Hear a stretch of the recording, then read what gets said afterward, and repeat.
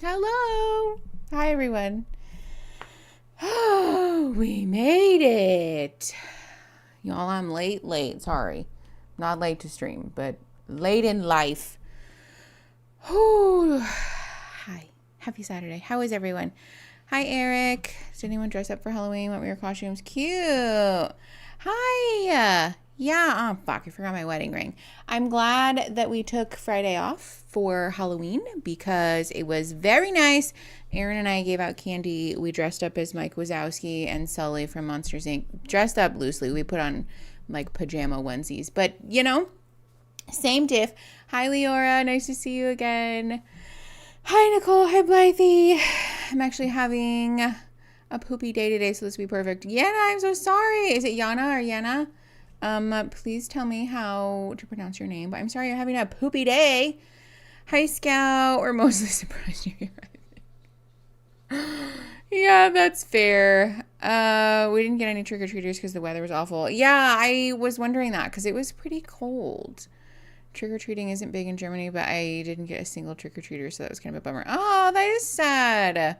Last year I only had 3. Okay, fair. We had a lot. There was a lot of people in our neighborhood, which I was surprised by. But our neighbor told us there would be like a ton of people. And there were less than she made it sound. So I don't know. Maybe she's a liar or maybe it was cold. I was Dark Sorcerer, Kiddo was Ghostface. Cute. Classic. My day's better now with the stream. Yay! Kit Kat, I'm glad. Hi, woke up at 4:30 to curl my hair before work. Ooh, because I have a date after my 12-hour shift. Oh my God. That's so brave of you, Jess. I hope that it goes amazing. Hi, puppy. Do not even start with me because we were literally just OUTSIDE.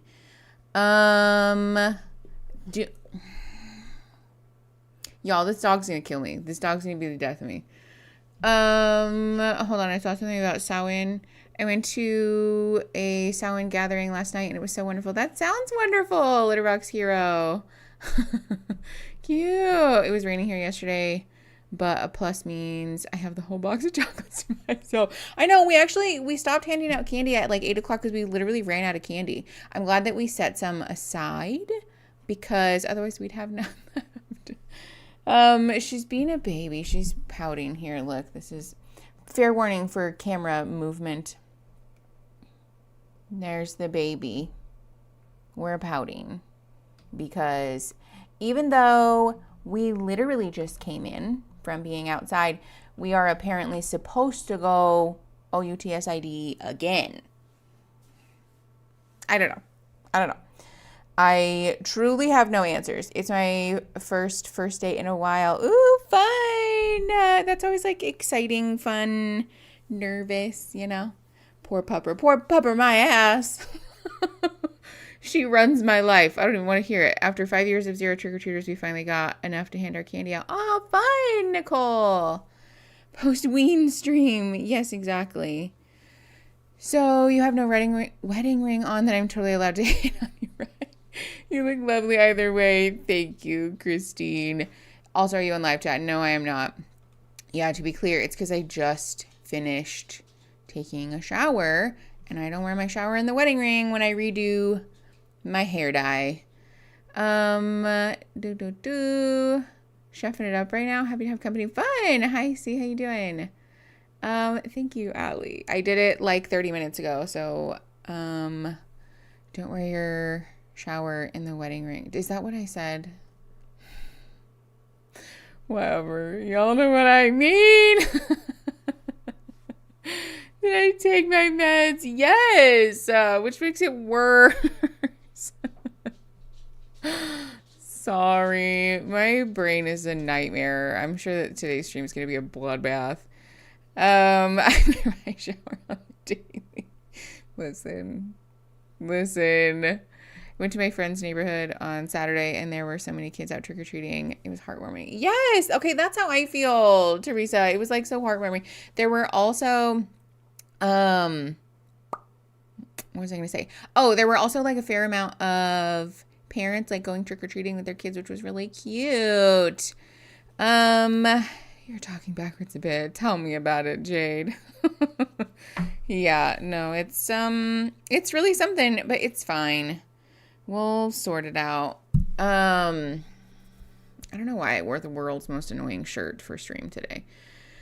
Your hair does look fabulous. That's very nice. Thank you. But he's yelling at me per usual. That's how I feel. God damn. Just fucking constantly being screamed at. If it's not the puppies, then it's the cats. And they take turns. It's just really, it's something. We got our cats this toy that is like the little spinny thing. Have I told you guys about this? It's like a little, it looks like a Christmas tree skirt, honestly. It looks like a Christmas tree skirt, but smaller. And there's like a little toy underneath. And it does the like, neat, neat, neat, neat thing. Which is like, you know, it's the game that cats love to play, like trying to chase your feet underneath the sheets type of thing. And we got a little toy like that for the cats because we're trying to get Echelon to exercise more. She's a bit of a chonk. Hi, Katie. How you doing? And now Echelon will sit on top of the toy and like stare expectantly every morning before I turn it on for her because she's like mad if she doesn't get to play with it. Yeah, our cats love it, which is funny because they're not normally like into toys. They really don't like them that much. They get bored of them super fast. And despite all of my best efforts to be like, let's try this new toy, let's try this toy, let's play with this thing, they are just not really into it. If there is something they're not supposed to be eating or playing with, love it. Love that thing. But actual toys that I'm like, here, please play with this. We do not care. We do not care at all. But this one, we're like really into. So that's a win. And my family has my child free. Literally. Because I can very easily ask someone else to well, maybe not very easily, but I can ask someone to babysit the pets. Having childcare arranged is a little bit more difficult from my understanding. Doing great. Cleaned my house last night, and I have an ideal interview today. Ooh, fun. Okay, love that. The feeling after your house is like clean, and you get to like light your little candle and like officially be done. That's my favorite. That's my favorite feeling. Scout's actually my dog. Yeah, I've heard that rumor. Scout is actually just a bunch of dogs in a trench coat typing on Discord. That's also my dog. His favorite toys are socks and gloves. Yes. Why? Well, Olivia's favorite toy is Ball, and she would play literally every moment of every day until her little paws fell off and she could no longer move if we let her. Which obviously we don't let her do, which we're very upset about. We're really not fans of that. Cleansed. Oh, cleansed. Okay, wait, that's fun. Cleaned and cleansed. Oh my God. Reset physically and energetically then. Bunny loves a good sock. Also hair ties or any string at all. Yes. Yes. There was one Christmas that we spent the early part of in the emergency vet because I set down, like I know better than to leave presents and stuff with like ribbon, string, whatever, just out. But I set down the present for 2 seconds, turned around, and then went to go pick it up again, and she had already, like, swallowed. I thought she had swallowed the ribbon. She had, like, chewed it. I guess she had chewed it off, and then a piece of it, like, went somewhere. I don't know. We never found it again. But we had to take her to the emergency vet because I was like, she's going to die. She's going to die. That was, like, a big piece of string. And we paid all this money, had the vet do all these things, all their little imaging, whatever, and they were like, she's fine. There's nothing in there. Like, she probably just chewed on it and then spit it out somewhere. And I was like, okay. My parents drove in from out of town and are sitting at my house. And I just spent a disgusting amount of money to find out that she's fine. Which obviously was like a good thing. But it was just like, it was one of those moments where you're like, this is what being a pet owner is, you know? I cleaned my living room and dining room, and it's beautiful. The rest of my apartment is a mess, but that's not the point. Okay, yes. Sometimes it's just the win of the space that you worked on being clean, and the rest of it will handle another time. Little 3-year-old Gino had a standout. We blasted the KDH soundtrack for our dance party, and he had a blast. I gotta be honest, Blythe, I don't know what most of that means, but I love that. Sounds like you guys had fun, which I'm on board with. My sister's dog as a puppy used to destroy socks. What is it with dogs and eating socks? Thankfully, ours don't really eat stuff, except for Savannah trying to eat poop, but at least she doesn't get an intestinal obstruction from eating poop. I need to clean my house, so I'm thankful for Stream to Body Double. Ooh, fun! We love a good body doubling. Also, hi, Miss Meyer. Yeah, shout out to the body doubling channel, by the way, in our server. Lots of fun body doubling going on there. I see y'all in there all the time. Luna's favorite toys are Q-tips. We call them chicken bones. Oh, she carries them around in her mouth. Oh, that's really funny. I thought she would try to eat them, Leora. That's kind of cute. My mom and I went to look at new flooring for my room today. I think I'm getting bright green flooring. Ooh, that's fun, Natalie. Love. I wish I had the money and time to replace the floors in this house. Not all of them, but just some of the carpet is not for me.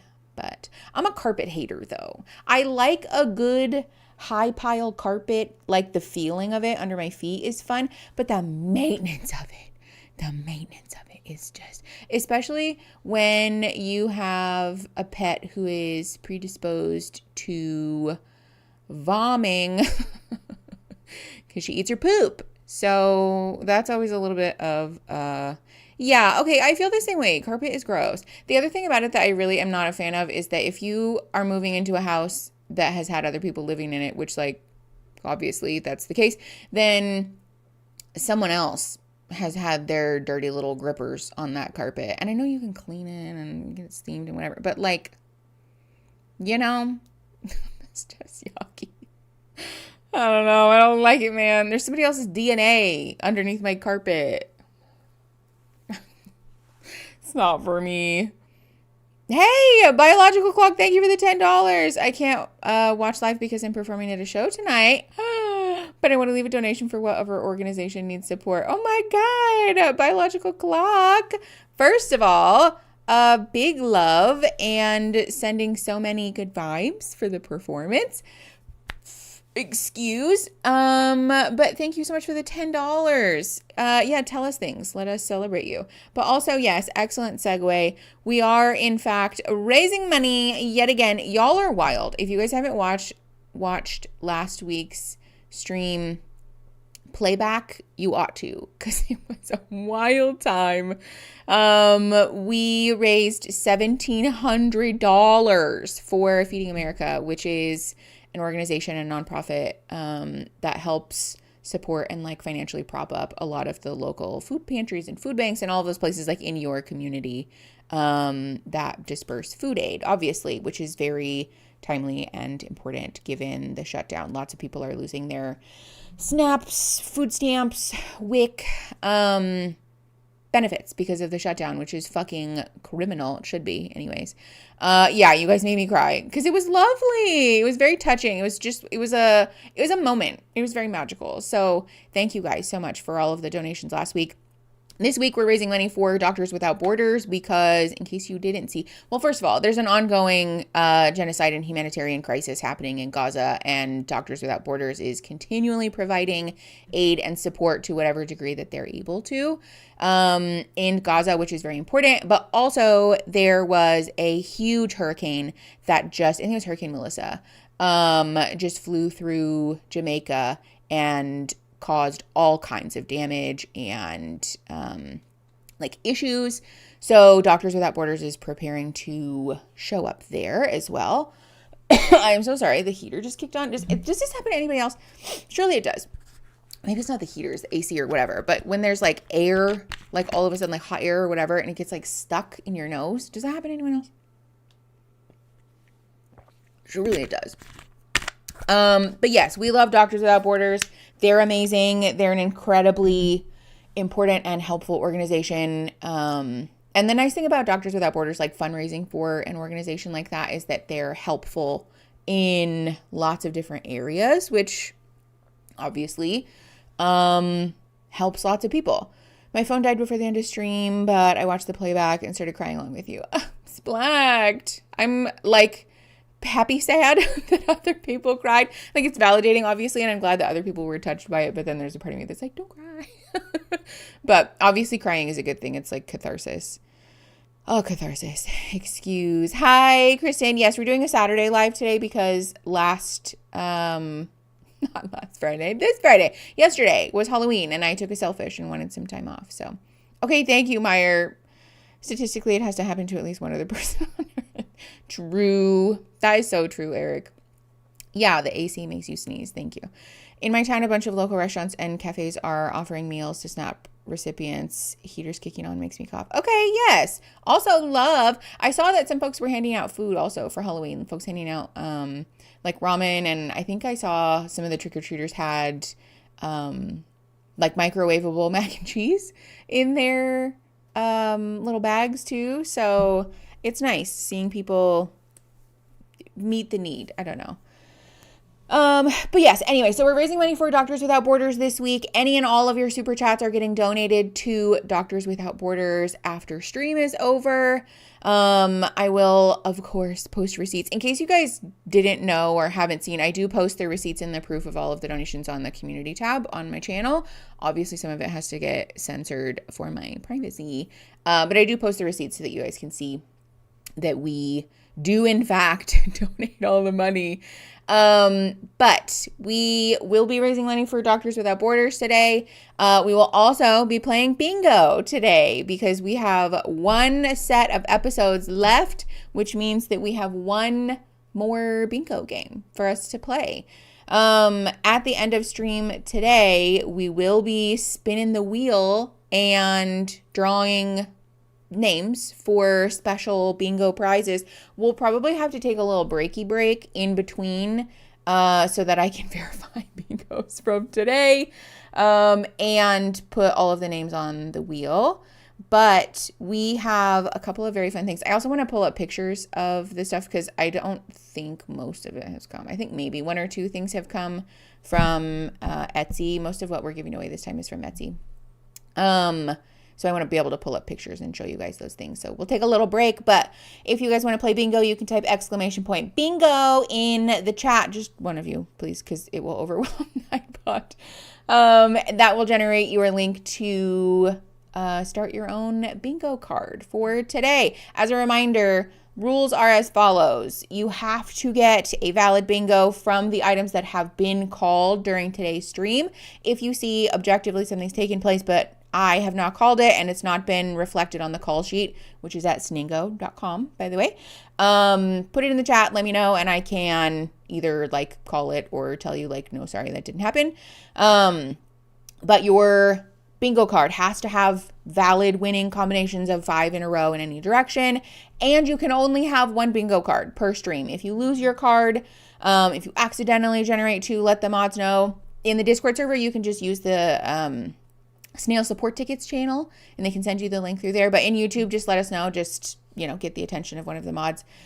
And we can try to send you the link through the chat once we know that you're looking for it. Manifesting my first bingo win today. Splacked me too.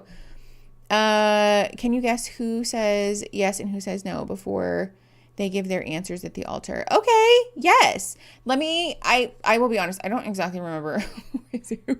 So when the episode starts and we see all the couples, because also, I don't know, didn't last time Antoine, didn't he walk out, or was that like don't tell me. We'll see. Hold on. Emily Adams, thank you for the $4.99. I'm hosting a Halloween party tonight and put a QR code for people to donate to our local food bank. Inspired by this channel. Thank you. Oh my God. That's lovely. Thank you so much for doing that. I am honored as always. Thank you for the $4.99 as well for Doctors Without Borders. Thank you. Sorry, I need to start a goal. You're right. My bad. All the colors. Let's do an hour. Let's try to get 10 donations. Also, hold on, sorry.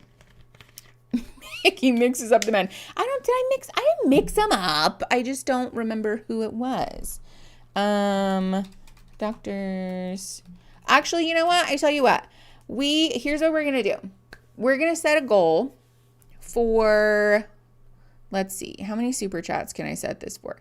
We're going to set a goal for 50 super chats for like a disgustingly long amount of time. Normally we stream for a very long amount of time. Let's do 50. Do we feel like 50 super chats in 3 hours is unrealistic? What do we think, chat? Weigh in. Because I was going to say if we hit 50 super chats, then we can watch the reunion today.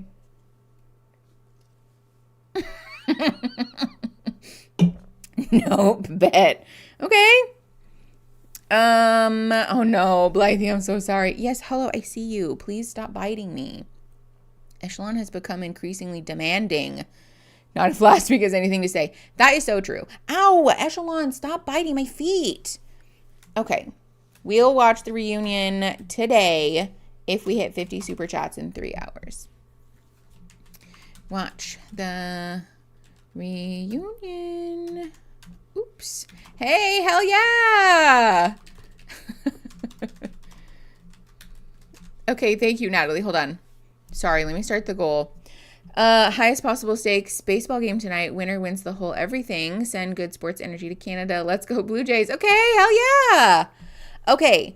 Thank you very much for your 5 Canadian dollars, Natalie. So, henceforth, now moving forward, if we hit 50 super chats in 3 hours, which y'all said you think is doable, then we will watch the reunion today. I do have stuff like prepared for it. So we'll have to make new bingo cards though, to be clear, because I can't I can't have the reunion stuff on the regular bingo card and then also like that's too much. So Scout, thank you for the $2 reunion bet. You love to see it. Thank you all so much for your super chats.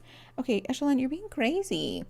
My pet bites my feet too, especially when he's excited. He goes for the toes. Yes, she always bites my pinky, like right here. She bites like the little fleshy part of my pinky and she bites the tops of my toes, which is super rude, Echelon. Callie commentary, thank you for the $1.99. That's 2 out of 50, y'all. Holy gossip. Snult reunion. Thank you for the $1.99. To be clear, the Snult is a joke. It's not real. Nicole, thank you for the $2. Pee pee poo poo. Thank you so much. That is 3 out of 50 so far. For our goal. Thank you guys so much. I've budgeted a certain amount. I can do a whole bunch for one big one. Okay, love. Listen, I'll take the donations. Natalie, thank you for the $5. Blue Jays are literally built on the power of friendship. They're the good guys of an incredible sports movie. Also, yay, doctors. Okay, hell yeah. Yay to all of those things. Okay, so again, as a friendly reminder, we are playing bingo. Make sure you generate your bingo card now. Get it started. If you guys aren't sure what's been generated, if you guys aren't sure what's been called yet, or if something has been called, go to sningo.com. You can type !call sheet, no spaces, in the chat and it'll pull up the link for you. You can just go to your friendly web browser and type sningo.com. Thank you, Eric. And that will show you what has been called or not. Our mods are updating it in real time, so please be patient. Our mods are regular people. While they are superheroes to me, they are in fact regular people. So sometimes they need a minute to update stuff. But it's not a snull. It's not a snull. Okay, so first of all, if you have, Mickey says it's not a cult, you can mark that off your bingo card. If you have somebody super chats, you can mark that off your bingo card. There was something else, but I don't remember what it was. So mark all of those things off. I was about to say, who are we calling a regular human? Okay, never mind. Christine's not a regular human. If you don't see something on the call sheet, refresh Ningo. Yes, it does take a minute to update. There is also a refresh button on there, the little spinny arrow. Refresh your browser or refresh the actual thing. Okay, never mind. None of our mods are regular people, and you can hold them to unrealistically high standards because apparently none of them are subjected to the same rules of humanity that I am. So hold them to really high standards. No, just kidding. Christy Potamus, thank you for the $2. Pee pee poo poo. I'll say pee pee poo poo as many times as you guys want me to, if that means that we hit our goal. Scout, thank you for the $2. But is love really blind? Listen, I'm not counting it unless someone on the show says it, which also, frankly, like, it's probably going to get said 300 times in this batch of episodes because they're all the wedding things. Laura Bryn, thank you for the 249 euros. So happy to be supporting a great cause. Thank you. It is a great cause. It's a very worthy cause. Thank you guys so much for donating. Hey, thanks Nightbot for the shout out. Yeah, if you haven't joined our Patreon or the channel members yet, you should, because at the $5 and above level, you can get into our Discord server, which, by the way, if you are annoyed about the overlay, hate watching with the overlay, boy, do I have a solution for you. Join our Discord server, which you get access to at the $5 and above level, because you can watch it without the overlay while it's live only, by the way. There will never, ever be replays available without the overlay. I'm very sorry. I just don't have the technology, honestly. I'm sure someone could do it. I don't know how. I'm just a guy. So, you can join and watch it without the overlay while it's live only. Yeah, come be one of us. Hold on, I missed something. Oh, if you have Mickey Boop Boops, you can mark that off. Did Mickey already get the men mixed up? I don't think so. I think I just don't remember who it was. I don't think that's mixing them up, though. That's true, Christine. I'm not just a guy. I'm your guys' guy. So I belong to y'all. Just kidding. Nobody clip that, please. That's gonna age poorly out of context. Yes, join our Discord server. Oh, yeah, Mickey says not a cult. You can mark that off. Did I say that already? I don't remember. Hey! Thank you so much for the 30 of your currency. Please let me know what it is. I'm born and raised in Israel, and I just want to say some of us are heartbroken, ashamed, and horrified. Thank you for what you do. Yes, that's a really important distinction, is that criticizing and condemning the actions being taken by, like, the Israeli government and its military and the people who are actively supporting and participating in a genocide is not the same as saying we fundamentally hate or should be prejudicial towards Israeli people, all Israeli people, or especially to Jewish people or all Jewish people, because that is in fact really problematic. So keep that in mind, and thank you. By the way, did I miss your chat? Is it Yana or Yana? Please help me pronounce your name right. As a person whose name is chronically mispronounced, I feel very strongly that I should pronounce people's names correctly. So let me know. This is Mackenzie K, by the way. I've been here for years. I just had an ADHD side quest once as a YouTuber, and now everyone addresses me as Holy Gossip. That's so funny. Okay, love. You have a great username, though. And thank you for being here. That's so many months I've raised a brood. Natalie, thank you for being a member for 31 freaking months. That's crazy. That's a wild amount of time. Y'all, I haven't even eaten today. And I already have the burps. I haven't even had anything bubbly. What's wrong with my body? There's still time. Okay. That's true. There is still time for me to mix up the men. Let's see. Do I have any other updates or housekeeping things? Mods, is there anything else that I'm supposed to say that I am forgetting to say? Don't forget to subscribe. You could subscribe. We hit 200K recently, and then we flew through like 201,000 and 202,000, and things have slowed down. Oh, you pronounced it right. Yana, like Ghana. Okay, great. Thank you so much. But yeah, I would love to see the channel hit 203,000 sooner rather than later. That would be really fun. What's wrong with my body is a can of worms that you should not open. You know, that's so true, because I already know what's wrong with it, and it's nothing good. It's nothing fun or fixable, frankly. So, yay, we love being chronically ill. So fun. Let's see. Leora said, thank you for showing us Juice and Love. We're not all psychos and we're tired. Yeah. I don't know. I don't feel like it's an or like an unrealistic or like a weird take. You know, it shouldn't be. Anyways, I'm locked in and ready to start. Hell yeah, free Palestine. You'll love to see it. Really silly question. The middle square on my bingo sheet is 2 champagne glasses doing a cheers. Is this the free square? I've never played bingo before. Kristen, it's not silly at all. Yes, that's the free square because on this show, Netflix always has them use the gold wine goblets. It's like a thing. I don't know why. I don't know what it is, but well, I do know why. It's because they want to make the editing easier. And if you can see the levels of liquid in people's glasses, then they can't cut shit together in a real funky way, so they make them use opaque wine glasses. But anyways, the point being, yes, the middle square is always the free square. I forgot I have a big win to share. Ooh, fun! I finally officially applied for disability after an emotional journey, coming to terms with actually needing and qualifying for disability. Natalie, big love. That's a huge win.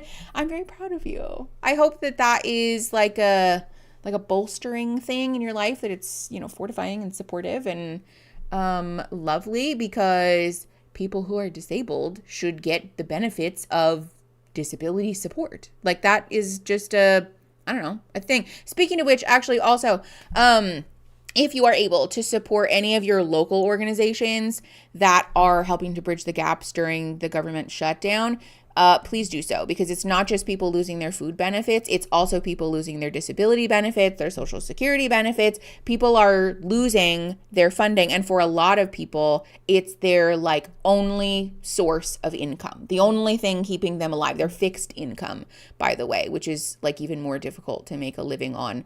And so please, please, please keep an eye out, keep an ear out. If there's anything local that you can do to support people, please do that, because people are very much in need in a lot of ways right now.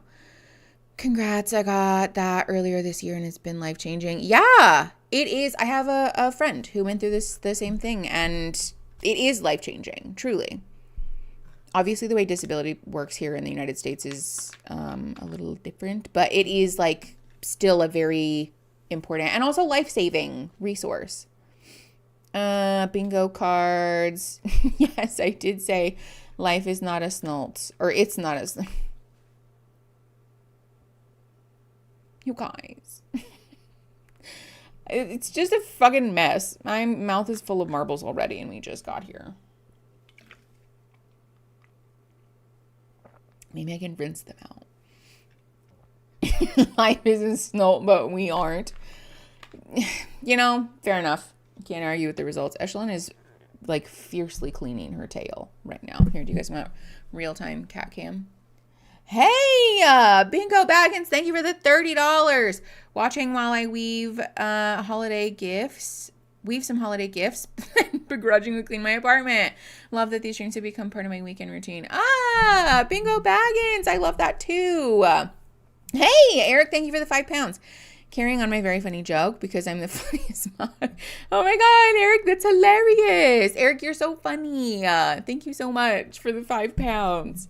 Hold on so you guys can see Echelon being a little cutie patootie. Echelon, you want to say hi? Can you see her? You can't really see her. You can see my foot and my butt. Echelon. She's like under the desk. Sorry also for the moving camera that I'm sure was totally not disorienting for anyone. Okay, now I have to redo the camera again. I do love the name Bingo Baggins. It's a good one. It's a good username. You guys are so much funnier than me. Your usernames are so fun. It looks like I'm naked right now. I promise I have clothes on. Yeah, whatever. You get it. It's a very pretty mouth, even if it's full of marbles. Christine. Thank you. Yes, Mama Do. Thank you for the 5 gifted memberships. Oh my God. Okay, Free Palestine, Annalise Williams, Robin Harbison, Coral Pell, and Brianna Hetzel. Welcome to the Big Nugs. Thank you. Yes, Mama Do. That's so kind of you. That also means if you guys have someone donates memberships on your bingo card, you can mark that off because someone just did. Yes, Mama Do just did. Thank you.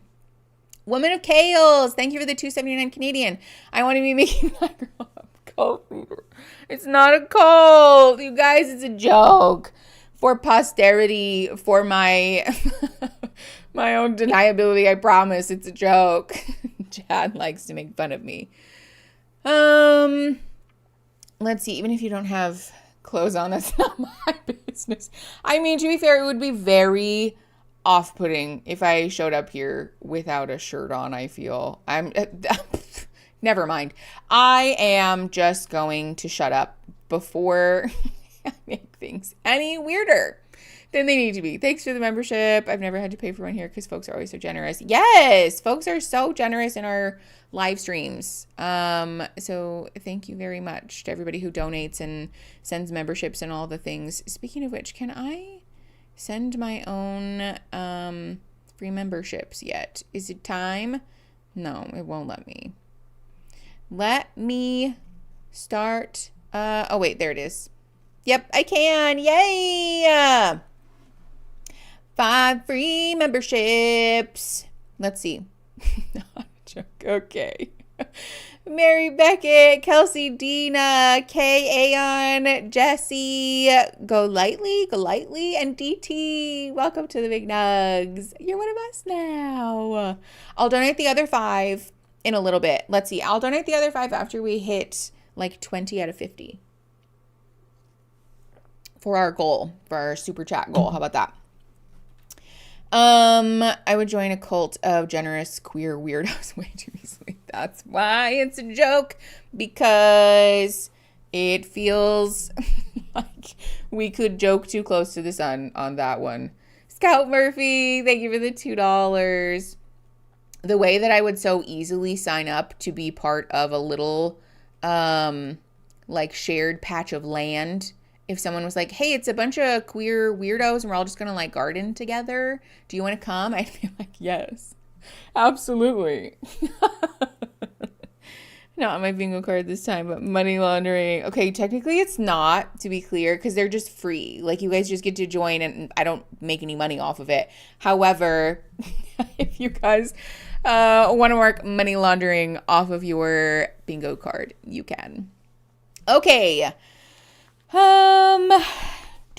Doop. Only snails. Absolutely not. Absolutely not. Holy gossip, you do? Oh, I'm so jealous. I want to do that so bad. Also, you guys, this is completely unrelated. I bought new leggings from Old Navy, and they're the comfiest, like stretchiest, softest leggings I've ever bought.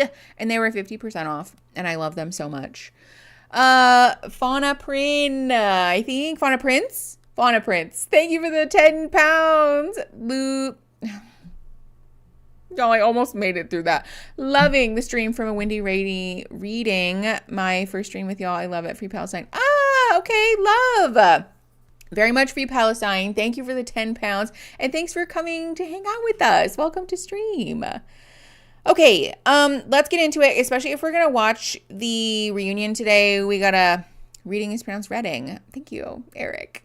If we're going to watch the reunion today, we got to get our shit together. Let's get our poop in a group. So, let me make sure that we're all copacetic here. Discord, you can see my screen.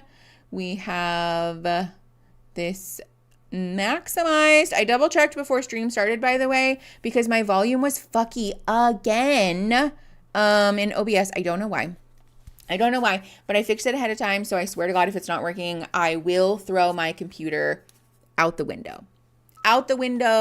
We're just getting a whole brand new computer if that's the case, because I simply cannot deal with it being technical difficulties. And before you ask, no, that does not count as Mickey has technical difficulties, because it happened before stream. So yes, Old Navy leggings are so good, and they're one of the only places that plus size leggings are like fucking comfortable and like sort of affordable. More UK fans. Okay. Can't blame the computer for OBS being asked. That's fair. I really think it's my Stream Deck, because there's something, it doesn't matter. I'm going to shut up about it. Okay. We've got volume on. We've got the episode queued. We have subtitles on. We're going to watch this at 1.25 speed for obvious reasons, because everyone in the show talks so slow. Hi, Echelon. All right, I think that's everything. Make sure that you guys are checking your bingo cards. Make sure that you guys are keeping an eye on the donations because we're at 13 out of 50. And if we hit 50, we'll watch the reunion. So, okay, we're pressing play on this episode at 0 minutes and 0 seconds in 3, 2, 1. Oh my God. It's so loud. Why do you have to be this way? No music. Also love that my button's not working again. So cool. Okay, we're just skateboarding. Snowboarding, rather. Like fake indoor snowboarding. Warm action there. Okay, there's lots of music, and so we're not listening to it, but they're just whatever. Having a little activity. We've got some B-roll. Hey!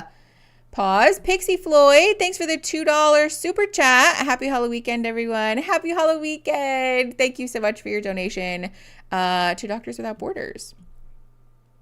Oh, I thought Netflix was fucked up in the Discord playback. I was like, no. But it's fine. Yeah, it's just very loud. Don't forget to give us your predictions. Okay, so this is Calabria and Edmund, and then we have Allie and Antoine. Antoine? Scout, thank you for the $2. Thank you so much for $2 more to Doctors Without Borders. Who's the other one? The other couple. The woman who's like way hotter than the man deserves.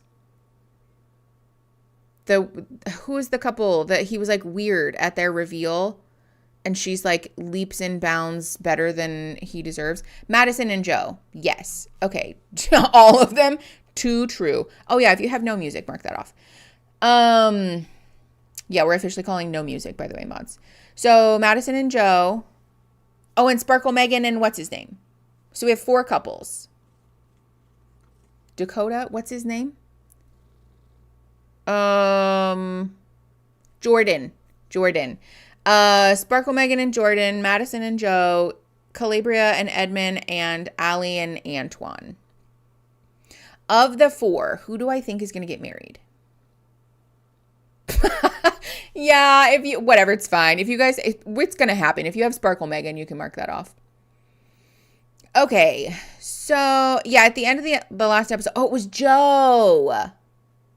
Okay, if you guys have Mickey mixes up the men. If you have Mickey mixes up the men on your bingo card, you can mark that off. Nick and Annie already broke up. And then I thought there was another couple that already broke up. Oh, there was only one. Okay, so let me think. I personally feel that Megan is going to say no to Jordan because of the money. So I think that one's a no. I think that Joe he's either walked out of the tux fitting and is saying no, or is going to get to the altar and say no. I think I kind of know which ones you think will say yes and not just if they get married. Okay, fair. Yeah, okay. So I think Joe is saying no. I think Megan is saying no. I think that obviously Nick and Annie have already said no. Oh, yeah, Patrick and Casey already broke up. I think Calabria, I don't know. She's been pretty emphatic that she's going to say yes. I feel like they all should say no.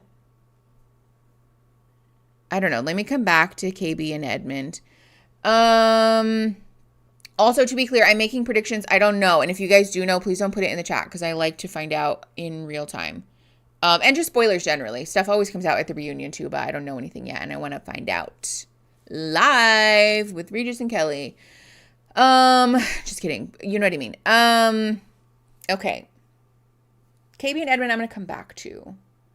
Allie and Antoine. Do I feel like Allie and Antoine are going to say yes? I feel like Allie's going to say no. I feel like Allie is going to say no because Anton I don't remember anybody's name. Hey, Elle, thank you for the $4.99 pounds. First time joining live because I'm usually in the lab. Fun. Thanks for all you do in this community, for being so lovely. Oh my gosh. Yes, thank you so much for being part of the stream. And yes, big shout out to everybody for being so lovely. Okay, so yeah, I think Allie is going to say no because Antoine has some stuff that he has to work through. I think Megan is going to say no because of the money. I think Joe has already said no because he clearly does not like Madison, which is wild. So that leaves KB and Edmund as like kind of a wild card. All right, hold on. I missed a bunch of super chats. Blythe, thank you for the $5 Canadian. Mickey, have you heard the song Disco Snails? Oh, yes. I feel like this is a song this community would appreciate. I love that song. I love that song so much. For a good period of time, walked around my house singing it just for the fun of it because it's fun. I wish I could play it for you guys, but obviously that will demonetize the stream. So, okay, I'm ready for the train wreck. I know. Okay, let me think. KB has been pretty emphatic that she's going to say yes. Edmund seems pretty excited about the whole thing. I feel like they're going to say yes. I don't know. In past seasons, sometimes the couples that are so like end up saying no and it's like a little bit of a blindside. Okay, I think everyone is going to say no. I'm uncertain about Calabria and Edmund. Can I make my official prediction before their wedding sequence starts? Is that allowed? Do we feel that that's allowed? Because I kind of want to see how this is going to go. You know what I mean? I got my stickers a couple days ago. Such a happy moment. Oh, yay! I'm so glad. Yeah, anybody who won bingo, your stuff has been mailed, by the way. So all like 45 of you won bingo last week. You should be getting your stickers. I did include as many extra stickers this time as I could. Good evening. Have I missed anything? Hi, Fairy Librarian. We're just getting started. I'm making official predictions. Let's see. 45 was crazy. It was a lot of addresses or a lot of envelopes to hand address. But it was fun. I think at the altar before they answer is the best time for final predictions. Okay, somebody remind me, because I will forget. Somebody remind me, and I will make my official prediction for KB and Edmund. But otherwise, I think everyone's saying no, honestly. I really do. Okay, 43 seconds. Pressing play in 3, 2, 1. Oh, it's muted. My bad. I can do it. Anyway, socks, no socks. Okay. And so on. Oh, she's rubbing, or he's rubbing her feet. Sing, and hopefully I sound good. Over here, rub my baby's feet. She chilling, she relaxing. Someone gets serenaded. I love that. No. If you have someone who gets serenaded on your bingo card, mark that off. What are Megan and Jordan doing? I would say no. If you are open to me, you will have an exquisite reading. Let's do it. Oh, you guys are soulmates. I hate shit like this. That's also not what that card... Mickey, don't have a meltdown. Don't have a meltdown. Don't have a meltdown. Is the snowboarding what counts as workout B-roll? I would say no, because it seems like it was more funsy fun time activities than it was a workout. Terrible man. Do it. Okay, listen, we're going to keep this short because we have a lot to get through. But here's the thing. Anybody who tells you, first of all, you have to believe in this in order for it to be real is probably taking you for a ride. If somebody genuinely believes in their craft, right? Tarot, like even things like astrology, whatever, their belief in that should not affect, or somebody else's belief in their skill set with that should not affect the legitimacy or the accuracy of that. Because again, if you're somebody who believes that like being energetically inclined is just a thing that you can do, it's not Santa Claus, right? You don't need the power of people who believe in order to make it real. That's silly. Second of all, there is no such thing as like, at least as far as I am, I don't know, like as far as I believe or like practice is with like tarot and new age stuff. And as far as I've been educated about it, there is no such thing as definitive fortune telling with tarot. That's not how it works. It's no different than any other spiritual medium or belief in that it can be a tool, right? It can be a tool to help deepen your understanding of something or to grant you some greater peace about something. Maybe it's a tool that is useful for your own self-reflection, right? Maybe that you're using the cards to dredge up some like questions or things that you're like, that's very thought provoking. Maybe I'm going to like do some journaling about that. Maybe that's a part of me that I know I struggle with, or a thing that I want to do some self-development around, right? Very valid and helpful tool for things like that. It is not a definitive, or shouldn't be anyways, a definitive, this is the truth about your life and the world. No exceptions, full stop. That's not how it works. Because first of all, no one can do that. Like, sure, maybe some people can conduct psychic readings and whatever, but free will exists. And so even if you can say like through energetic reading or astrology or tarot or whatever, that you guys seem really compatible, or I can see how this relationship would be very fortuitous for you. It could be very harmonious for you. To say like, oh, y'all are soulmates based on a single card, which is the Two of Cups, is so silly. This is so silly. This is purely like, let's hire an extra and dress her up like the little lady who's inside the crystal ball in the Haunted Mansion movie and have her do a tarot reading. Or this person, worse, this person is using tarot in an inappropriate way to try to influence people's lives unethically, which sucks. That sucks even worse. Just please be very wary of people like this, right? Especially if you're like new to things like tarot and astrology and Reiki and psychic readings and whatever. Please be very aware that there are some people who are great at it. There are some people who practice ethically, and there are some people who are not and who do not. And so it's important to be like, I don't know, conscientious with these things, right? It's no different than religion, really. Some people conduct religious things and services and churches and whatever, and they do it in a way that's ethical, that's enriching to people's lives, that promotes healthy community. And some people do it in a way that's like very coercive and inappropriate and that's filled with lies. So just be careful. And also, what the fuck, Netflix? Ugh. Not surprised, still disappointed. All right, 1 minute and 24 seconds. Pressing play in 3, 2, 1. I could have told you that. That's so funny. Please stop making that noise, Netflix. My fucking Stream Deck is broken and it's not working. And it's making me so mad because I keep pressing the button to mute it and it's not working. Gone. Oh, there he is. Yeah. Okay. She said Joe's left. He's gone. There he is. Okay, thank you. This guy is truly such an asshole. Okay, bye. Joe said that after his tux fitting, like, he had a total breakdown. He felt completely detached. That's a very bad sign. You're not my person. If you have my person, mark that off. And he said that if we go to the altar, he's gonna say no. That's super hurtful. All right, pause. Hold on. Is this super laggy? Hold on. Let me try to fix it. He was the drunk guy, right? No, that's the other one. Anton is the guy who has some red flags around drinking.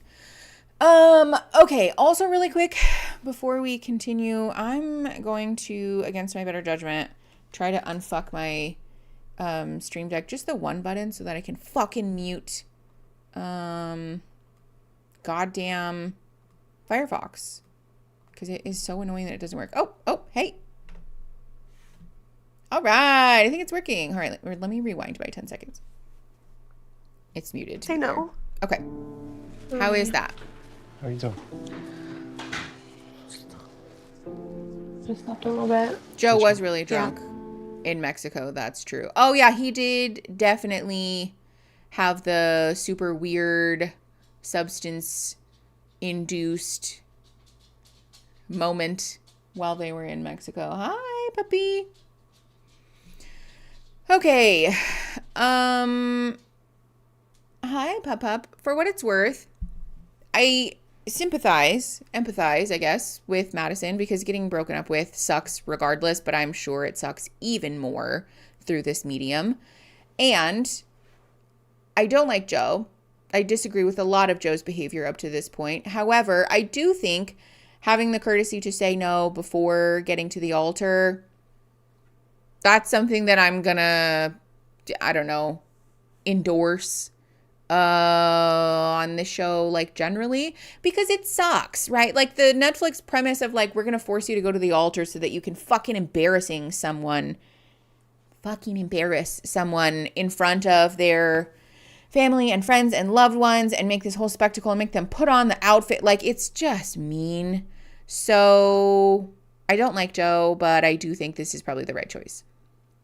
Yeah, Garden of the Gods is just like a really famous park in Colorado. It's like a hiking thing, which all of the like Colorado, Denver specific things aged like milk. Because as it turns out, Netflix and Kinetic Content apparently screened for the only Republicans in the whole state who do not embody any of the sort of, joking stereotypes about Colorado people. Is this someone quits the show? Well, let's see. Okay, let's keep going. 2 minutes, 28 seconds, pressing play in 3, 2, 1. I feel just really confused. Why did you let me go do like the wedding dress stuff? Like, why didn't we talk? That's fair. Yeah, I think I couldn't, I had just a rough time at the tux fitting because it just, yeah, I think it was that was the breaking point. I mean, I just wanted to follow and keep going and as long as I could, but I feel like I've come to the point where I know. As long as I could. It's just fucking so crazy going from trying on wedding dresses and then you breaking up with me. That's super fair. I think you can still have love for somebody, but know that maybe they're not the right one. So I just want to understand, like, why, what is missing? No, I don't have any answers. I mean, that's You not. don't have any reasons. It's just not right. It's not right. I could feel it. I just want to know why it's wrong. Because that's where you're not giving me any clarity on that. Yeah. Like, if not me, who and why? If not us, why? Okay.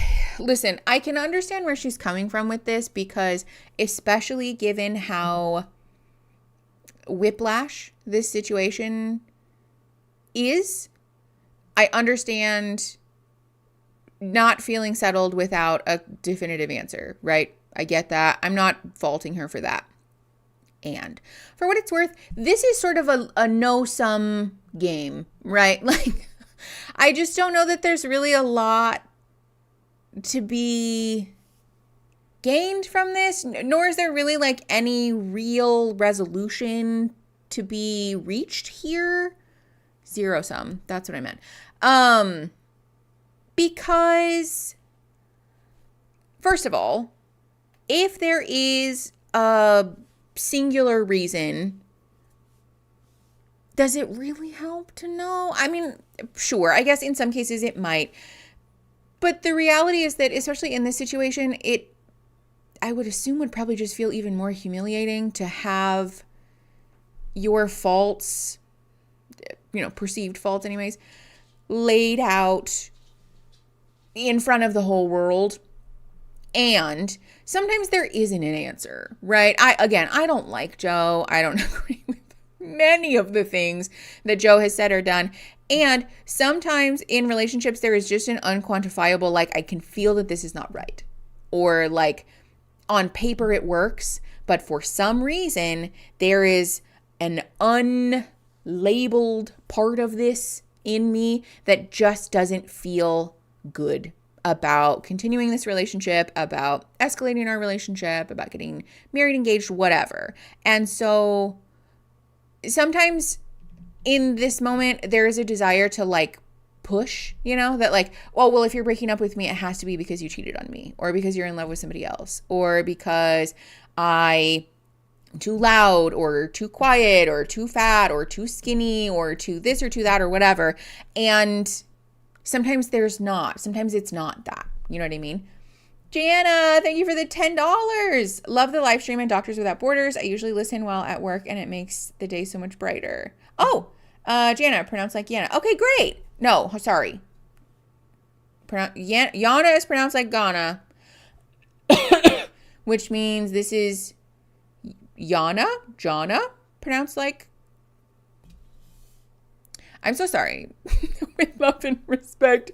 I am, my brain is filled with worms today, and so I probably just butchered your name, and I'm so sorry.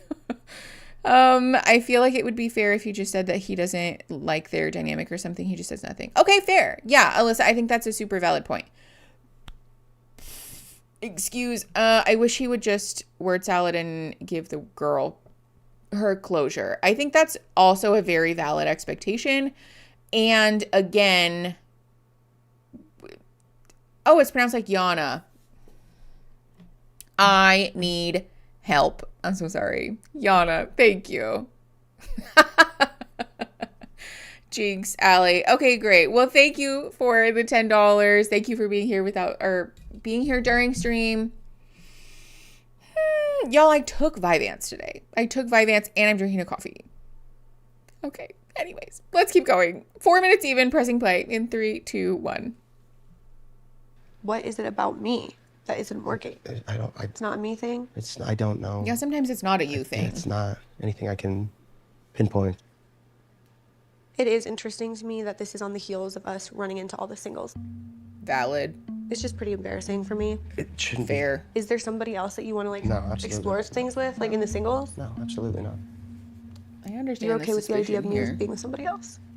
It's not a thought you would like to think about. Well, that's what you have to think about if you're ending this, because it's like, for me, the thought of thinking about you as somebody else a year from now, like, makes me feel sick. Obviously, that physical aspect, just the holding, the touching. I mean, it feels good to do that with you. Knowing that you and I are never going to sleep together again, knowing that we're never going to cuddle again, that we're never going to do any of this stuff ever again together. That sucks. I love those things about us and that feeling I get, but This man is dead behind the eyes, though.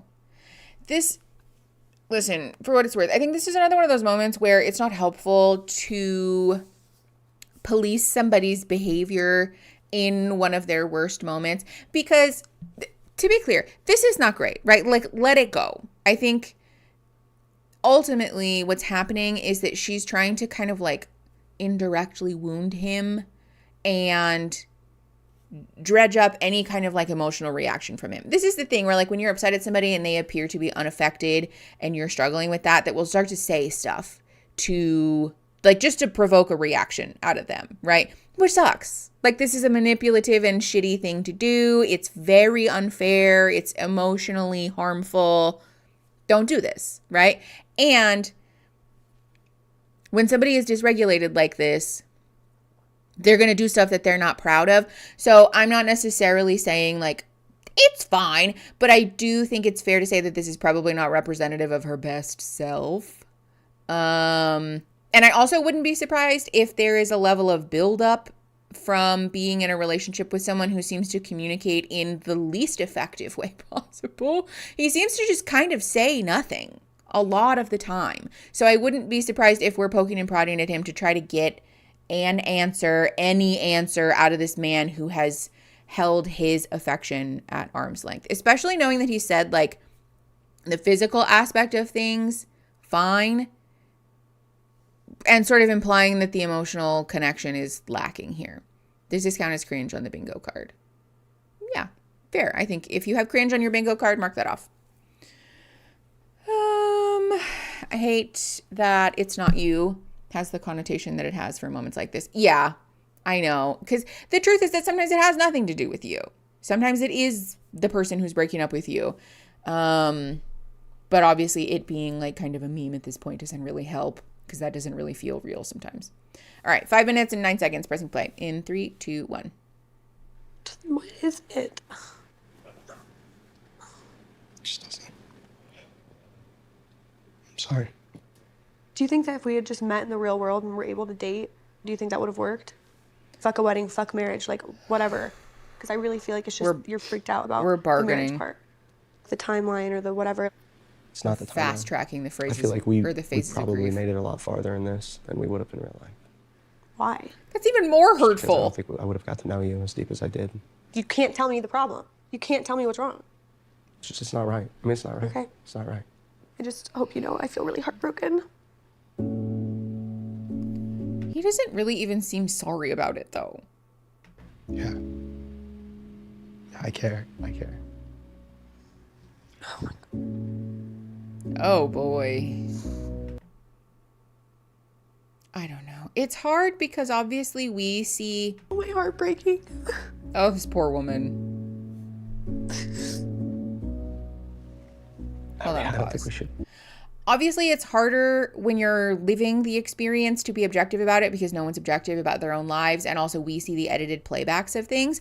So it probably reads more obvious to us. But it is like one of those things where I'm like, this man has been checked out for your entire relationship. Like since the reveal, basically, he's been dead behind the eyes and had the 1,000-yard stare. So how is this a surprise to you? You know, but clearly it is because she is genuinely heartbroken. Hold on, let me scroll back up because I missed a super chat. Zabussy, thank you for the $5. You don't have to answer. I'm a grad student and fat activist. I'm presenting about eating disorder in fat-bodied people on Monday and would love a quote. Thank you, Mickey. Oh, that's lovely. Okay, hell yeah. There is an email address in the description. It's for business inquiries only. But if you have like a specific question, you're welcome to email. And if I remember, I will get back to you. No promises, obviously, because my brain is clearly made of worms today. But you're welcome to email that. On Monday. Yeah, I feel like I can probably make that happen by then. He has had a very phony affect. He has.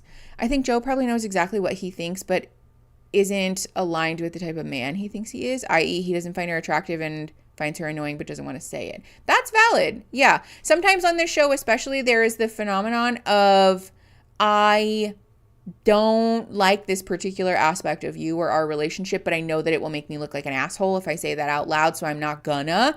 It's entirely possible that this is one of those moments, you know? Okay, let's keep going. 6 minutes, 32 seconds. Pressing play in 3, 2, 1. Keep dragging it on if I know it's not. Scout, thank you for the $2. Maybe not the one. I feel like I'm like dying inside right now. You've completely broken my heart. I'm sorry. It's not what I wanted. He said with the emotion of a corpse. Oh. I should probably take this off. Oh, this poor woman. Stop filming her crying. I'd like to note that this was the first time that he reached for her at all. Like, you're not even... If you fucking cared, you would, like, hug me. I can hug you. No, it's fine. Fuck it. I'm just, like, sitting here, like, dying inside. And you're just sitting there watching it. You're not even, Valid. Like... This is one thing about this show. This is one thing about the show that is really hard to watch. Hold on, first of all. Scout, thank you for the $2. Church of Snod, because we're not a cult. If you have Church of Snod mentioned on your bingo card, you can mark that off. Thank you very much for your $2 toward Doctors Without Borders. And also that puts us at 20 out of 50 super chats. So make sure that you guys are super chatting if you want to watch the reunion. And also, because we're at 20 out of 50, have some more memberships. I knew my headphones were going to die today. TJ, Fabian, Brianna Banana, Alyssa, Tuva, and Kitsune Princess. Welcome to the McNugs. Thank you guys for being part of the channel. And I hope that you guys enjoy your McNug membership. All right, hold on. I got to plug my headphones in because they're going to die. That thing doesn't work, actually. Hold on. Hey, Ash, you got to get up, babe, because I got to crawl my head under this desk. Excuse me. I'm so sorry. I know, kitty girl. Ow. Ow.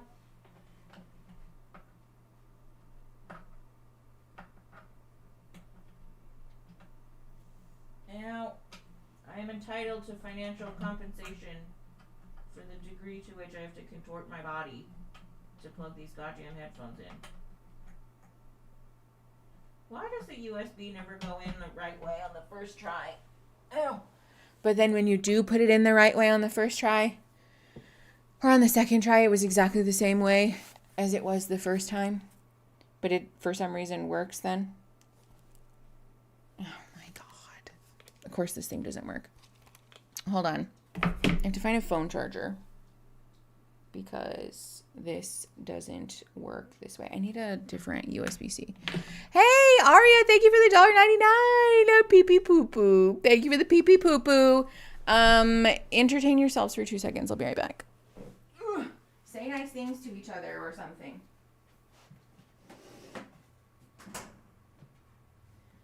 Are you a USB-C? Yay, it is.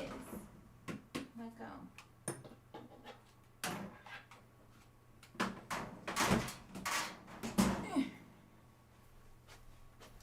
Okay, update. We found a headphone charger. Let's all... Okay. Listen. I'm not reading that.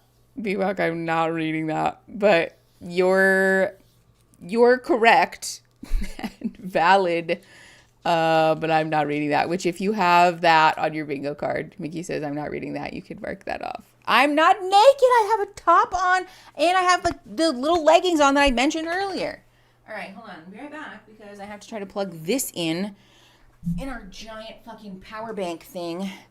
Loving the reunion extortion for a good cause. Aria, thank you for the $1.99 to Doctors Without Borders. Okay, hold on. Puppy, I see you. I hear your complaints and also they are denied. The board will be officially declining your request as per our conversation earlier, in which we clearly established that you had PLAY time for like a solid 10 minutes before stream started, which was in fact an hour ago. No, I'm so sorry. I know. I love you very much. And I will love you just the same when we PLAY at break time. Okay? I know. I love you so much. I do. I love you so much. But unfortunately, why does it say that this is not charging? I just joined IK. Let's go reunion. Hell yeah. I hope so. Okay. Come on, headphones. You can do it. I believe in you. Turn off. Oh, good. Okay, they are charging. Nope. Turned them on. Just kidding. Just me struggling with the most basic technology. Oh, they are charging. Okay, bet.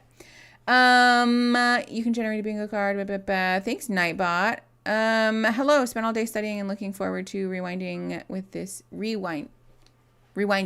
stream and dinner. Hi, link of a chain. Thanks for coming. Please be charging. You better be charging, bitch. Okay, good. They're charging. Oh, that was so much work. Y'all, I'm fucking hungry. I should have eaten before stream. But, as it were, Mickey's good at lots of things. Taking care of myself. Not one of them. Not one of them, but we're just not going to address it. Okay, excuse me, OBS. Please get your shit together. That was an incredible Ron moment. I'm Ron Burgundy. That should be a bingo square, honestly. Too late now. Because it do be like that. Hi, bye. Thank you for the $1.99. As a dog trainer, your dialogue with the pup is perfect. I talk to all of our pets like they're human children. Much to other people's confusion. But I don't take it back. They're my children.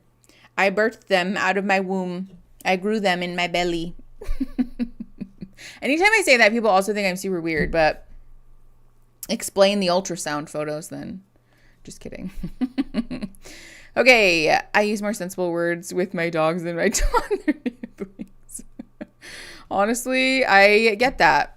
As I like to say, mental health workers, including therapists, are our worst patients. Yes, absolutely we are.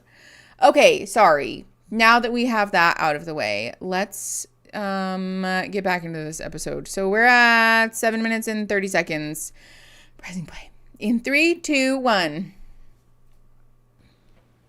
Okay, well, I'm gonna put this in this box and Oh, Madison. I guess we just pack our shit.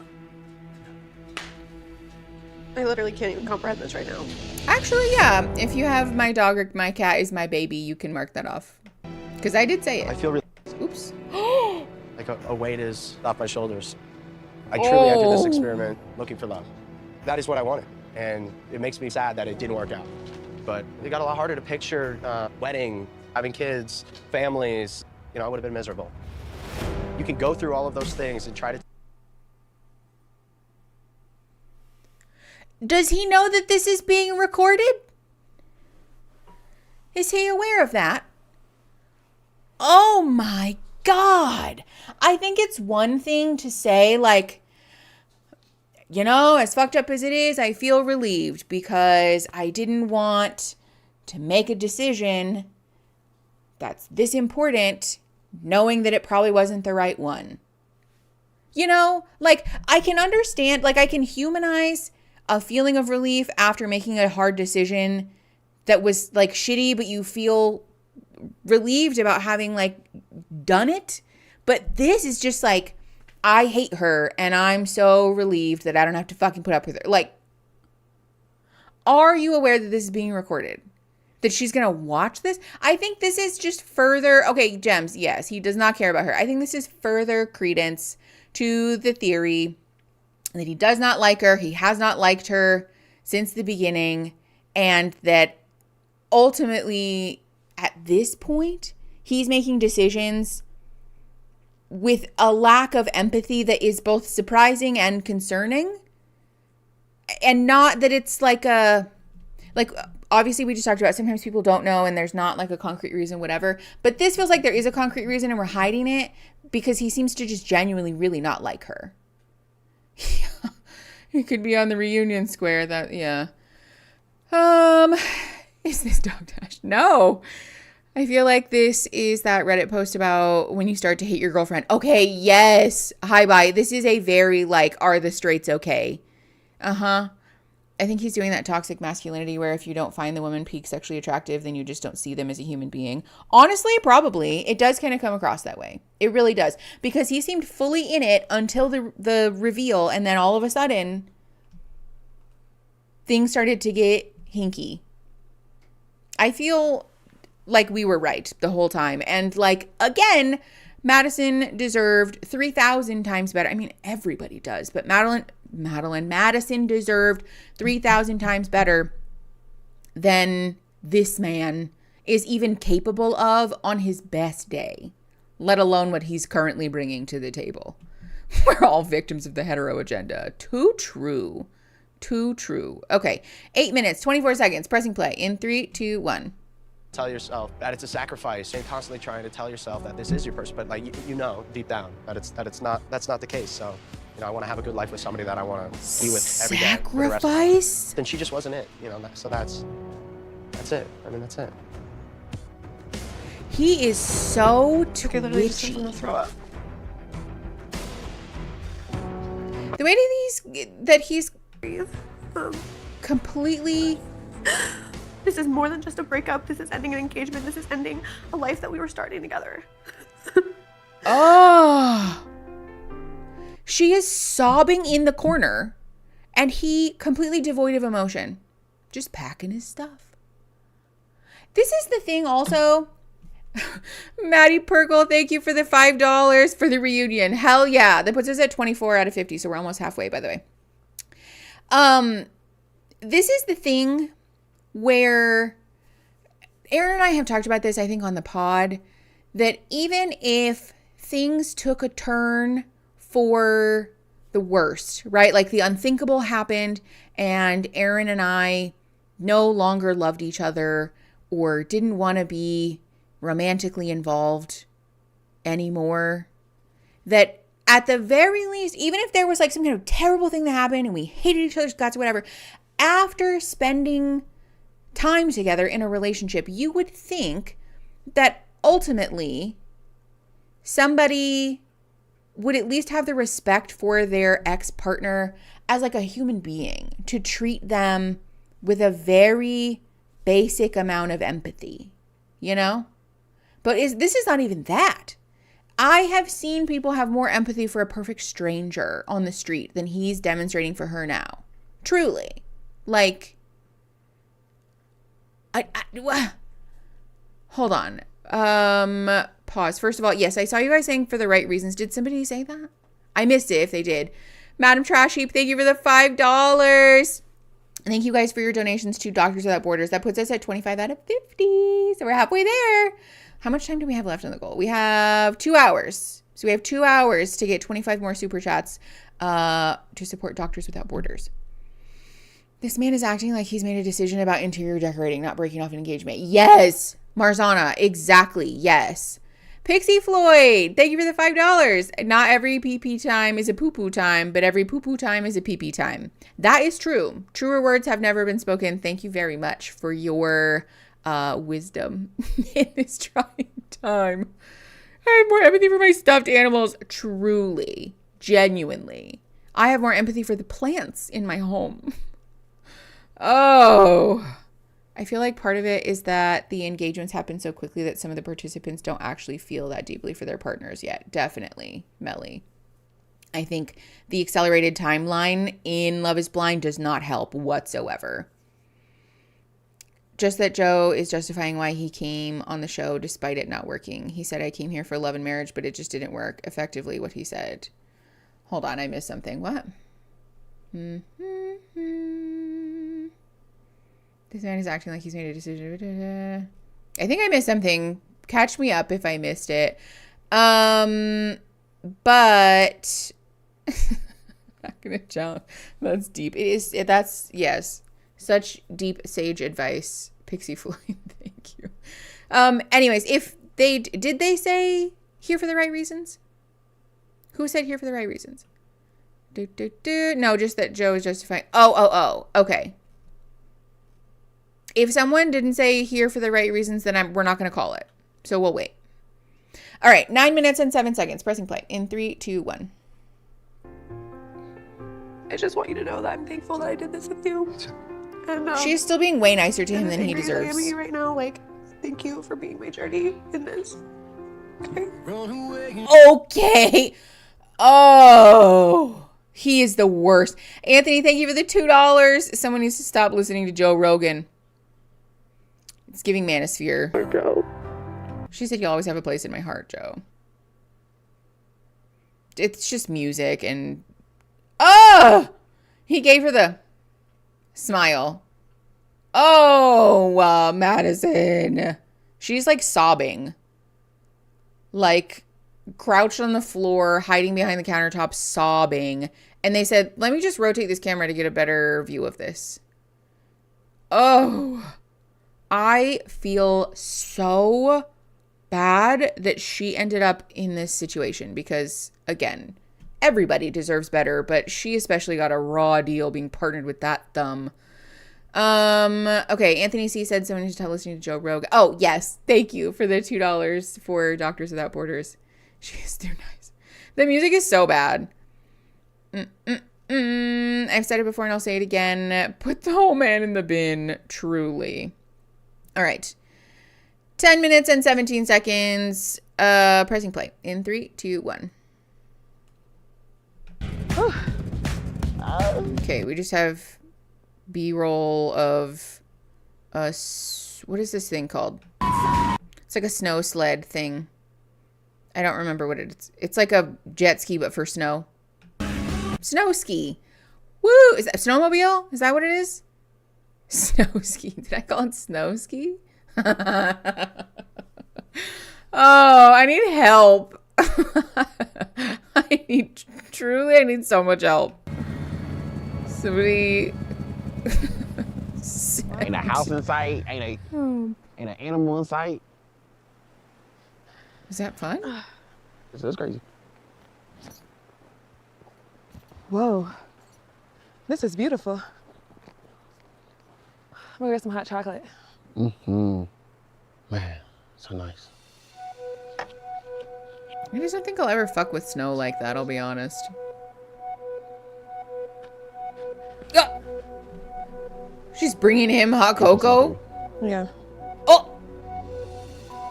Thanks for your help, Dal. Uh-huh.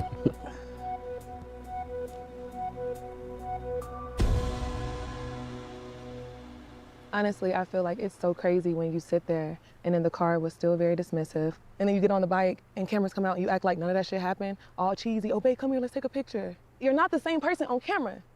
You're not. And that shit literally breaks me down because then every time we're about to do something fun, we get into it because of an asshole remark that you do. Then all of a sudden on camera, oh, babe, oh, baby, oh, babe, let's do this. Oh, babe, come on, la, la, la. And I'm sitting here standoffish because I don't have my fucking emotions. I'm so sorry. I'm not a fake person. I would not do it. No, babe, how about we address the problem? Address the elephant in the room. We're sitting in the car. They let you know that your bachelor party theme is Western. You go, I'm not doing it, I'm not doing it. I don't want to do that, I don't want to do that. I say, hey, sweetheart, before I can even finish talking, first of all, you never even acknowledged I was talking. You was looking straight ahead. Then you cut me off while talking. And for you to sit there and tell me that that wasn't dismissive, that wasn't disrespectful, and you're not sorry about it, and you're not apologizing about it because you're not sorry about it, that sucks. How do I communicate with a person that act like that? This is another great reminder that this show is heavily edited and curated, because if that is the case, we didn't see any of that. Edmund is like all smiles and happy go fun times on camera, which if he's being standoffish with her off camera, that would be enraging. That would push me off a ledge. Yeah, fight happened off camera. If you have that on your bingo card, mark that off. Whew. Oh, somebody quits the show also. If you have somebody quits the show, you can mark that off. She just needs to leave him. I think so too. What is happening? Good question. Good question. This is also the second time we've heard about this problem. That's true. Yeah, because it seems like this is a repeated issue. The fact that also, this is just me being very nitpicky about it, but the fact that she was like, I'm going to go get some hot cocoa, and he stood there and did nothing, and then she brought him the hot cocoa. Did you want to help? I don't know. I'm sure that it was just like, here's some boiling water and we're going to dump a packet of Swiss Miss in it. So, whatever. But the thing is, it's not about like actually helping, right? KB is a grown adult. She can make fucking hot cocoa or go in there and just grab pre-made cups of hot cocoa that the producers left in there. It's the lack of, I don't know, investment in wanting to share time and space with your partner that is a red flag for me. Does a ski-doo count as skiing? Is that what the thing is called? The snowmobile? He wants to be treated like baby. She's literally his mother. It's kind of giving that vibe. Scout, thank you for the $2.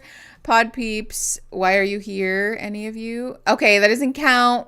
The why are you here is the, well, I care a lot about somebody's looks, or, I just didn't, trying to fall in love with somebody that you've never met before is just really hard. It's those things where it's like, why are you on the show then? Like, why are you even here? I'm waiting for the chemistry of two wet mops. Don't worry, I'm sure it's coming. Maybe the indoor snowboarding could count. Oh, it's a brand name for a snowmobile. Fair enough. If you have skiing on your bingo card, you can mark that off. Okay, let's keep going. 13 minutes and 3 seconds. Pressing play. In 3, 2, 1. How? And I keep trying different ways, and I'm damn tired. I'm so fucking tired, and I'm so fucking tired. Please break up. Like, I'm really trying, but you make it so hard. I can't force you to want to grow up. The guy I fell in love with in the pods, the guy I was talking to for the first couple days in Mexico, that's the guy I love. That's the guy I'm in love with. I love you through the good and the bad, but I will not accept you through the bad when you act like that, when you dismiss me. When you do something. Good energy, maybe not the best phrasing. Yes, if you have the boop, boop, boop, Mickey does a boop, boop, boop, mark that off. And if you have a fight about immaturity, also mark that off. I hope that she breaks up with him, because this is not right. I am glad that she's saying this, though. I think, obviously, we want to be accepting of our partner as like a human. Yeah, if you have a couple, should definitely break up. Mark that off as well.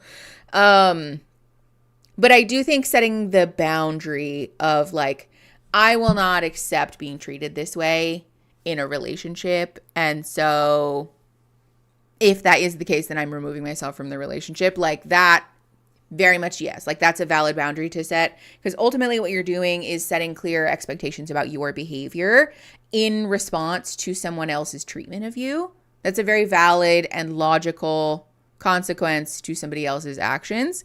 And she's not trying to be coercive at all, which I think this is great, right? Again, like the wording might be a little hinky at times, but I do think KB has done an excellent job of demonstrating how you can be emotive, how you don't have to be a like therapist person in moments of conflict where you're, emotional, and also being like clear and respectful and not character assassinating anyone, not name calling or being rude or hurtful. She's just being very clear. She's being stern. I fuck with this energy. I think this is great. I've kept this inside for weeks, but as a person whose name is unique initials, hearing KB's name is throwing me off because I never hear a name that sounds like mine in the wild. I know. KB, I'm so sorry. This happens to me sometimes too, when other people have like Nikki as a name, where I'm like, sorry, I keep jump scaring you. I know, Allie, you too. You guys are both catching strays. Okay. Yes, very firm and clear without being critical, which is right on the money. You love to see it. All right, 13 minutes and 49 seconds-ish. Pressing play in 3, 2, 1. Something. I can get over it. I will not get over it if you act like it didn't happen, though. I would only get over it if you own it, you are accountable, and you are truly apologetic. Yeah. I did wrong to you. Okay. And I'm sorry for you taking whatever I've done wrong to you. But look at what y'all doing. Penalty box. Oh, gross. Hi. Fucking yuck. If you have, I'm sorry you feel that way on your bingo card, mark that off. Ick. Yeah. Oh. See, this is the thing. I know that you're bored and I know that you want to go outside, but we're not doing that. I love you so very much, but you don't get to make demands about when we go OUTSIDE that are unhealthy for your little brain, your cortisol-riddled brain. Please go lay down. Please go lay down. This is the thing. Essentially, Calabria just said, I can work through stuff and move past it if you accept it, if you're accountable and you are genuinely apologetic. Very fair and valid. And he took that and said, well, but I didn't do anything, though. Did you hear anything that she just said, sir? Did you hear anything that she just said? This sometimes, for what it's worth, sometimes this is a shame thing. Sometimes people who do struggle with low self-esteem and insecurity, and especially the like good girl, good boy, good person thing, struggle to say, you're right, I did something wrong, because it activates this feeling of like, if I did a wrong thing, that I'm a bad person. And so that distinction can be hard to learn. And it's not KB's job to reparent this adult man who probably very much has access to therapy, or at the very least, like self-help content, right? Google it, read a book, listen to a podcast, watch a YouTube video. I think I have a video about that. I'm sure that there are many other internet therapists who have content about the distinction between guilt and shame, or having done something bad and being a bad person. So it's not her job to be responsible for that. So I can understand that maybe it's coming from this place, and ultimately the responsibility for growing through that and doing the work so that you can be receptive to your partner saying, yes, hello, hi, this was not okay, is on you. That is your job. And your partner is very valid in saying, if you are not able or willing to do that work, if your current behavior is as such, then that's a no from me.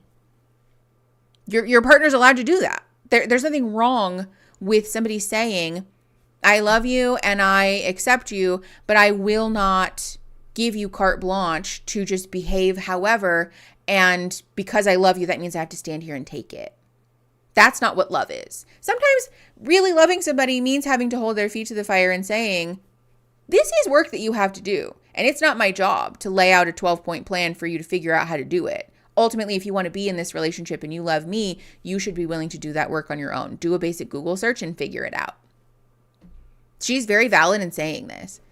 I do like that she's calling him out and not letting him control the narrative by being manipulative for the cameras. Me too. Me too. Because especially the women on this show get lambasted by the general public all the time for being mean and for being too critical and having really high standards. And she could have just been a little nicer when she told him to not be abusive to her. And especially women of color. Black women on this show have the worst time historically being received by like the Love is Blind audience. So I'm glad that she's putting her foot down and just calling it into the room. Narda N, thank you for the $4.99. This super chat is on behalf of the replay crew. Love your commentary. Thank you. Thank you for the $4.99 to support Doctors Without Borders. And also, hi, replay crew. Those of you that are watching the replay, we love you very much. So if you have Mickey says hi to the replay crew, you can mark that off. Excuse. Social media is still coming for the women this season and saying there's nothing wrong with the men. That is such a joke. That is so embarrassing. See, okay, let's get really controversial. I can't wait for people to leave me hate comments and for people to call me unethical and to say that I'm a man hater for these comments. But let's just get very honest about the primary demographic of people who watch Love is Blind, right? Because I would say the vast majority of people who resonate with content about fast tracking a relationship to get to marriage, probably not the folks who have done a great deal of expansive work on the concepts of relationships, sexuality, intimacy, relationships, love, marriage, etc. A lot of the folks who watch this show are people who place a great deal of importance on things like getting married, the legitimacy, the social capital that comes along with accomplishing a milestone like that.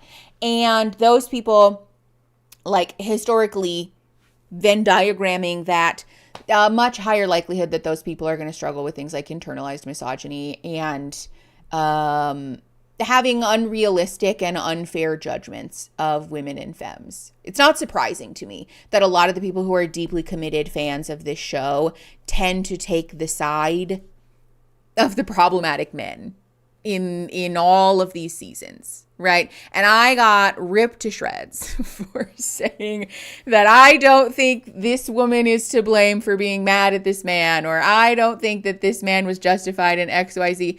But I stand on the things that I've said, because a lot of times the representation of women on this show is painted through a deeply misogynistic lens. And I'm not going to apologize for saying that I think people are holding the women on this show to a standard that is rooted in misogyny and patriarchy.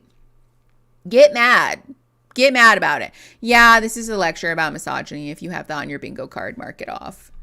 It's just off-putting to me the way that people continue to be committed to their misogynistic and patriarchal views, even in the face of evidence to the contrary, you know?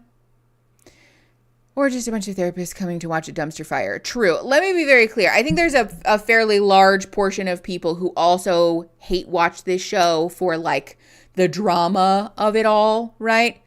Yeah, but like I've seen some other places on the internet where folks gather to discuss this show, and a lot of the views are pretty doo-doo dookie, and I, you know, boom, thank you for the $5. I appreciate you so much for donating and watching the show with us. When people insist that Kamala Harris didn't lose the election because she's a woman of color, sure, Jan. Yes, exactly. Like, come the fuck on. People saying like, oh no, it was just about her qualifications. Really? Really? Okay. Whatever you say.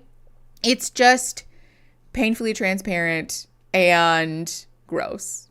And honestly embarrassing. It's embarrassing at this point in the year 2025, almost 2026, that we're still out here like doing this, that we're still out here broadcasting to the world. I've not learned anything about misogyny, patriarchy, about intersectionality, about my own internalized isms. And even when people point them out to me, I'm going to stand 10 toes down on saying that I'm right and you're wrong. Woo. Okay. Let's keep going. 14 minutes and 3 seconds. Pressing play in 3, 2, 1. I'm in a good mood, looking over, like, enjoying this, and You're in a good mood, sweetheart, but you just told me I'm getting out the not car. I'm not in a good mood right now because I know your feelings are everything, so it's messing up my feelings. You knew I was feeling this way before we got on this I know. snowmobile. You literally told me you don't want to talk to me getting out of the car. My feelings are- And then you got on the snowmobile acting like everything's all happy. now you Stop yelling. thinking. Now you yelling. Because you do this thing where you act like you weren't there. You act like you're Why not you in the same yelling, car as me. though? Why you yelling? Because you make me so frustrated. My contact lenses almost fell out of my fucking head just now. Hold on. First of all, holy gossip, thank you for the $1.99. KB is the best. She handled this with so much grace. I think so too. Obviously, the like more fervent tone of voice can be disarming. I do like generally I want to encourage people to be mindful of our affect during conflict, because for what it's worth, for some people, especially those that grew up in traumatic or abusive homes, rushed speech, like raised, like raising your voice, even that, like this is, she's not yelling, let's be very clear about that, but raising your voice, whatever, that can be genuinely activating and like a trauma trigger for some people. So have your own communication with your own partner and relationships in your life, because knowing the limits around that is very important, right? And the way that this conversation is being framed as you're harshing the vibe. Edmund saying like you're harshing the vibe by being upset because I'm in a good mood is, I think, indicative of the lack of investment that he seems to have in, first of all, reflecting on his own participation in this situation, but also a lack of investment in really working on himself and really taking to heart anything that she's saying. He's essentially just tone policing her now that she's continued to get upset. This is like very Darvo, right? Like, let's be very clear. I'm not calling him an abuser. And the phenomenon of poke until somebody gets really upset and then saying like, why are you so upset at me? Why are you yelling at me? Is one that will be very familiar to you if you've ever been in a relationship or in company with somebody who cyclically does not take accountability for their behavior. Okay, yes, hold on. Boom, thank you for the $1 donation to Doctors Without Borders. And yes, she's not yelling. Hold on, there was something. He never lets her speak and it drives me bananas. Being interrupted is also one of my buttons. If you're interrupting me while I'm in the middle of trying to explain to you how or why you've hurt my feelings, that's going to be a break. That's going to be a $5. I need a minute because otherwise I'm about to fly off the handle. I'm a fast talker when I'm upset, and I'm recently learning how activating that is for other people, but also I'm activated, so it kind of makes sense. Why would he wants to be called perfect? Yeah. Oh, if you have Mickey is speechless, yes, you can mark that off of your bingo card. Christine, it is very much that energy. Sometimes there is almost a like, I don't know if you guys did this with your siblings, but it's very, in my mind, it's very like older brother behavior, because I had an older brother who would like, I'm not touching you, I'm not touching you, I'm not touching you. And then when you finally get mad and like slap their hand away, you're being mean to me, I'm telling mom. Like, fuck you. You started it. You pushed my buttons. You are the one who created this uncomfortable fuck ass situation. But now that I reacted in kind, all of a sudden I'm the bad guy. Okay. No, for sure. It's enraging being in a partnership with somebody who, like, this man is a whole adult and should know better, but is for some reason acting as though he is the victim here. Very confusing. Yeah, he is doing the interrupting her with the "but I love you" thing.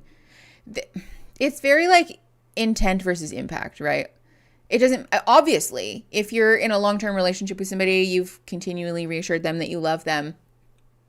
Okay. What does that have to do with anything? I'm aware. I'm sure that KB is aware that he loves her. That does not at all change the fact that he's behaved in a way that was really hurtful to her. You're very within your rights to be upset and to call onto the carpet when someone does this, to say like, well, I didn't mean it, right? Or I love you. Okay. I would hope so at this point, right? I'd hope that you're not behaving with obvious ill intent. I would hope that at this point you still love me even though we're in the middle of a disagreement. So we don't need to say that. We don't need to address it. You could just pop that one over there. You don't need to tell me that. Instead, let's have a conversation about the thing that we've just identified as an issue, right? Talk about that. You don't need to. That's another one of those things that is just, it's derailing a conflict resolution. Okay, 1434, pressing play in 3, 2, 1. I get heightened when I'm frustrated. You're not understanding the way you make me feel. You minimize shit. I'm seriously like, oh my gosh, my first time on a snowmobile. And I can't enjoy it because my man won't apologize because something I've been asking him to do for the past 3 weeks is just be accountable And then you want me to apologetic apologize to you for something you're not sorry for. Something I'm really not sorry for. If I feel away, you don't give a fuck. Long as Edmund don't feel away. That's not true. Sweetheart, you just sat Where here are and you? said. If you find yourself in a situation like this, I do want to encourage you, first of all, to take a break because this is a wild conversation. But second of all, if somebody has very clearly outlined for you, you say, you hurt my feelings by doing ABC. And they say, I don't feel bad for doing ABC. I see that I've hurt your feelings because I did ABC. I do not feel bad about having done that. Time to go. Especially if this is a cyclical issue. Especially if this is continually happening where you're saying you did ABC and they say, I don't care. This begs the question about whether we're in a safe relationship, first of all, functional relationship, but also a compatible one.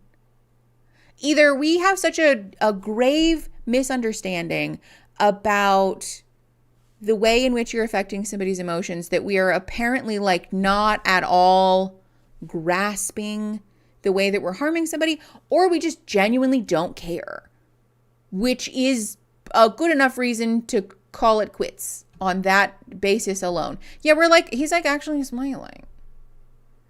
Maybe this, oh, whatever. 15 minutes and 1 second, pressing play in 3, 2, 1. Talking about. Sweetheart, you just sat here and said that you're not apologetic, even though you know that it was a dismissive behavior. When I have apologized to you, I was serious. And I really did. I really deeply apologize. And there's other apologies that I've done. But KB, let me finish. But I'm letting you know I accept it. I know. Keep interrupting me. And no, right now, I'm not gonna say sorry to you. I don't want it. I don't want it. Okay. Okay. So don't say shit. The only reason I want to say sorry to you because it's nothing to be sorry about. Yeah, what are you apologizing for in this very moment? Nothing. Okay. I've really done nothing wrong to you. Okay. Because here you are still sitting with me on a snowmobile. I think if I really done you wrong, you would not be still sitting. No, I'm still fighting for you. It. Okay. I always swallow shit. And I tell you that all the time. Well, you can stop swallowing. I'm going to stop. Okay. I promise to God, I'm going to stop. Okay. Because I am fighting for something that you're not fighting for the same. Right. Okay. Actually, wait, that's a really good point.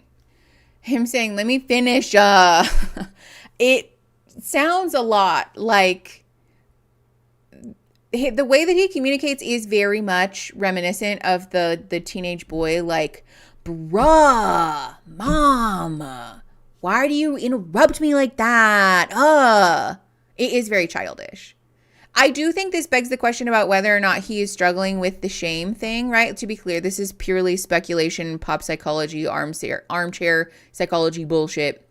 This is not at all reflective of an accurate or like an intent to really like diagnose anybody, right? But I do think it begs the question about whether there's a shame thing going on and he's like reverting to a childhood version of himself emotionally that he's not able or willing to engage as an adult in this moment, which again is like work that he needs to do for himself because our distress tolerance is something that we are responsible for. And if your current distress tolerance is too low for you to engage productively in a conversation, you need to address that on your own time. Or say this relationship is not compatible, right? We need to call it quits because I can't be in a relationship with someone who is asking for me to be held accountable, who's asking for me to be able to have productive conflict. Let's not forget he's the same man who was licking the floor. I mean, listen, for what it's worth, there are plenty of reasons why people might be doing weird things. And especially like as an autistic person who gets judged for being a weirdo sometimes, like I'm not calling him autistic, to be clear, because he hasn't claimed that he's autistic or neurodivergent. We have no idea. But as an autistic person who has been called a weirdo, but also very much does not lack the ability to communicate in conflict, this doesn't necessarily indicate that like somebody who does weird things is inherently lacking in their emotional maturity. They might also just be a weirdo. They might be neurodivergent, right? So yeah, just for what it's worth. I genuinely think he's trying to marry his mom. I do think this is very man-child behavior. I think that's kind of where we're at. All right, 1553, pressing play in 3, 2, 1. If I don't think I'm in the wrong, I'm not gonna be saying I'm sorry because you're gonna know I'm not serious. But I want to say I'm sorry just to like have you hear it, but you'll sense it and tell like I'm not serious. I never want you to just say sorry. I know, so that's what I'm doing right now. But instead, I'm going. You didn't even tell me sorry, so that's fine. You didn't do it. Exactly. I don't want you to ever apologize about something. Getting mad at me for not saying sorry for something I'm not sorry about. No, I got mad at you. No, I got mad at you for not taking ownership of that behavior. I didn't do nothing wrong. Okay, and that's the problem, sweetheart. You saying I did something wrong? I didn't do nothing wrong. So you cutting me off while I'm talking to you. I simply was just like, sweetheart, and you keep on saying, you're still not about to. Right now. Yeah, I know. You see how you do it? All the time, okay, you cut me off fucking talking to me, bitch, because you're not. This is the point at which our conflict has devolved, right? That like time to take a break. We're so lost in the sauce that this is no longer productive. However, this is a key distinction, right? Saying I'm not going to apologize for something that I'm not sorry for in an attempt to be authentic is not the same. That's not a virtuous thing. I think there's a way to say, I don't want to be dishonest without also that being coupled with I don't think I did anything wrong, and I'm not willing to hear you about when you feel I've done something wrong, but it hasn't occurred to me that I've done something wrong, right? Accidental misunderstanding is not the same as an intentional digging in of the heels and refusal to see where you're coming from. Because this is a refusal to hear her, not an accidental, I don't understand, and so I didn't want to just spam the word I'm sorry in an attempt to disappear the conflict, right? Those are different. And I do want to hold space for the way that sometimes we just don't understand that we've done something wrong. And so we don't want to just knee-jerk apologize. But that should come coupled with I didn't understand that what I did was wrong. I am sorry that I hurt you, but I don't understand what I did or why that was bad. So can you help me understand? That's very different. And that still communicates like a care and empathy. This is not that. This is not that. Yeah, I made you mad, but I'm not sorry. People got so mad at KB for the bitch comment. People on the internet really think that was the worst thing either of them did in this relationship.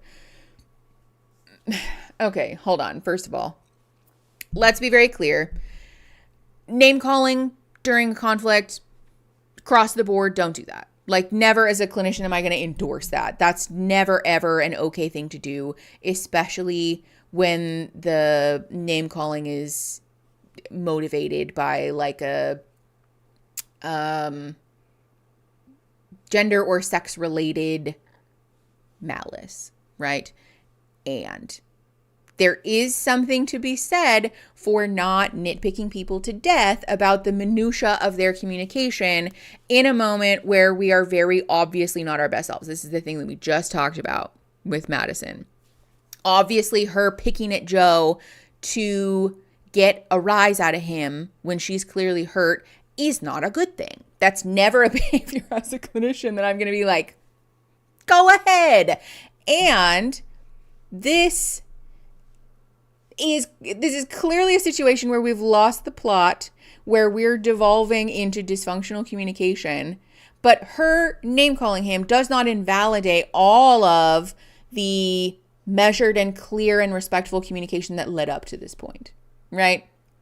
It's, I think, perfectly valid to say, She should not have said that. That's not an okay thing to say. And up to this point, her job of communicating to him was like generally a good example of, again, how to be like a real person, but also like an effective communicator and conflict resolver. Yeah, this is very obviously an emotional like activation. And I think it's fair to hold the same space for Edmund and saying I'm sure that some of the things that he said were a result of his own emotional activation. And again, if it's a cyclical issue, that's something that you need to address for yourself, right? She's not responsible for his refusal to even make an effort to understand where she's coming from repeatedly. That is the most nonsensical thing that I've ever heard. Okay. 16 minutes and 36 seconds, pressing play. In 3, 2, 1. Not letting me talk. I didn't just agree with you a moment ago, but I let you get that shit off your chest. Yeah, see, Every time you bring me out my fucking character. Like, we've damn. lost the At this plot point, at you this know point. how to push me and you just be doing this shit. You can get a degree in something, it would be cutting KB off. That would be your fucking degree. Because that don't make no sense to keep doing that shit. That is so damn annoying. Yeah. We have fully pushed everybody off the proverbial cliff, off the emotional cliff. The fact that he's continuing to be unresponsive, though, is also interesting to me. Feels a little bit like a red flag. It's just more music and B-roll. Everyone meets their breaking point where they stop being as in control of their words. Yeah. Okay. This is Allie and her mom. A última conversa que nós tivemos sobre a Nayara foi que ela não ia apoiar eu nisso, né? Pause. We're having a conversation in Spanish. So for those of you that cannot see the subtitles, this might be a little difficult. Okay. Hopefully you can see them a little better. Also, hold on. Why is this not all the way where I want it to be? There we go. Okay, hopefully you can see more of the subtitles now. I missed some of that. Oh, fair enough. I think it's Portuguese, but at any rate, it's not English. Thank you. All right, 17 minutes and 40 seconds. I'm going to pause as often as I can to read you guys what's going on. All right, pressing play in 3, 2, 1. Okay, Allie said the last conversation we had about Nayara Conversa que nós tivemos sobre a Nayara foi que ela não ia. was that she wasn't going to support me, right? Was it a red flag to be... Why is it a red flag to be unresponsive? Because he seems to have the cyclical issue of poking and poking and poking and poking. And then when KB gets upset, going, why would you be this way to me? So it does seem to be part of his pattern, at least as far as we've seen, right? Again, this is a very edited show, clearly. So we are getting probably like 1/8 of what's actually happening. But it does seem like this is a pattern as far as we're aware of the like poke, poke, poke, poke, and then she freaks out and then he says nothing. And it's just sort of like kind of leaves her out there to dry now that he's pushed her buttons enough that she's freaked out.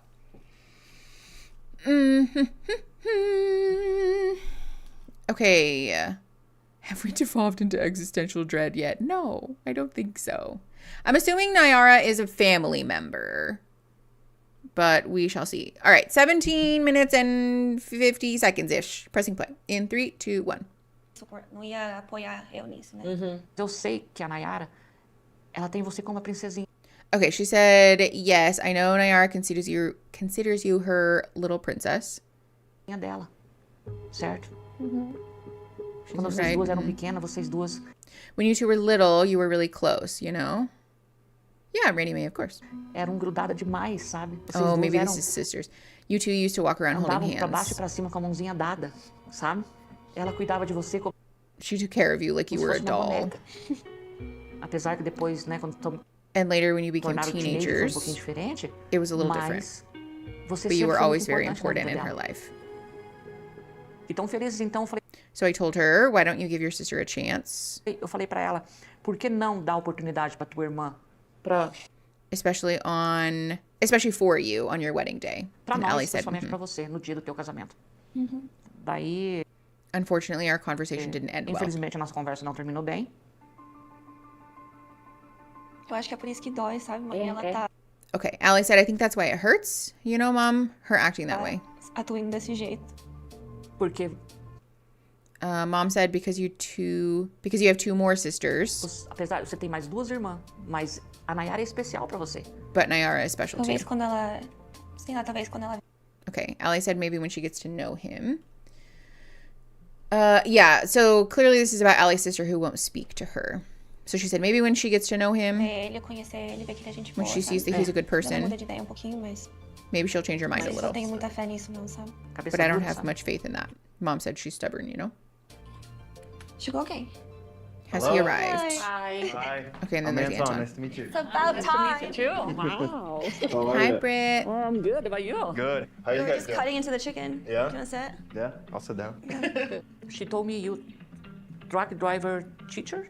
That's you, right? Yes. That's my job, and then I also have a small real estate business that I'm expanding. Oh, really? Yeah, and like investment properties. It's very important when people have ambition for something, you work on something you really want for your life. Exactly. I was raised in Russian tradition. The man has to be the man of the house. If she wants to pursue her master's, you know, I will be there and support her for that. But at the same time, there has to be a partnership. As It's a opposed team to effort, what? right? Yeah. In a good marriage. For Brazil, When people say stuff like this, like it's a badge of honor, it's very confusing to me because if you love and care for someone, I don't understand why it would even be a question whether you would be there to support them doing something like furthering their education. Oh, is he a landlord? Is that what the real estate thing is? Oh, he's not a real estate agent. Is he an Airbnb? Ugh. Ew. I think he means financially support her, to be fair. But that's what I'm saying. Is that really different? I don't know. I just don't. This feels very much like when parents say, like, well, you know, yeah, if our children turn out to be queer, then we'll support them. Yes? That's not a flex, I guess, is all I'm saying. He is holding this up as though it's like a badge of honor and a sign that he's like a good guy TM, except that that's not a flex, in my opinion. I understand that not everybody's going to have the means to financially support somebody in pursuing their master's degree or their education or whatever. But I think even like I can't financially support her independently, but we will absolutely make it work, right? Like we've talked about how we can find some compromise and we can judge some stuff to make that happen. Like that, to me, it's just like this should be like a sort of matter of fact reality of a partnership and not a like, look at me thing. Maybe that's me just nitpicking. I don't know, but I think that's odd. All right, 20 minutes and 4 seconds. Pressing play in 3, 2, 1. really woman, it's very important you remember the day you met each other, the birthday, the Mother's Day, you know. Yeah. It's very important the men never forget things like Of course. that. I think one of those reasons most happen divorce is when you Don't care. prefer your friends or choose to do something with your friends and not with her, you know. Don't change to go to the bar with your friend and leave your wife by herself at home. Oh, no. You know, or the same thing, she go to the bar with her friend and forget she have a husband wait for Right. for her at home. That's just not right, Right. for to do. Right. Okay. For what it's worth. This feels like a premeditated conversation that Allie asked her mother to have with him because they have issues with this. And again, this is the bare minimum. I do think it's important to clarify that it's very healthy and functional to have relationships and friendships outside of your partnerships, right? Like romantic partners are a part of your community, but they shouldn't be the only source of your socialization. So maintaining good and healthy relationships with friends, family of origin, community generally is an important part of being a healthy human being, and not prioritizing those over your partner at every turn. Again, not a flex. Remembering your anniversary, not a flex. Yeah, if you have the bars in hell, you can mark that off. I know, I think landlord should be a bingo sticker. or a bingo square. All right, 20 minutes and 51 seconds. Pressing play in 3, 2, 1. If you go somewhere, have to go together. Yep. Okay? I'm not gonna say you're not freedom for to do Well, things, I don't know but about that. like you at work and she at home, it's not matter. You choose that for you.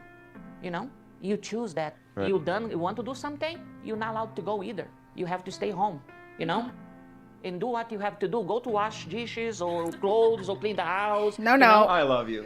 We lost it. I love you. We lost it. Yeah, she knows that's the way you have to do. If you really love each other, Yeah. we can support everything. Yep. I think if you both love each other and you both want the marriage to work, Yes, yes. there is short of nothing that you won't If be you able have to work gender It's good roles to hear that, you know. on your bingo card, mark I- that off.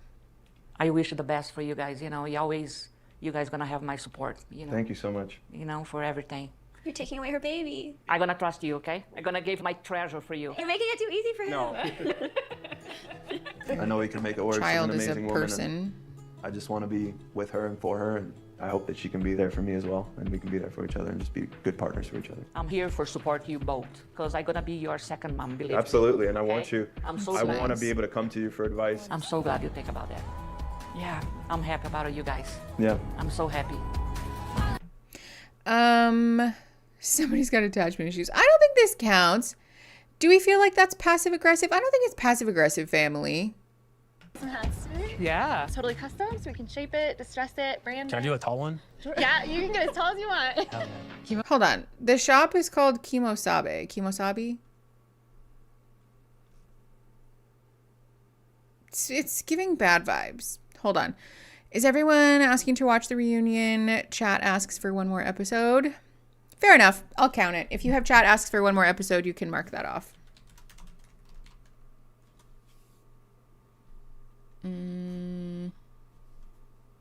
Hold on. We're Googling something.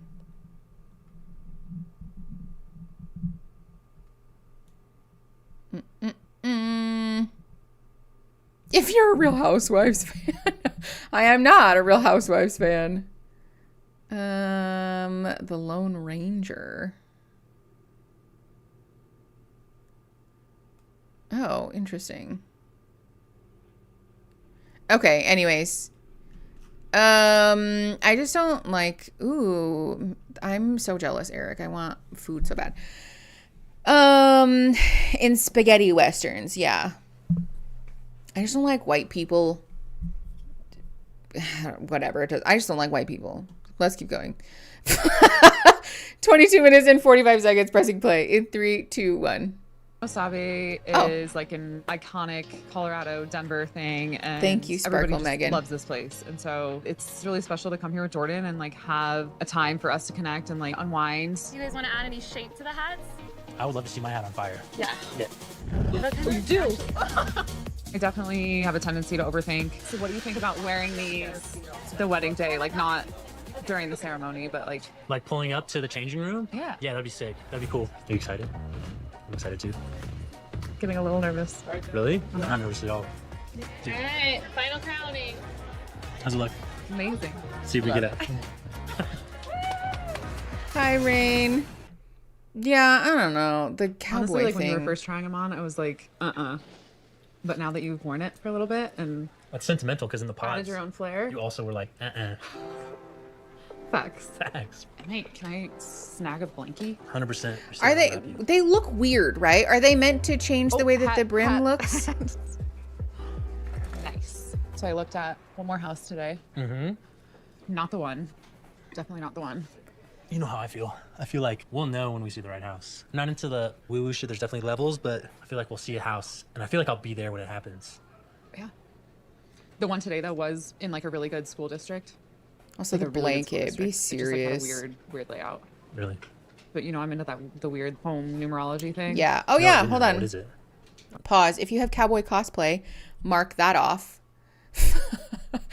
I don't know anything about cowboy stuff, which is funny, I guess, having been from Arizona, but it just feels, you know what it reminds me of? Okay, this is me also being a judgy, wudgy little bitch.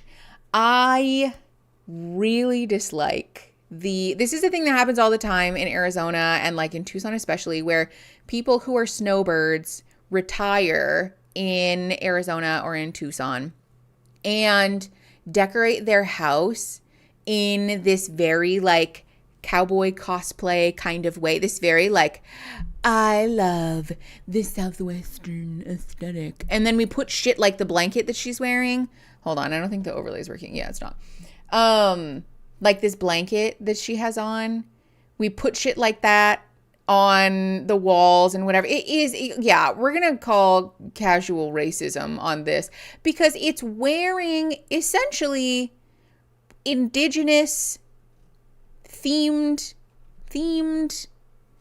items as an aesthetic and as like decor, which is super offensive, first of all, but also really ugly. This is like the Cocopelli thing. And like, if you're not familiar, this is like a thing that happens in Arizona. Have you guys ever seen the little, our old house used to have them because the old people who lived there before us put these pavers down in the backyard that were like a red brick paver, but they had this design stamped in them where it was like cactus and then this little guy sleeping in front of it. It's very like, ha ha ha ha, indigenous people and or Mexican people are like sleepy and lazy.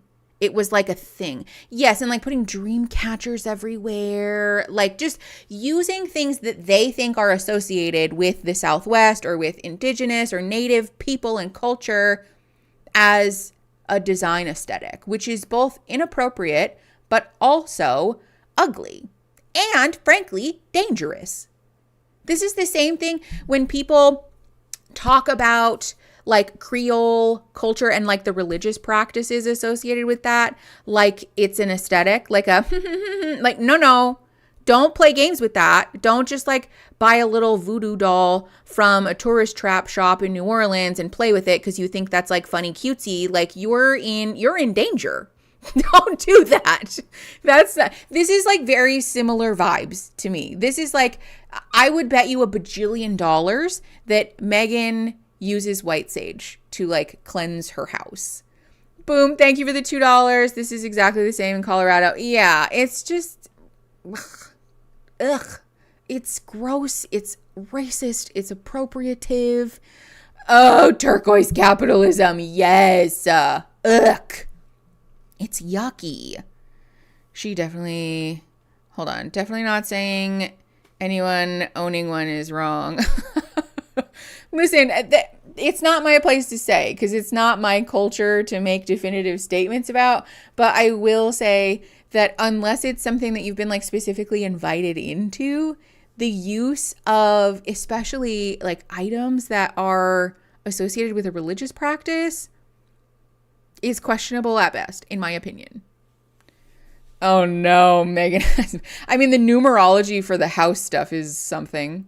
All right, sorry. Let's rewind. We're at 24 minutes and 31 seconds. Pressing play. In 3, 2, 1. Really good school district. It just like had a weird layout. Really? But you know, oh yeah, no, I the figured. weird home numerology thing. No, I didn't know that. What is it? I haven't told you about this? Okay, so you add up all the numbers of your address. So like my LA home is 124, so that's 1 + 2 + 4 is 7. And a 7 home is all about inward, spiritual, finding yourself, all these things, which has been very accurate for that home. And then my previous home in Denver, it was 863, which is an 8. And that home is all about abundance and money and whatever. And that's where I made all my money. Looking at me like I'm fucking crazy. But you're gonna let this like make or break buying a house? Not make or break, but I'm definitely considering it. Damn, okay. We want a 6. These are the same people who will refuse to sign documents during a Mercury retrograde. Like, can we just... It's giving QAnon. These are the same people who add up like the numbers from the timestamp that Trump said something and say that it's a sign because 1 + 7 + 4 equals this and that letter in the alphabet is this, and so he's sending us a sign.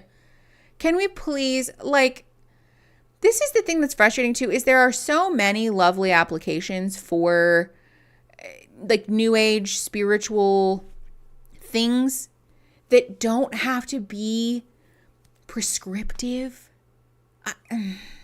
This is why people think that like all people who are interested in like tarot and numerology and herbalism and whatever are cuckoo bananas. She's in an MLM for sure. Ay.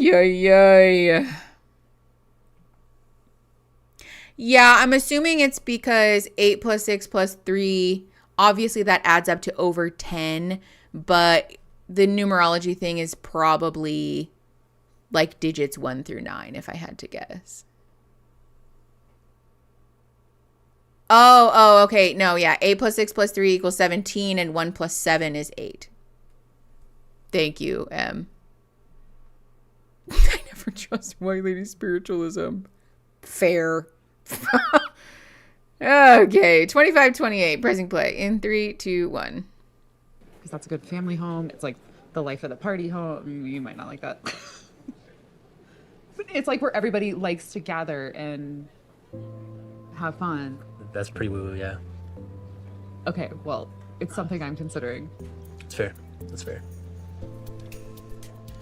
But I agree. I think it would be one thing to say like, oh, we really like this house, good location, good school district, it's affordable, blah, blah, blah, blah, blah. And also, by the way, I added up the digits and it's this, which seems like that also might be a good sign. Whatever, right? Sure. Fair enough. But to say like, if everything else adds up and then the digits aren't good, oh no. I could never like, please be so fucking for real. I think his hat looks extra ridiculous because he tipped it too far back on his head. Oh, is that what it is? He just looks odd. They both look odd. I don't know. 25-54, pressing play in 3, 2, 1. Right one together. Okay, now I'm getting on. Are you nervous to see my tuxedo? A little bit. You don't trust me by now with my fits? I feel like I'm pretty fashionable. You are. But we talked about no color, and then you say that color. Sorry, I saw the options, and Nick Lachey was like, it's her day, but don't forget, it's also your day. And I was like, you know what, Nick? I vibe with that. I like that. Okay, but the other guys are wearing all black. No one. I don't think anyone is. Wait, what? I think Joe's wearing all black. Oh. No, your groomsmen. The groomsmen, yeah, they're all wearing black. It's because I'm trying to stand out a little bit. But is it like very colorful? No. It's like a very dark burgundy, but you'll like it. I know you will. She said if there's color on our wedding day, I'm gonna shit. It's our day. What's your favorite thing you've learned about me and your least favorite thing? This feels like a very appropriate conversation to be having while she's wearing all beige. For sure takes the cake. Pretty fun.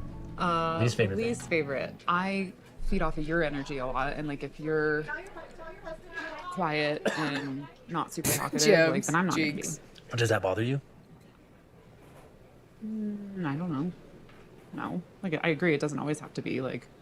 Hold on, I missed it. We're rewinding. Does that bother you? I feed off of your energy a lot, and like if you're quiet and not super talkative, like then I'm not gonna be. Does that bother you? I don't know. No. Like I agree, it doesn't always have to be like constant. Yeah. But again, like I am gonna be your wife.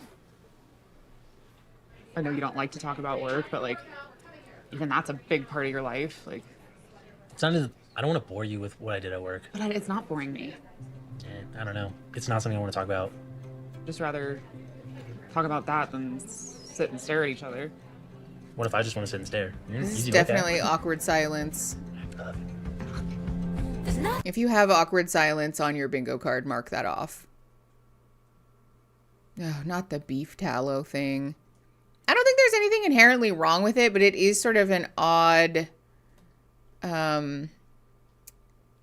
warning sign. Pause. It seems to be commonly utilized by people who think that vaccines cause autism. Put it that way. Right? It's the okay, yeah, yes, it's the like I don't believe in sunscreen pipeline. This is the homesteading to QAnon pipeline. It starts with like you should just use all of the extra bones from when you make stew to make tallow, and it turns into like we think that sunscreen causes cancer. It's like a very strange, very like MAGA Christian. Yes, absolutely. All right, KB and Edmund, and he's got flowers. 28 minutes, 13 seconds, pressing play in 3, 2, 1. Oops. Sorry, it's muted. These are for you, and I'm not speaking from the heart right now. Like, but I'm sorry for like ignoring you, and like yesterday in the car and stuff. Like when you're talking to me, and I was just like telling the person driving like to talk to me instead, and not listen to you, like straight up ignoring you. And yeah, I really do apologize, like sincerely. And I just been thinking, reflecting so much, so much, and I don't want to lose you. And I do apologize for like minimizing your emotions. And I definitely know some reasons why you can be done with me. And I just want to just like make up for it.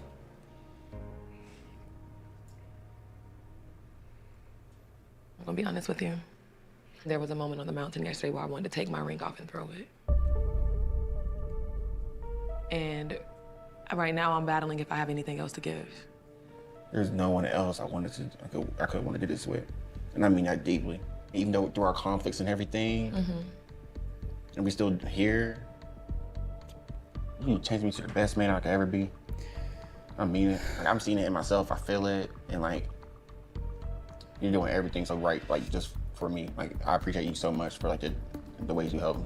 And I swear, KB, if it was not for you, and it's really only because of you. I'm dead serious. Let me pause here. This is like an okay apology. Sure, right? Yeah, like actually okay conversation, sure. And then I understand the sentiment of this, right? I don't want to nitpick people to death. I understand the sentiment of like, you make me a better man. And I think that's a very nice thing to say.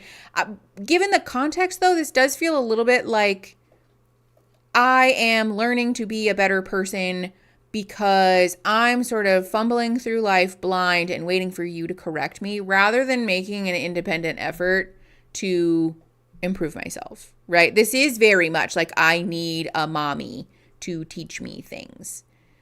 I'm troubled that this conversation hasn't yet included any indication that this man seems interested or able to improve himself rather than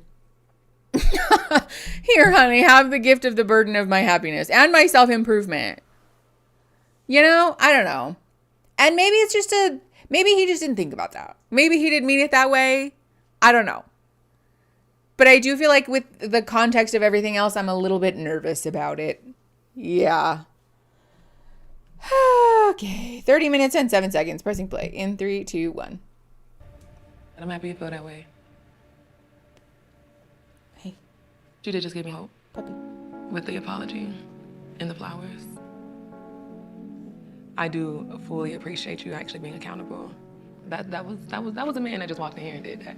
You ain't sit down on the couch. You ain't sit down right here and get on your phone. You ain't sit down and just act like we're not beefing. No, you came in here and you went straight to business. That's what I like. That's what I need. And I have been working on patience. I had no patience before I met you. My patience don't just go from 0 to 100. My patience go from 0 to 50, then it go back to 25, and then I might snap on you, then it go back to 50, then it go to 75, then it go to 0. Like, it's a work in progress. I'm not that girl that curses you out. I haven't been that way in years. So seeing this version of me and me sitting down and self-reflecting, that is so ugly. I'm not that woman. That's not me. See, KB is self-reflecting and doing that growth on her own. There's no reason I should be cursing at my partner that way, and I apologize again. I get angry, and that does not mean I should cuss at you like that. And I apologize for that, because that's wrong. You might not fully see it right now, but you've definitely changed me for the better as well. Whew. I never want you to feel like I gave up on you through the hard-ass times. I know you didn't give up on me. I just keep trying to wake up and continue to choose to love me through the hard times and the good times. And when I'm saying me, I'm saying you. This is giving. So that's what I try to do with you. Marriage is hard, y'all. Even when I don't want to look at your ass, I still just want to wake up and say good morning, baby. Or for me, good morning, because I'm asleep. But I know that you've helped me grow more than anybody I've probably ever dated, and I mean it. I do love you, and it's worth it. So sure, maybe they both just meant it in the way that like you're helping me see my blind spots. I don't know. I don't see it, I'll be honest. This makes me very nervous. The snow. You're gonna fall off. Watch your head. Me and Allie are less than a week from the wedding.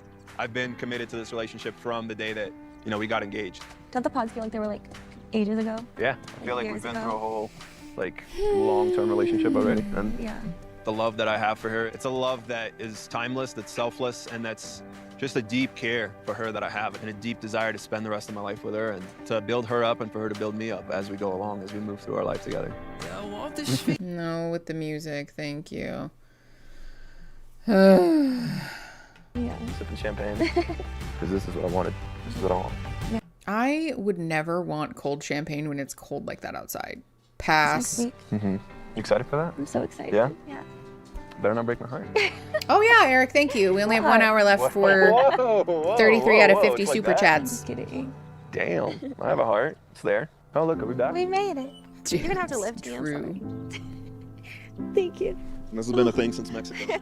I got some champagne on your hair. Still look alright, or? Yeah. Okay. Oh my god, I'm gonna fall. Thanks. Thanks, Ruby. She's like, yeah. She She's bowed like, down? yeah. Pretty Oh little my God. horse. This is comical with these heels. But ma'am, why are you wearing I love your heels? horse. Scout, thank you for the $2 super chat. Let's see. That puts us at 34 out of 50.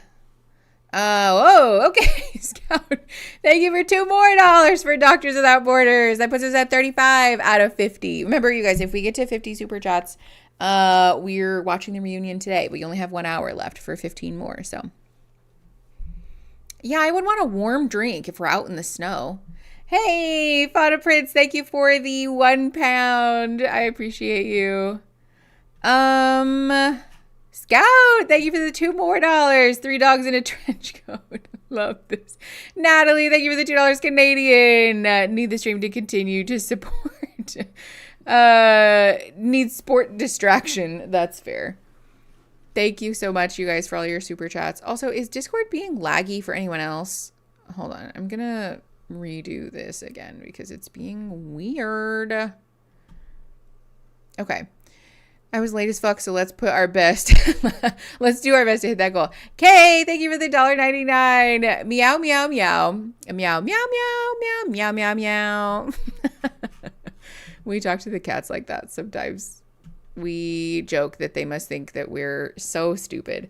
Melly, thank you for the $5. I might dip for a tattoo appointment before the reunion, but you have fun. Oh my gosh, I hope you have fun. Hi, bye, thank you for the $1.99. Let the good times roll. You love to see it. Hey, thank you for 2 more Canadian dollars. Cold drinks when being active in the cold slaps. Really? I just don't. I'm such a baby about the cold, though. We all know that I'm not very good with that. Hey, Yana, thank you for the 15 somethings. Bingo is so fun. Can we generate boards if we're rewatching older streams? My currency is Israeli shekels, by the way. Thank you. If you are watching an older stream, you're welcome to play bingo. If the cards are open, they might be closed actually, but you cannot submit a bingo win. Once the stream is over and the form has been closed, then there are no more prizes for past streams. Britt, thank you for the $5. I'll tell you just how cute my dog is. That's all. Thank you. And Scout with $5 more. Scout the dog is also keeping me company while I watch this and do work. Also a beer while skiing is the best. Okay, well, I've never been skiing, so maybe that explains it. Eric, thank you for the £1. That puts us at 46 out of 50. All right, y'all did the most. I'm about 20 minutes behind, but I know I'll catch up during break. Woke up, had my breakfast, and took a shower and prep to henna my hair, and happy that I have you in the background. Fun! Always wondering. I hope the hair dye is going great. Hi, Danny. Okay. Let's see. I was going to do something and then I forgot. All right, well, doesn't matter. Must not be that important. 34 minutes and 20 seconds. Pressing play in 3, 2, 1. City girl of the mountains. Okay, yeah. Have you ever thought that we're really the same focusing person on at all? the mountain stuff today. August, thank you for the $4.99. Time to dump a bunch of super chats because it's charity and reunion. Let's go. Okay, you love to see it. Thank you so much for the $4.99. Lazy Links, thank you for the 25. Oh, I know this. Is it? It's not Polish. Maybe it is Polish. Thank you for the 25 of them. I have a cold. Thank you for the company. No, I'm so sorry you're sick. Hopefully we can keep you good company. Hey, August, thank you for the $1.99 and Scout for the $2 more. Y'all, that puts us at our goal. And Wolf Lupa for the $5 more. We did it. All right. Well, I'm going to set another goal just for funsies so that we can continue to raise money for Doctors Without Borders. Blythe, thank you for the $5. Have you heard about this unschooling thing? Oh, yes. It's so awful. I need to hear you speak on it. I'm so shook about it. I think we did a video about unschooling actually maybe a while ago. I don't exactly remember, but I'll happily make a video about it if you guys have thoughts. Christy Potamus, you've been a McNug for 3 months. Why can't I say any of the naughty things I want to say on here, even with creative edits? Because YouTube is censoring you. I'm so sorry, but thank you for being a member. Let's see, more support for Doctors Without Borders. Hold on, Borders. Thank you guys so much for all of your super chats. Kay, thank you for the $9.99. Please stream long enough so I can finish my Charlie XCX costume for a party tonight. I'm handing out candy cigarettes. Hilarious. Also, healthcare is a human right. Love this community that you've built. Yes, love. Thank you so much, Kay, for the $10. And Danny for the $5. I don't know what we're donating to, but I fully support what we're picking. Something worthy of my donation. Very much, yes. We're supporting Doctors Without Borders today, Danny. Both because they're working to support folks in Gaza and also in Jamaica that those folks were recently affected by Hurricane Melissa. Whoops, I just knocked that over. Okay. Doop. If a Christine were to say something scandalous, I'll get bingo. I mean, listen, that's up to the Christines. One or both of which might not be here anymore, actually. I don't know if Christine went to bed. Christy Potamus, thank you for the $20. Fuck the system. Very much yes. Also love that you can say fuck, but other people can't get like pee-pee poo-poo in there. Thank you so much for the $20 super chat. Y'all are the realest. I appreciate you guys so much. Okay. Hey, Fernanda, hi. Thanks for coming. That's because people who ski do it. Doop.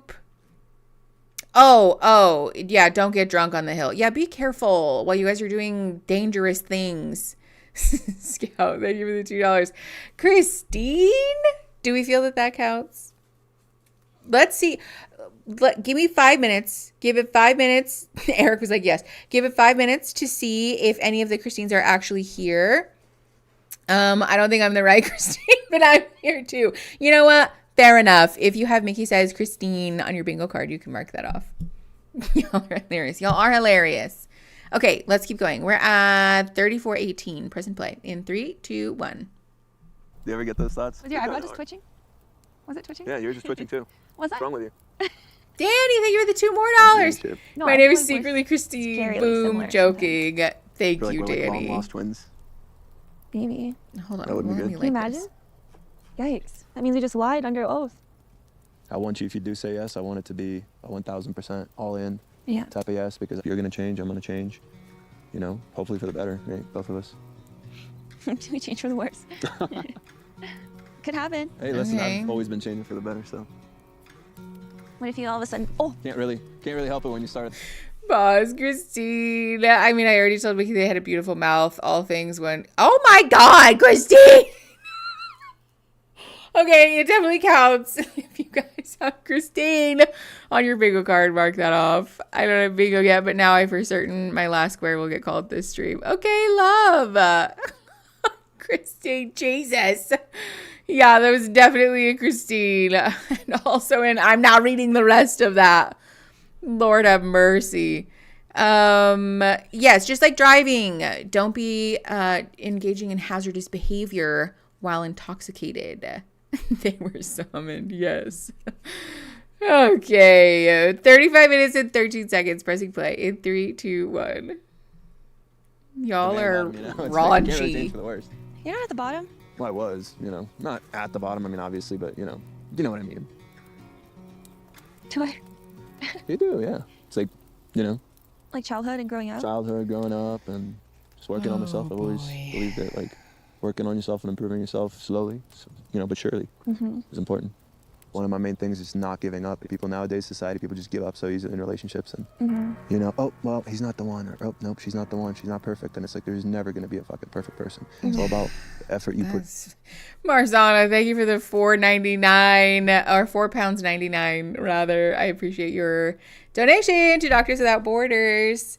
Oops, I did not mean to set the donation at 50. That is my B. Well, you know, shoot for the stars, as it were. Regardless, there's never going to be a perfect person thing. It's such a, like, not a sunk cost thing, but like, well, you're never going to be perfect, so, you know, it's totally fine if I'm like a total terrible partner. No. This is very much also the like, well, you may as well settle for just anybody because there'll never be anyone perfect. You're supposed to want to marry the person that you're engaged to, you guys. You're supposed to want to do that. That's a very normal feeling for people to have, is to want to be partnered to someone. Hold on, I missed August with the 1999. Shout out to Mickey. I've sent so many of your videos to clients, and it's so relieving to have a solid source of positive, liberated, and accurate content. Thank you. Or truly, it's helped so many from one therapist to another. Thank you. Thank you. Oh my God. Big love, August. I am always so like, I'm being seen when there's another therapist in the channel, but thank you. It means a lot. I have had my fair share of condemnation from other therapists. So it's nice to see other therapists on the channel and sharing lovely things and, you know, just all the things. So thank you very much. And for your $20. That's lovely. I forgot I have Discord. Yeah. Get in there. Okay. 35 minutes and 51 seconds. Pressing play. In 3, 2, 1. Into your relationship. That's what you're going to get out. And if both people are putting in that same effort, it will be as close to perfect a relationship as you can get. I think like that's like a fine line between compromise and like yes. sticking on with something that's just not meant to be. Yes. How do you define what's not meant to be? You know, what's the definition of that? Like for me, like in the past, like I stuck around relationships that like in my core I knew weren't right. Oh, she's saying like, well, no. Like we can work on it. Like we can change. We can like compromise. And it's just like it's like a thin line between, is this something that you can stay and like work on, or are you pouring time and effort into something that's never gonna work? She's saying no to him for sure. Until you get married, I don't think you'll know, right? And it's like, I'm speaking from a position where it's almost like, oh yeah, I've been married for 20 years and I know exactly what it takes. Like, no, I don't, obviously, but I know a lot of people that have been married for a long time, and they say, if one person gives up, then there's really not much you can do at that point. Yeah. As long as neither one of you gives up and both of you want it just as bad, there's nothing you can't overcome. It does kind of. No, thank you. Somebody tagged me. Snaps for Joe, Allie, and the website. Let's not forget that sningo.com, where you can see all of the calls that have already been made, by the way, was made by our lovely mod Joe with aesthetic input from our mod Allie. So snaps and claps for the two of you. And if you have that on your bingo card, you can mark it off. I might fall. Okay. Ooh. I might fall. No. Calabria and Edmund are Tell me what you're really skateboarding. good at. Okay, Eddie. No, thank you. No music. And also, yes, thank you to our mods. Bingo is quite literally not possible without them. So big shout out. And if you have that on your bingo card, you can mark it off as well. Edmund jumps. Yeah, if you have Edmund jumps on your bingo card, mark that off. Okay, I just know that there's music underneath this. It's like two very important things in my life. He doesn't know better than that. Okay, they're just skating together, and that's very lovely. Hi, puppy. I know. Like, we just like really cherishing everything. Okay. This foot stuff is, I think there's, Baby, I can tell you rolling. I can't lie, you're doing very well as expected. there's a bingo square about foot zoom in or something. If you have that, you can mark that off. Do we feel that this counts as workout B-roll? Not playing bingo, but thank you, mods. Yes, thank you, mods. How? Brent goes to grass, like this rope. I can't. I know, go in the grass. I can't. There you go, baby, yeah. You got Christine. killed. And you Great. excel at both of your jobs. This is a workout. Now let's do it. You can call workout B-roll if you'd like. Okay. On your bingo card. No, with the music. I know, puppy, I see you. I see you, and I understand that you want to play BALL. There were so many times where he could have said, F this, I'm done, and so many times where I could have done the same, and we still both chose. Okay, no, with the obviously copyrighted music underneath there. It just shows that love conquers all, is what KB said, but I'm happy we're able to be ourselves. Maria, thank you for the $1. Pause. Thank you for the $1 super chat. In case you guys didn't know, we are raising money for Doctors Without Borders today. So any and all of your super chats are getting donated after stream is over. For what it's worth, we've talked about this already, but just as a PSA, marriage, relationships, partnerships should not be hard. Should not be something that you're like, ugh, at every turn I've had the thought that maybe I should walk away, but I didn't. And so that proves that love conquers all. No, it does not. It might actually just prove that you are choosing to stay in a relationship that is not a good one, or not functional enough anyways, because you should not be consistently, regularly finding yourself feeling like, wow, this relationship is really difficult. All right, 39 minutes and 59 seconds. Pressing play in 3, 2, 1. Oh, it's muted. Nope, there's copyrighted music under that still, and we're not playing that game again because I had hours of content had to get cut out because of 30 seconds of a song. Not even 10 seconds. This doesn't work. Nope. That always pisses me off too when they yank my AdSense for literally 3 seconds of a song on like a 6-hour stream. Like, you're joking. You're joking. 6 hours of my time and work is getting sent to a record company because I accidentally let 3 seconds too long of their song play in a stream. And it won't let me edit it out. Come on. Sometimes it does, to be clear, but sometimes it doesn't. Woof Lupa, thank you for the $5. Said in an exaggerated French accent. I will not be saying that. Medicine Sans Frontiers. Also, thanks for supporting Jamaica. That's my family. Love. Woof Lupa, big love to you and your family. And very much yes. Thank you to everybody for supporting Doctors Without Borders and showing up for the folks who are affected by Hurricane Melissa, because it is scary. It looks really rough over there right now, and folks are needing lots and lots of support. So, oh, this puppy has big feelings. Let's try finishing this episode. We only have 11 minutes, and I have a feeling, let's see, 49, and we're at, so we have 9 minutes because there's like 2.5 freaking minutes of coming up at the end of this episode. Rainy May, thank you for the $1. Thank you for your donation. Doctors Without Borders also help in Ukraine. Yes. Jost, or Yost, is it Yost? Thank you so much. Because that is very true. We talked about that earlier, actually, that Doctors Without Borders is a nice cause to donate to because they're helping folks from like all over the world with different issues and crises and things that are really important. Sometimes it can feel a little like I don't know where to help and how to help, but it's nice to be able to support an organization that does lots of things. Yes, Emily, Doctors Without Borders is doing a lot of supporting in Palestine to whatever degree they're able to, obviously, because Israel's not super keen on letting people help at all. Tuva, thank you for the 200 of your currency. Oh, Norwegian kroners. See, I knew it. I knew that one and I just forgot. But thank you for the 200 of them. I'm moving and the perfect home just kind of fell into my lap this week. I love it so much and it's well within our budget. Not a sure thing yet, but we will know on Wednesday. Oh my gosh, I'm crossing all of my fingers, toes, feet, arms, and legs for your good luck with the dream house. That's so lovely. Also, congrats, big love on moving. It is more difficult than people think it is, and I think we should support people more in it. I love how everyone's starting to give their currency because they know Mickey so well. Well, I mean, what can I say? I'm an uneducated American who also has terrible memory. Okay, let's keep watching. 40 minutes and 40 seconds. Pressing play in 3, 2, 1. There's music, by the way, so it's still muted. It's Jordan and Megan just sitting there with Don't Go Breaking My Heart in the background. Megan said, is that what we're doing? Okay. Awkward.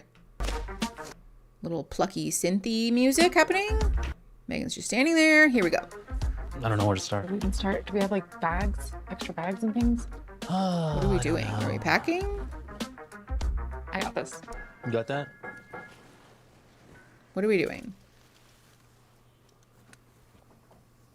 Trying Hi, to get conversation Samantha. out of you. It's like, yeah, cool. Or like, yes, no. And it's like, I need more than that. Like, I want a little more stimulation than just Oh boy. a simple one-word answer. Say something. I know. Are we moving or leaving each other? I don't know. I don't know what to say. Oh, he's leaving for sure. I mean, sure, we've been doing things, but the conversation has been like next to nothing. Yeah. I'm telling you to give me more. I know, but I feel like you do it in like an abrasive fashion. How so? I don't know. Okay. How would you want me to I bring would it like you to be more compassionate to my situation. Which is what? Like, I feel like you're telling me I'm not allowed to be tired. Like you said. I'm not saying that, Jordan. You said, I don't like how you always say you're tired. Because we're both in the same boat. I'm exhausted too, and I'm tired of hearing that as an excuse. It's not an excuse, though. And I don't think we are in the same boat, and there's no problem with that. Your boat is way bigger than my boat. Like, I understand you work very hard to, like, put yourself in this position. I don't want to project, you know, my daily stresses on you, because it's not fair to you. And I've told you, I would love to learn more about your work. Like, I want to learn that side of you. And, like, it's... We are literally in the middle of a fight when we started filming, which is so annoying. We already called fight happens off camera, but this is definitely that. He's not going to be able to handle her being the moneymaker. There is definitely like an energy of that here. I can understand both sides here. It does suck when you're freshly home and exhausted and someone's badgering you. Yeah, I am very much that person when I'm exhausted that I am like fully not in the mood to chit chat. And when you have a partner who is a chit chatter, there is middle ground, right? I am a person who wants to sit and stare into the void when I'm tired, and Aaron feels very hurt by me staring into the void and not wanting to talk to him. So we've devised a system where like I have a little bit of time to stare into the void, rebolster, and then I want to be supportive, obviously, of my partner. I want to connect with Aaron. So we chit chat more after I've just had a minute to kind of recollect myself. I do feel like this is a very figure outable issue, but not if somebody is not willing to communicate their side of things, which Jordan doesn't seem particularly good at.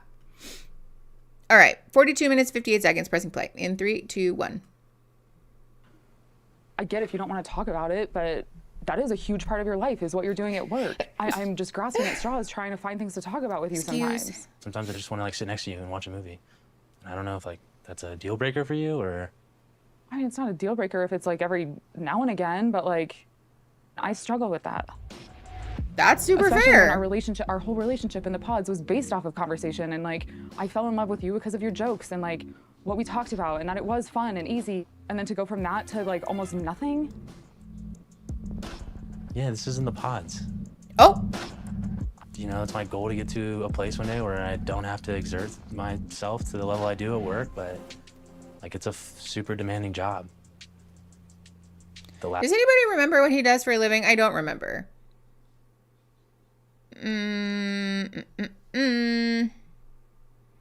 She met him on vacation mode, and this is his day-to-day life.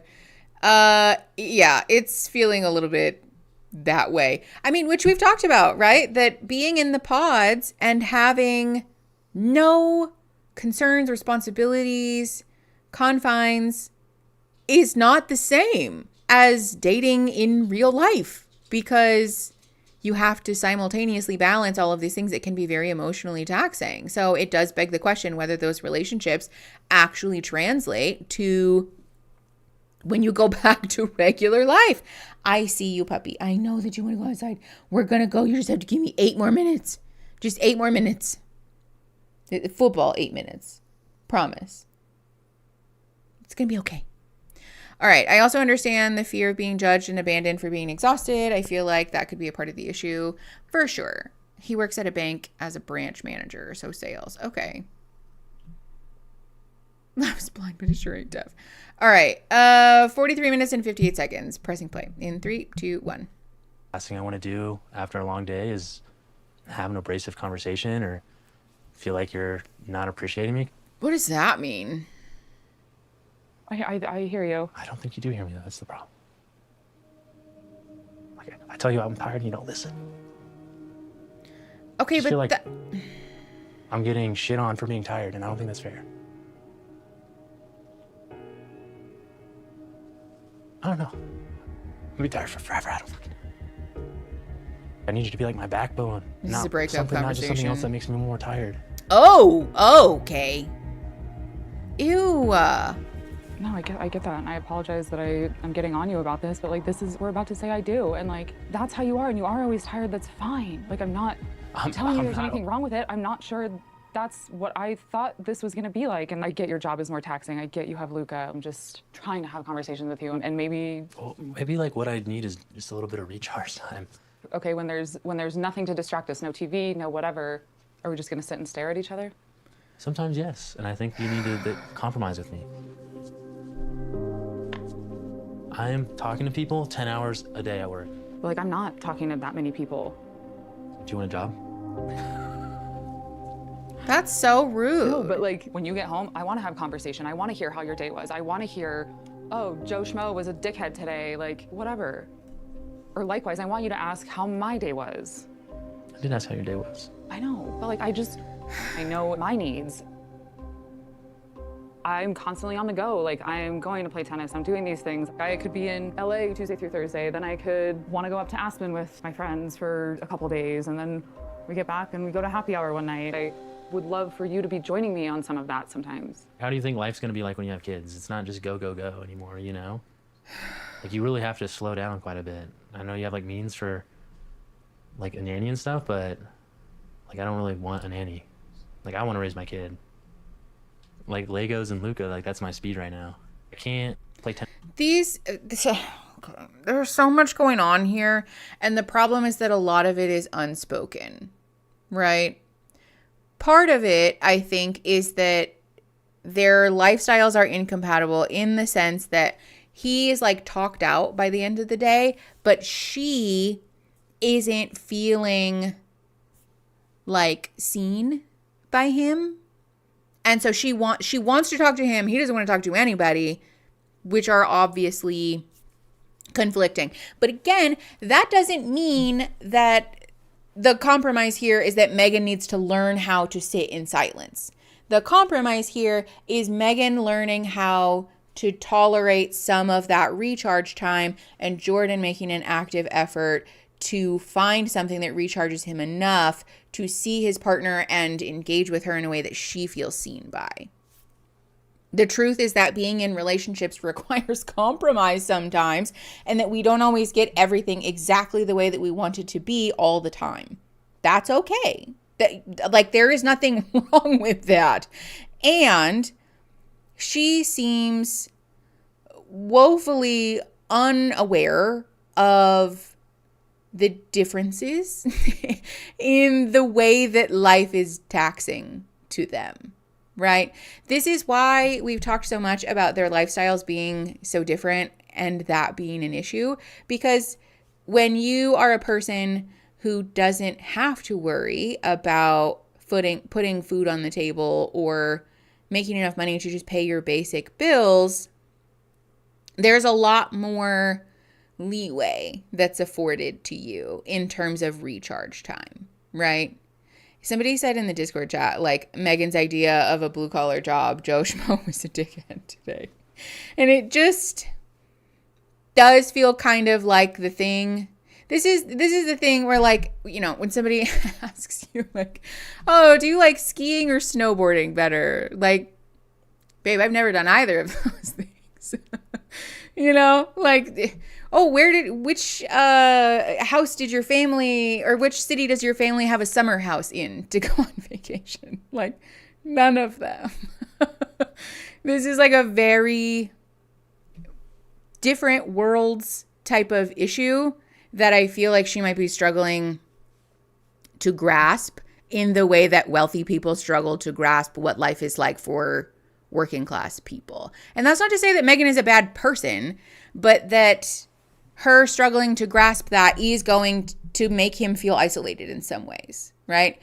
And on top of that, he is being very condescending and very unyielding in saying like, well, how do you think life is when you have a kid? Like, okay, Dad, you don't need to talk to people like that. You don't need to speak to people like she's an idiot or like she's completely unaware of the way that life will change when you're responsible for child rearing. And that also doesn't make you like a more virtuous person or more worthy of taking up space in your relationship. It's hold on. I missed Maria. Thank you for the $5. So grateful for your content and all the fundraising you do. Love. Thank you so much. That's so very kind of you to be here and to donate. Oh yeah, Madam Trashy, if you have generational wealth rears its ugly head on your bingo card, you can mark that off because this is very much that. I feel like this is not either of their best selves right now too. Definitely. This isn't everybody sucks here right now, I think. Very much. Holy gossip. Okay.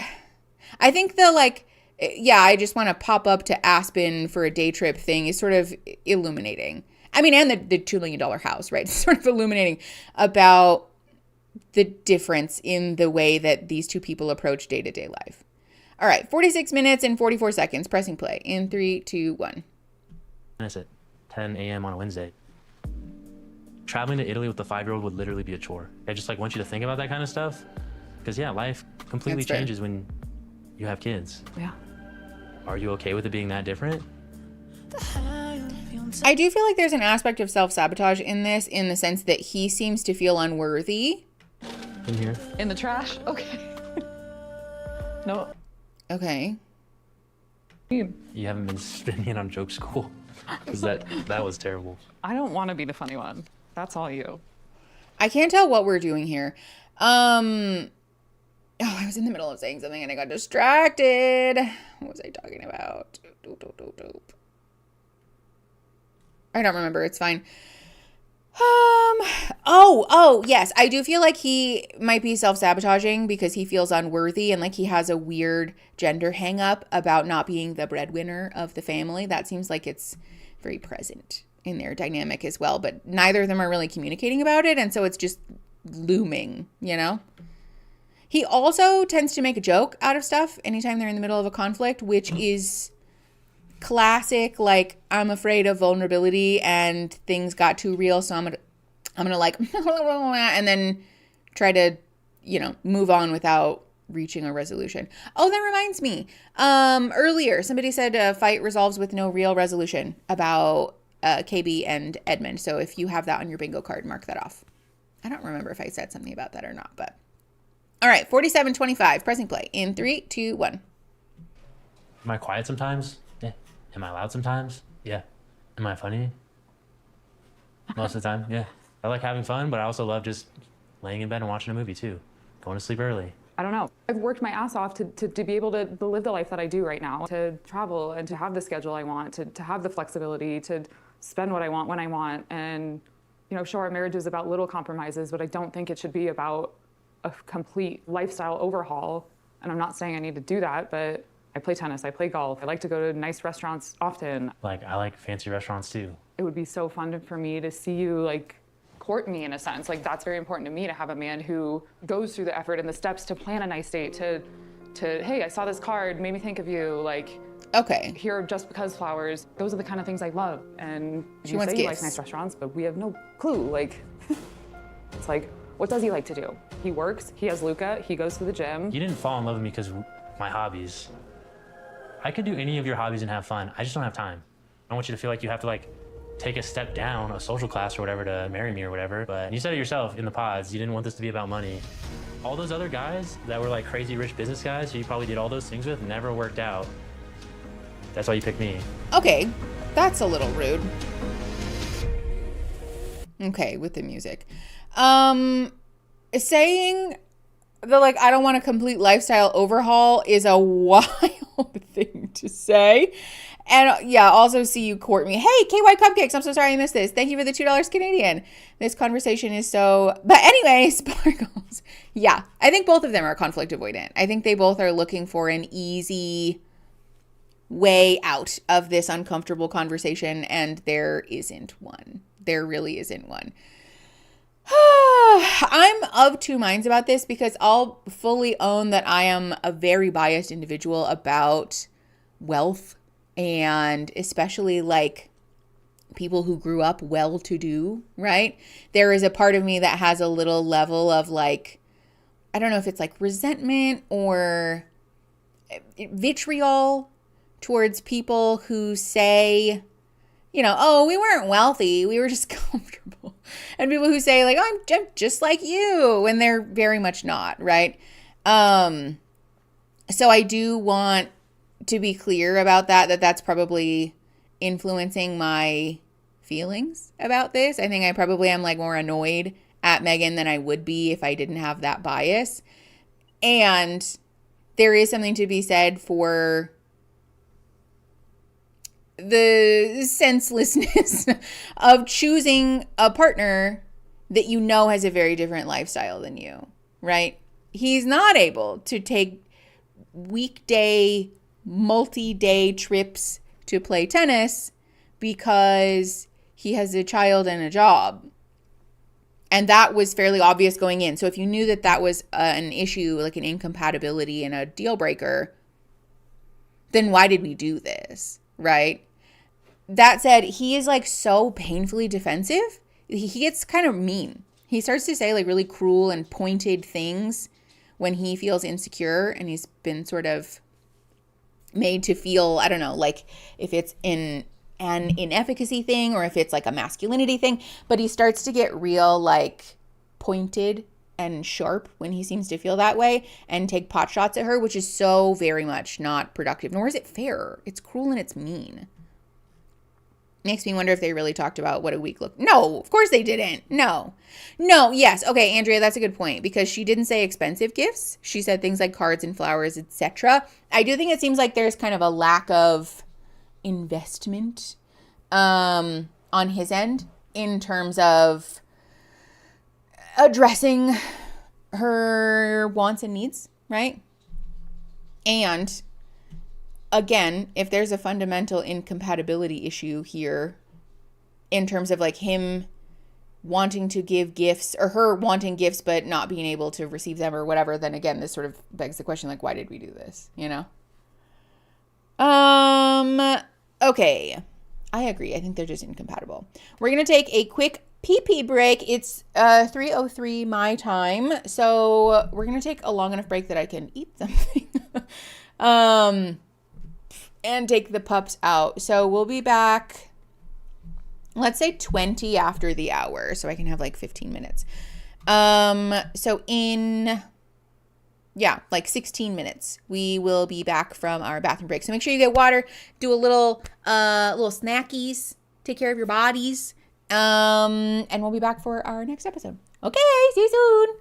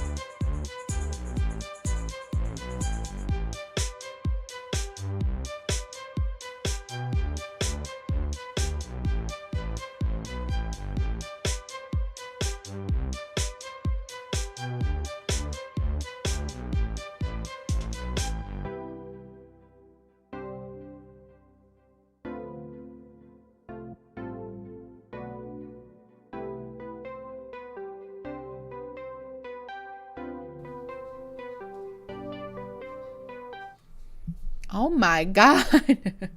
I come back to see that Scout did the most. Sorry for jump scaring everyone. Hi. My God.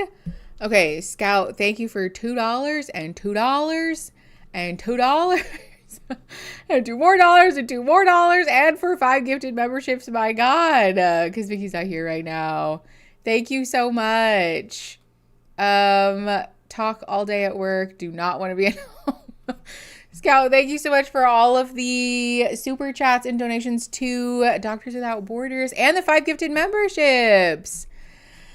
Oh, Binks needs everyone to know that he inspects everything for quality control. Oh, cute kitty. My favorite is when you guys share pet pics in the Discord chat. Okay. Megan seems to want to both be a sugar mama and be treated like a sugar baby. Jordan's not interested in any of that. She tried him on for size. It was a rough season to watch all around. I just don't think that Megan and Jordan are a good match. Making jump scares are always welcome. Listen, Samantha, thank you for the support in this trying time. We should really have a Mickey jump scare on the bingo list as well, but you know, it's a little late for that. Excuse. Oh my gosh, look at all the pet pics in chat now. Snod bless. Miso's very eepies. Ah, look at this puppy. Pickle princess. Okay. Let's see here. We are going to watch episode 12 now, which is all the weddings, which seems like there's probably not going to be very many. 420 Blaze it. Happy Dia de los Muertos. Yes, I forgot to say something at the beginning of stream. You guys, it's Day of the Dead. So if you guys are celebrating and honoring your loved ones today, big love for you. Look at Scout Puppy. Oh, Holy Gossip. Also, thank you for the $1.99. I'm so sorry. That puts us at 16 out of 50, by the way, for our second goal. 100 donations. This stream would be lit. But in fairness, I did accidentally click 50. I did not mean to do that. So, fair enough. We'll throw that gauntlet down, and if you meet it, you meet it. Also, what's my hair doing? Okay. Wearing your hair down and having over-ear headphones on is like a life challenge that I was just not prepared for. Okay. Can we mark bathroom break? Yes, of course. Aviva, if you guys have bathroom break on your bingo card, make sure that you mark that off. Why did I think Day of the Dead was in May? No, it's the day after Halloween. November 1st and November 2nd, depending on who you ask. Okay. Happy Ween. All right, y'all. We're going to get into this episode. We are skipping the recap, though, because you were all here for the season, which saves us 2 minutes and 28 seconds of time. Ooh, Neve, pronounced Neve. Yay for catching me up during break. Turning on stream fully allowed me to actually cook dinner cook dinner for tonight after a junk food menstrual week. So thank you and appreciate everything you do. Neve, thank you for the $20. Excuse me, 20 euros. I appreciate you for your donation. And I'm so happy to hear that you're having a nice self-care time. You love to see it. Okay, and then we have Melly, thank you for the $2. Pee pee poo poo. Like I said, I'll say pee pee poo poo. Thank you for the pee pee poo poo as many times as I need to, because that puts us at 18 out of 50. Turning on stream fully allowed me to actually cook dinner tonight, so thank you and appreciate everything you do. Yeah, Neve, of course. Okay, are we ready? Let's get into this episode. We're at 2 minutes and 30 seconds-ish. Pressing play in 3, 2, 1. Hold on. Is it? Oh, it's muted. Shenanigans. Thank you for the $2. Healthcare is a human right. Yes, it is. It should be anyways. All right. I'm pretty sure we have music underneath this. Yeah. So we're watching the bachelorette party, which is Winter Wonderland themed. And the men's appears to be Western themed. With marriage, Okay. It's like, I hate this shit, I'm over and I'm leaving. Right. You have to sit there and you have to fight. Well, that's not true. You could leave. And I feel completely safe. Like, if I have a bad day or if I wake up looking like shit, he accepts it, he doesn't care. What a low bar. Low bar. It's like lifestyle things. It's like, I don't always want to travel by myself. No. Are you questioning Jordan or are you questioning the change of Megan's lifestyle? All of us have been talking about that. That's a good question. Honestly, Megan, my biggest fear is that you are going to say yes because you fall in love with the kid. The kid will complicate your feelings. He already has. Like, but I'm also like, what? The kid? The kid. TM.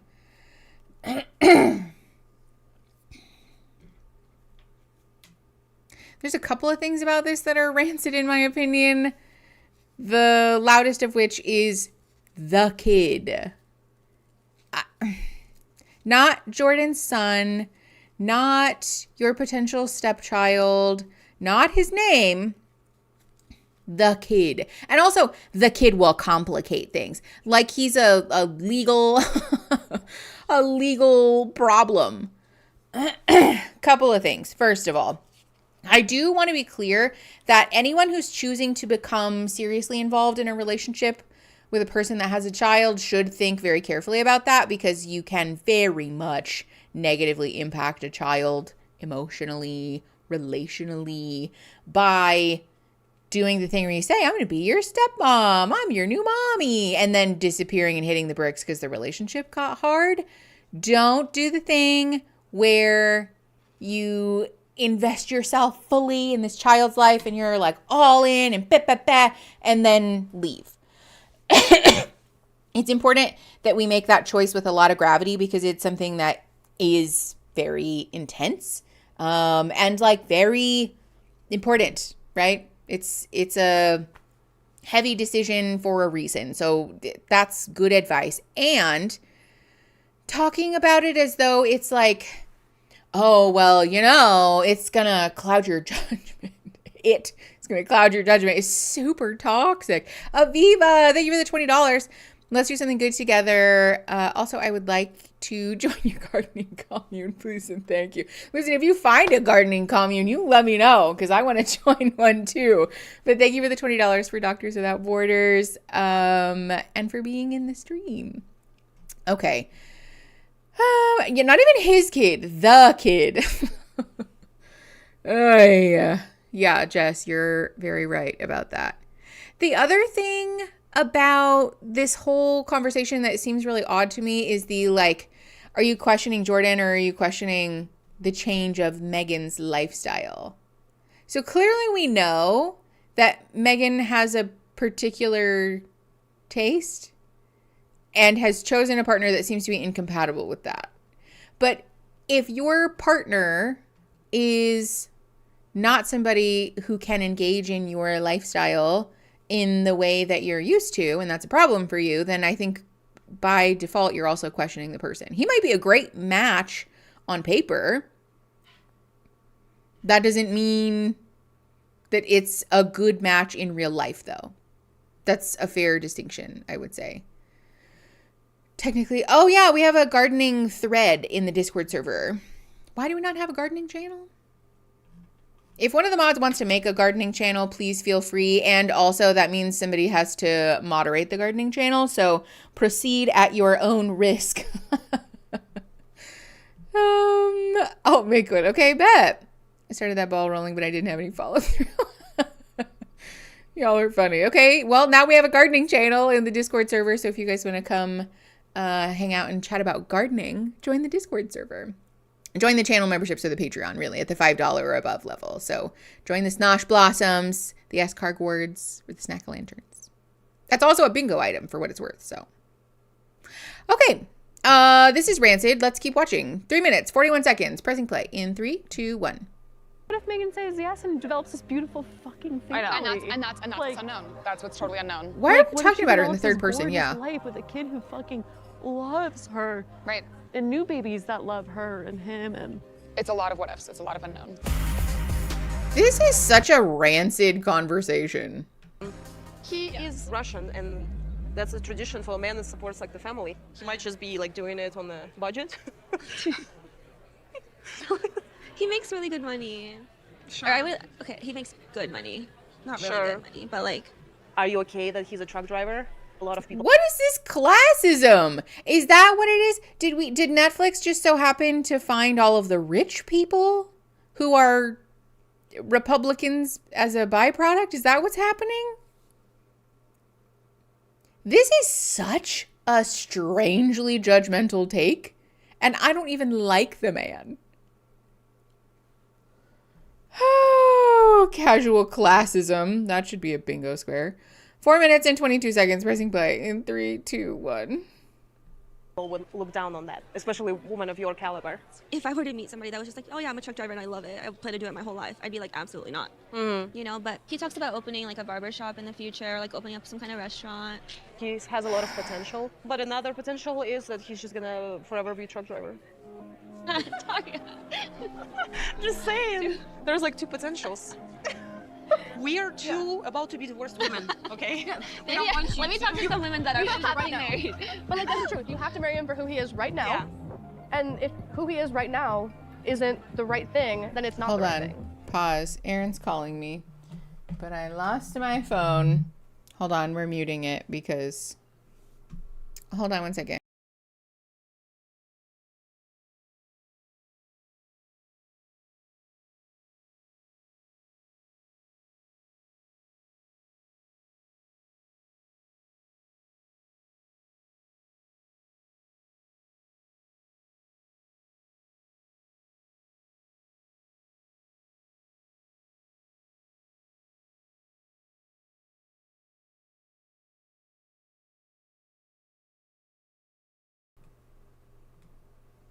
Okay.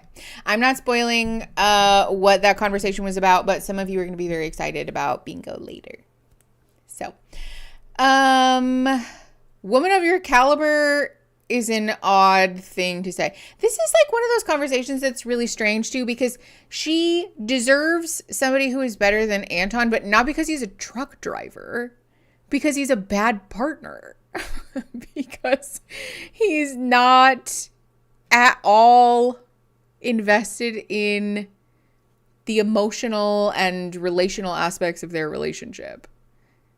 So totally spoiling it. Yeah, if someone wants to be a truck driver, what's the problem with that? I think the thing is that having reservations regarding somebody's career as like a time thing, right? Because people who are truck drivers are gone for long stretches of time. I think to say like, oh, that would be really hard to be alone, or, you know, for somebody who's like a firefighter or somebody who works overnight shifts as a healthcare worker, are you okay with the time constraints that's going to present? That's valid, right? But to say like, he's just a truck driver in this really like classist, gross way is such a red flag about your value system. Ew. Okay. 5 minutes and 18 seconds. Pressing play in 3, 2, 1. But like, who he is right now could be the right thing, and you could be happy with that for the rest of your life. Is it a yes or is it a no? The fact that she doesn't know or isn't saying leads me to believe that it's a no. With money? No. Does she cook and clean? No. But at the same time, there's things that I value more than that. Yeah. Am I willing to take a leap of faith? Yeah, I am. I'm gonna say yes. It's just... So she's saying no. No. With the music. Okay.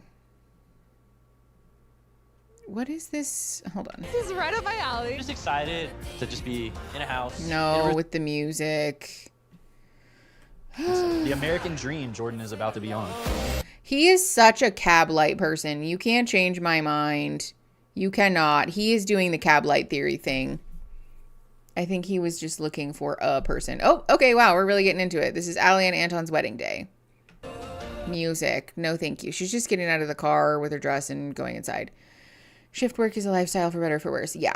Overwhelming, like in the best way. Okay. Bridal suite, cute, sure, whatever. Balloon arch. Ugh. Best case scenario, I get to put... Okay. I really hope that she says no. I love him. The way that they cut the music into every single aspect of the show is so fucking annoying. Anton showing up, got out of the car, walking into this godforsaken lounge. I've been wanting to find. Or this weird, like log cabin thing. Oh shit, this is. Okay, yeah, with the leather couches and the fireplace. And Day has finally come. He's reading a it's not letter. actually been very long at all. My biggest fear today is Allie saying no at the altar. She wrote him a card. Do we feel like that counts as somebody writing a letter? It was so sweet. His best friend's fiance messaged me this morning, and she's like, "Trust your gut. Like, it's gonna be such a beautiful day. I can't wait to see you." Oh wait, is this the fiance that told you this stuff? Oh about the yeah. partying? No, that's a girlfriend. Oh, that was the girlfriend. Okay. And she's only been the girlfriend for 3 months. Yeah. So I don't know how accurate her information info is. Yes. And like I haven't seen anything the last few weeks like with that, you know. The last few weeks. Mama feeling? Yeah. I'm scared because he drink alcohol. In my family, we don't drink alcohol. I'm scared about that, you know. Like ever? Okay, hold on. If you have somebody reads a letter, you can mark that off on your bingo card. And these people are like right judgment, but for the wrong reasons, you know? Like I also dislike Anton because of his alcohol use, but not because he drinks any alcohol. It's because of the amount of alcohol that he drinks, you know? The whole time you've also known him. Also, dude, you drank all the beer. It's again, yeah, and the hiding and the lying. That's very true. It's again the thing where you've known somebody for a couple of weeks, and so we're just running with it, right? I haven't seen anything the last couple of weeks, so it's been fine. First of all, that's not true, but second of all. All right, 8 minutes and 19 seconds, pressing play. In 3, 2, 1. I drink alcohol, Mom. But now the people have a like every day. I think he deserves some grace for it. It's not okay. I really don't like it. Yeah. Hell yeah, Mom. Wrong reasons, but okay. All right, now we have Anton putting on his socks. Because this is clearly... Oh, more foot content. Love it. So cool. Okay, this is Natalia, who's Anton's mom. Ну где мой сыночек родненький? She said, where's my dear son? How can I help you, my precious? Это Mismatched хороший знак. socks. Это хороший, it's a good sign. Don't worry. No, это good sign. Don't worry about. Oh, hold on, pause. Is this on 1.25 speed? Yeah, it is. Okay, great. Can we call a full episode without the cliches? Yeah. Yeah, if you have full episode without the cliches, you can mark that off. I really think she's on the show to meet someone in her DMs after it's over. I wonder what percentage of people are banking on that. Like, even if this doesn't work out, at least someone will probably slide into my DMs after, you know? Probably not a low percentage, if I had to guess. Okay, 9 minutes, 21 seconds, pressing play. In 3, 2, 1. Я тебя так люблю, моя золотая. Love you so much, love you. Никто знать не будет. Полосочка, дай полосочка. She said, just don't show the socks. Как ты себя чувствуешь, скажи? She said, how are you feeling? He said, I'm a little worried. She said, don't worry, God sees everything. Let me bless you. And so she's doing a little blessing. If I don't get a rich husband, I can still go on perfect match after. That's probably what it is, actually. Yeah. I just have to get my foot in the door with the Netflix cinematic universe, and then I can go on perfect match later. Okay. By the way, good info and shouldn't be a spoiler, but please check me. They talked about how long the process was and how many days they spent in the pods and stuff during the reunion. Oh, interesting. Okay. Hold on. My studio is buffering, so let me just double check that that's not fucked up. Okay, yeah, it seems fine. Great. All right. Oh, if you have religion mentioned, by the way, you can mark that off as well. 9 minutes and 19 seconds-ish. Pressing play. In 3, 2, 1. Ugh. Я тебя благословляю как мама. I bless you like a mother. You're my darling, my golden one, my favorite, my joy. You're the best thing I have. She said, okay, relax. You're breathing so heavily. Does Anton have siblings? Did we know? I think they talked about it, but I don't remember. Imagine having, like, brothers, and she's talking to him like this. Okay, she said, you're nervous. I don't want you to be nervous. 9:45, pressing play. In 3, 2, 1. Нервничаешь, не хочу, чтобы ты нервничал. Ты знаешь, что ты моя самая. You know, my child, you're the best in the world. Nothing to worry about. she needs to appreciate you. Pause. If you have talk about babies after the Megan conversation, we can mark that off as well. Okay. She needs to appreciate your soul. 10 minutes and 2 seconds. Pressing play in 3, 2, 1. Soul and your qualities, okay? Yeah. Because not everything is could be counted in the pockets, in the money. No. Of course. The soul is the most important part. Of course. If she say no, that's your experience. If she say yes, I will applaud. Just relax. Пойдем, я тебе помогу, одену пиджачок на тебя. Давай, на тебя одену. No, She said, let's go, put your jacket Ну, on. давай, я тебе помогу. Thank you for everything. I'll I'll see you over there. I'm choosing to believe that it's not boy mom stuff, and because also terms of endearment can get lost in translation, literally, right? Okay, hold on. Mary Grace, thank you for the $4.99. Great conversation about the alcohol, but why didn't mom bring it up before the wedding? Excellent question, Mary Grace. Excellent fucking question. It's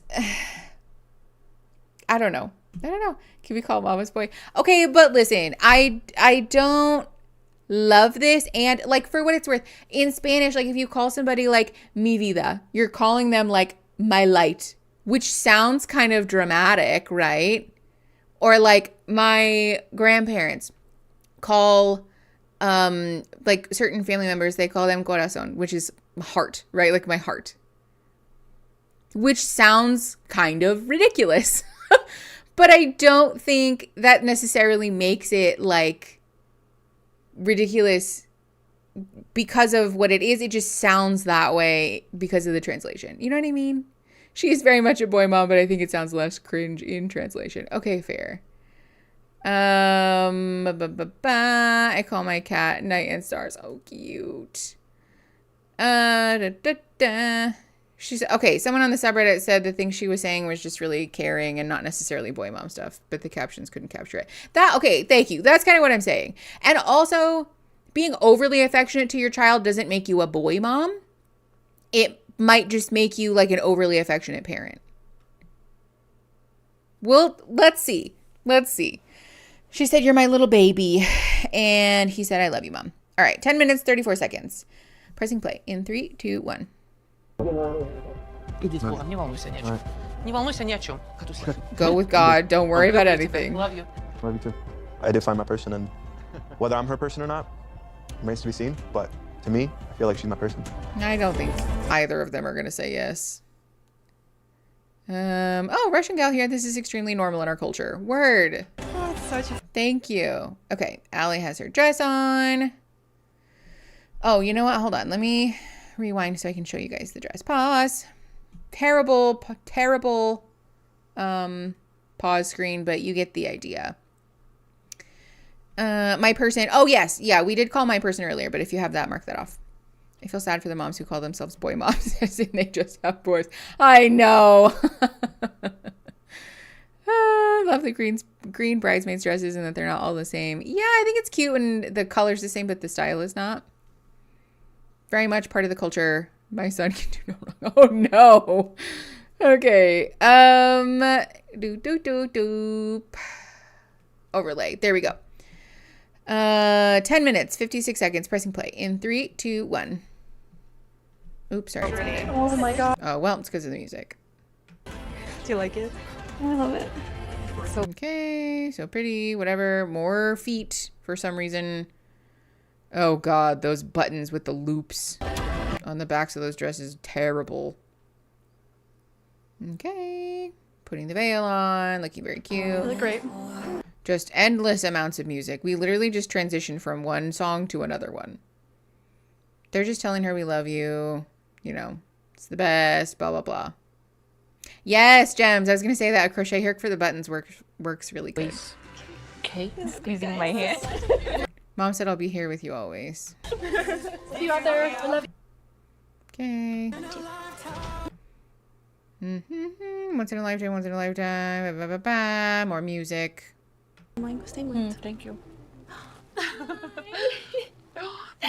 Oh, Anton's mom is visiting. Hi, nice to meet you. Nice to meet you. Vanessa.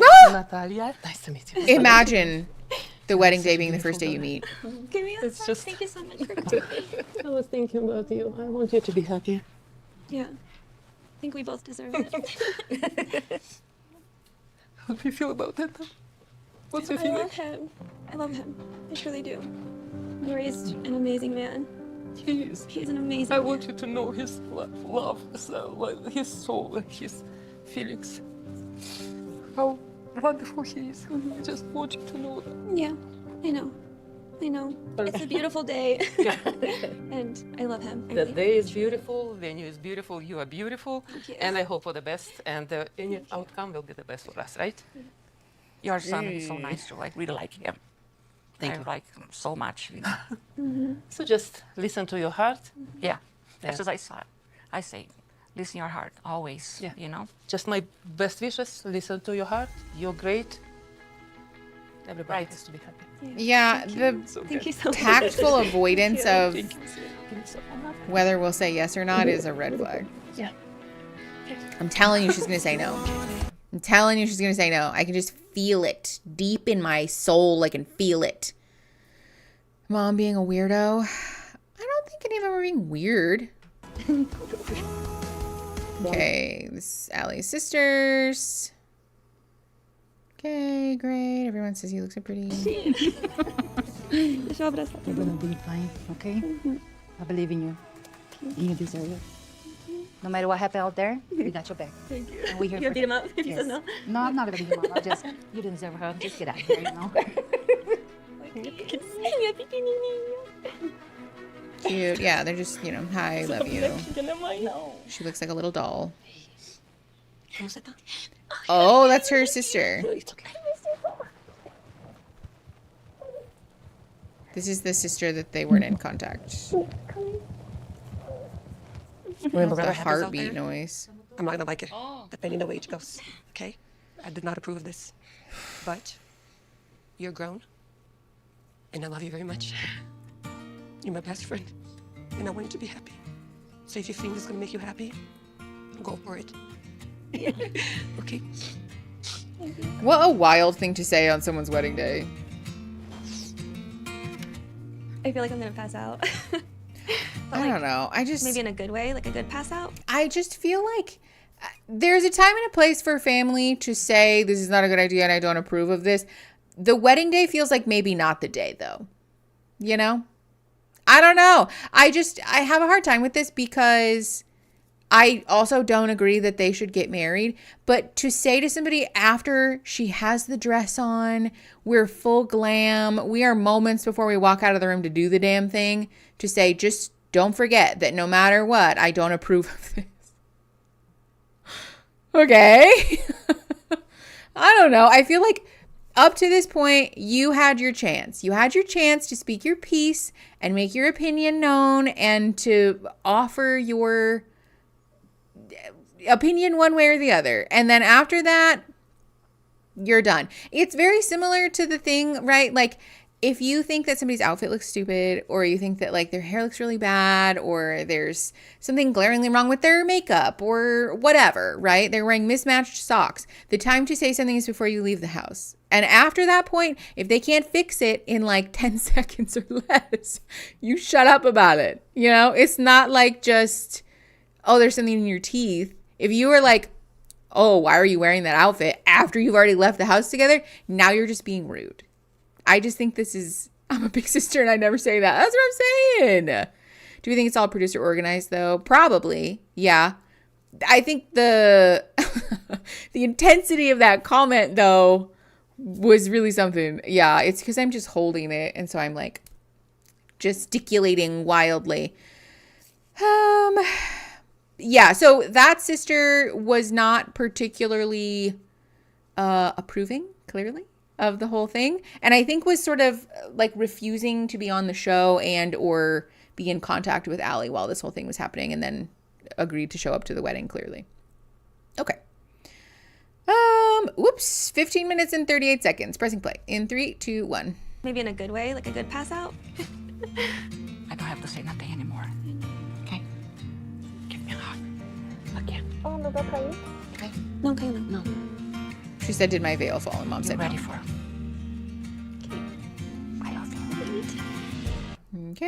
great. More music. Mom's leaving and just leaving Allie there to look nervous as fuck. Her tattoos are really nice.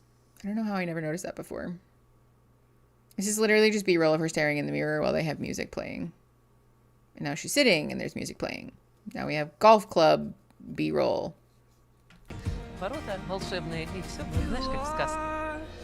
She said, now your magic gates will open and everything will be a fairy tale. You know what? Fair enough. Mom's being a little weird. If you guys have mom being a weirdo at a wedding, you can mark that off.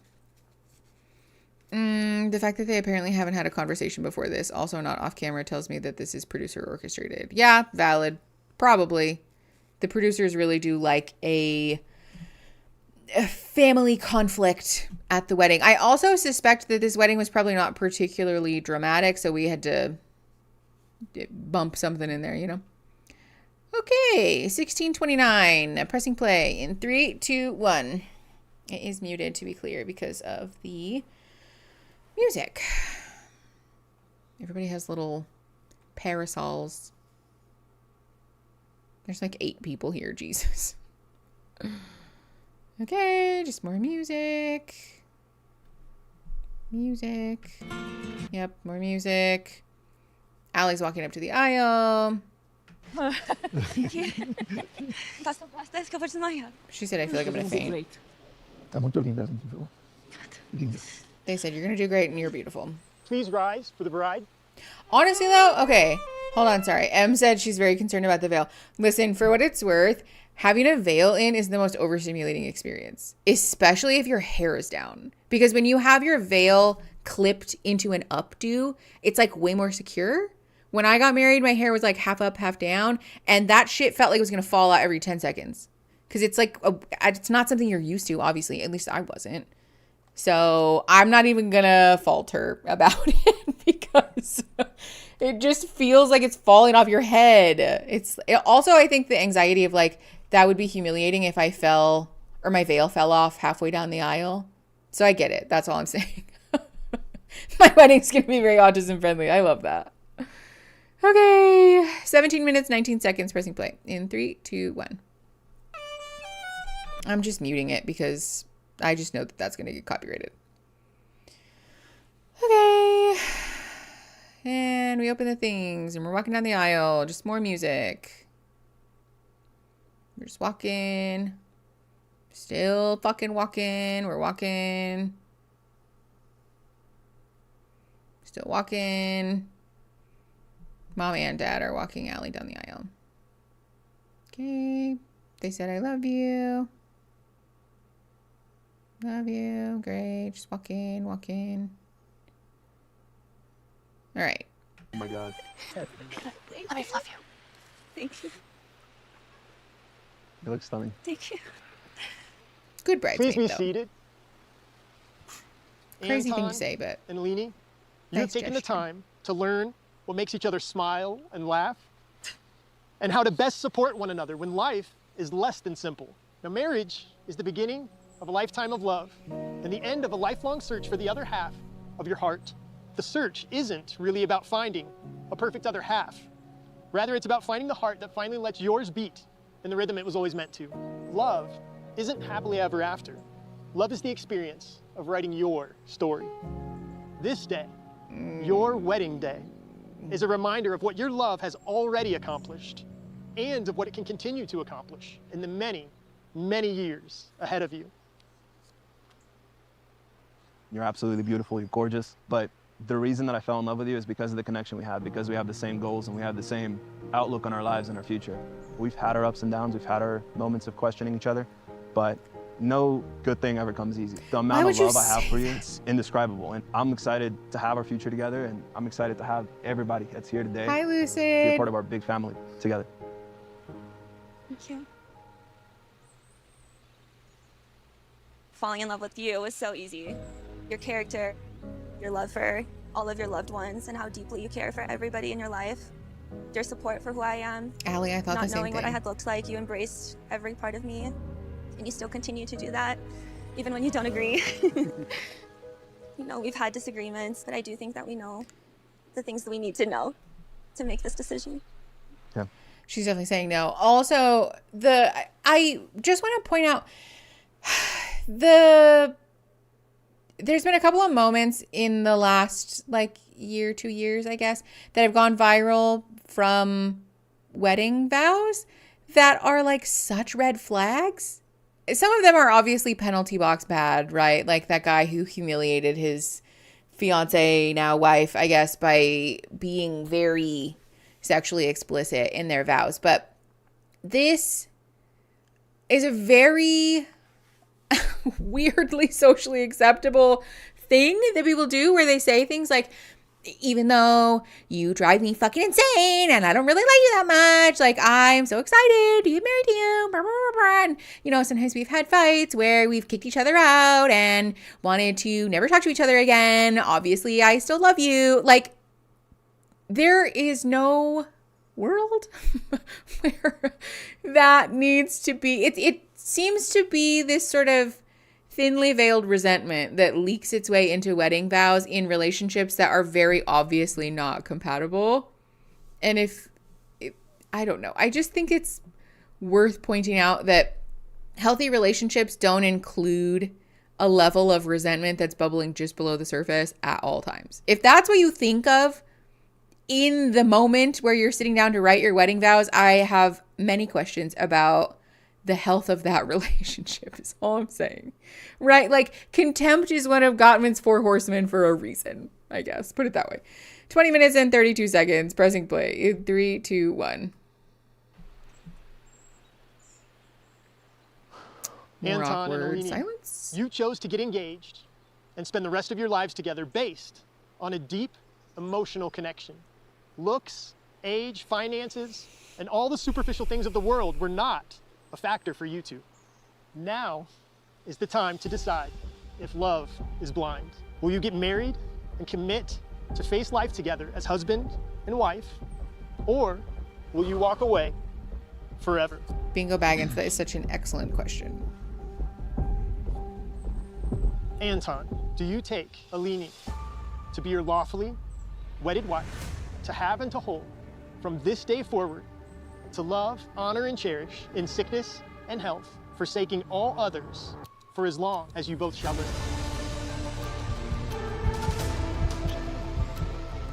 With the heartbeat noise. This is some real Michael Bay ass shit. You can mark that off on your bingo card. It's happening, like just going on and on and on. I do. She does not look pleased by that whatsoever.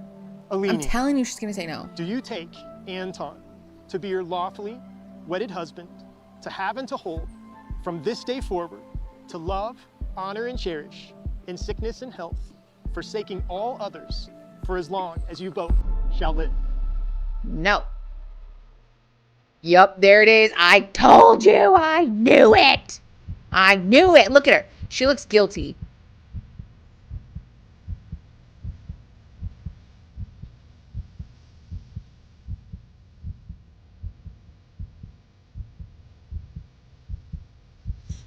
Yeah, he knows. He already knows.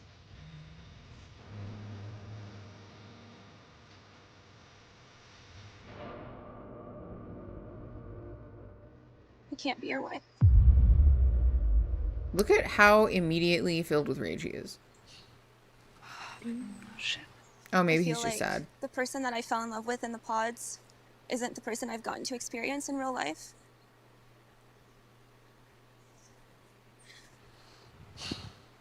So sorry. The posture that he took once he realized. No, with the music. It's also a red flag, in my opinion. She wanted him to say no so that she wouldn't have to look like the bad one. I think so, too. I think she felt very guilty about it. But I think she did the right thing. Okay, well, I hope she's just done the kneel down crying thing. Men's emotional intimacy is at an all-time low. Hold on, pause. One of his friends just gave him, what is it called? When men do the thing where they like this thing and then they pat each other on the back. What is that called?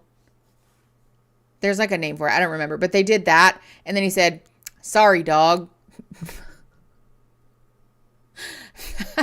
That is what you have to offer?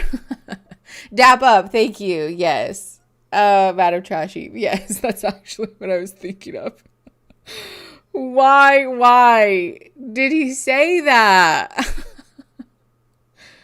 Oh, yeah. Okay. Somebody said, you know what? You're going to be fine. I'm going to try to play you guys some of the audio, but it's very like music right now. So we'll see. Pressing play in 3, 2, 1. No, you're going to be fine. Her sister said you're never gonna be fine, lies. yeah. Your heart never lies. Sometimes it's anxiety, to be fair. Yeah, no, that's what it is. Yeah.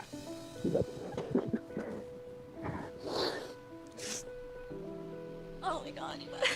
That is such a red flag from his family. Okay, let's go.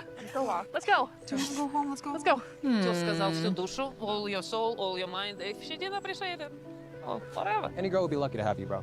Promise that. You know, Can't do yeah, look at this. Oh, man. Okay, that's really it. It's so far back. I don't know where it is. Hi, bye. Oh, this poor woman. She said, just let me out of this, please. Oh, okay, hold on. Pause really quick. Let me rewind. I want to show you guys something. Hold on. Pause. Right now. There. Look at this.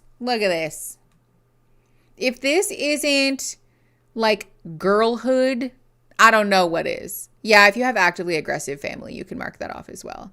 But look at this. This in contrast to the friend who said, sorry, dog, and any woman would be lucky to have you. These women rallied around her and said, if you want to go home, we're going to go home. Like, let's go home. And they're taking her veil out of her hair. They're taking her shoes off for her. They're unbuttoning the dress. They're like getting her out of this outfit immediately. Yes, this is women being homies for sure. This is why people who say like, I am choosing to not be in relationships with men because I don't need that. Like, this is why people say that.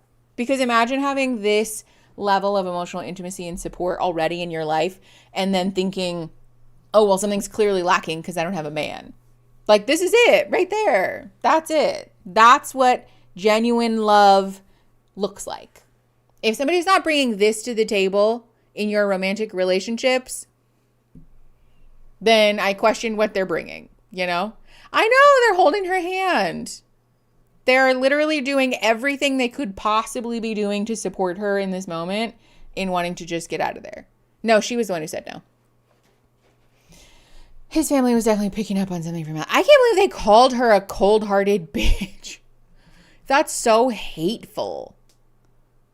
It's one thing to say like, yeah, whatever, you know, but like, wow. Okay. All right. Overlaying. Go back on. Okay. We're pressing play at 25:31, but it's muted because music. In 3, 2, 1. Okay. They're taking all of her wedding stuff off. Oh, her sister's giving her a big old hug. I think her roommate or something said, I've never seen a more pretty runaway bride. You mostly upset that you really hurt him? Yeah. You know what would have been even more hurtful to him? You marrying him, and it wouldn't be the right fit. That's true. Oh. Was it the mom? I thought it was the friend. I'm like 99% sure it wasn't the mom. Because the mom said, you know, if she doesn't appreciate you, then whatever. But no. I was really hoping that like standing up there with him would like make me just feel at ease and confident. Just didn't feel right, or how I would expect like that moment to feel like. Yeah, I think she was really hoping that he would say no. Okay, she's just sitting. He was super forthcoming about his lifestyle, drinking, partying, how active he is, how healthy he eats, and like some of the information that I learned about Anton through his friends threw off like my perspective of him. I mean, that's valid. It's clear that he was hiding things. Not just how often he's going out with friends and stuff, but like to be the one walking away. Literally the amount of alcohol he was drinking. You know, she said that she feels like I'm not the person that I was in the pods, and I don't know if it's looks, I don't know if it's the vibes, or I don't know if it's the way that we were living together, but you know, I can say that like I've done nothing but care for her, and the fact that he doesn't know is concerning. It fucking sucks. Yeah, I feel for him in obviously being the one that's rejected at the altar because it's terrible. Oh, bye, Snow Sprite. Thanks for hanging out. Hi. Oh my God. Thank you. Ooh. Look it. Behold. I just dropped Cinnabons on the ground. Thank you. At least this room is the oh, nope. I was going to say this room is the least likely to have dog hair in it, but it's not, apparently. This one might be okay. Thank you. Do you want me to eat that one? No. Well, you can have it if you want, but it's got dog hair on it. Don't eat it. Otherwise? No, you just pick it off. I'll clean it later. If you have Dog Dash on your bingo card, you could mark that off. I should probably vacuum the floor later. Don't let me forget to vacuum the floor. Yeah, we're gonna Thank have you. time for that. Thank you. Yeah, if you have Dog Dash, Aaron just got home from work. He's in fact shirtless, so he will be on camera. Not at all right now. Yeah, him being like, I don't know if it was looks or whatever, when they've had like clear conversations about the drinking is really odd to me. Savannah, there is nothing on the floor for you to eat, Bubbas.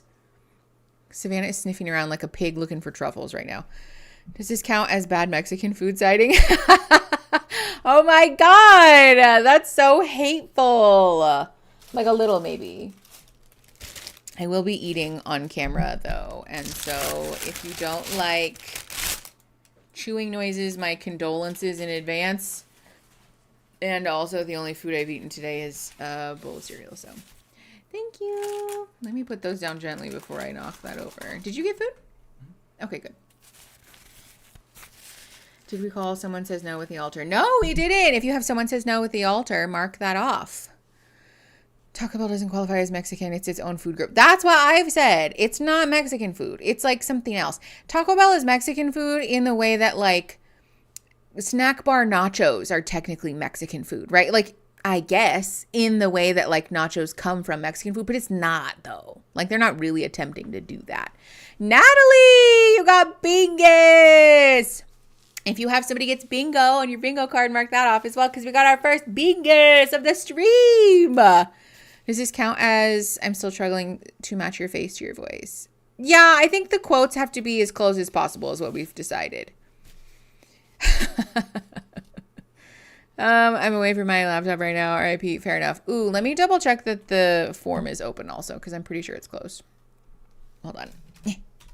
We're just going to take a brief intermission for me to eat some of my Crunchwrap. Also, for me to open a form. Woohoo!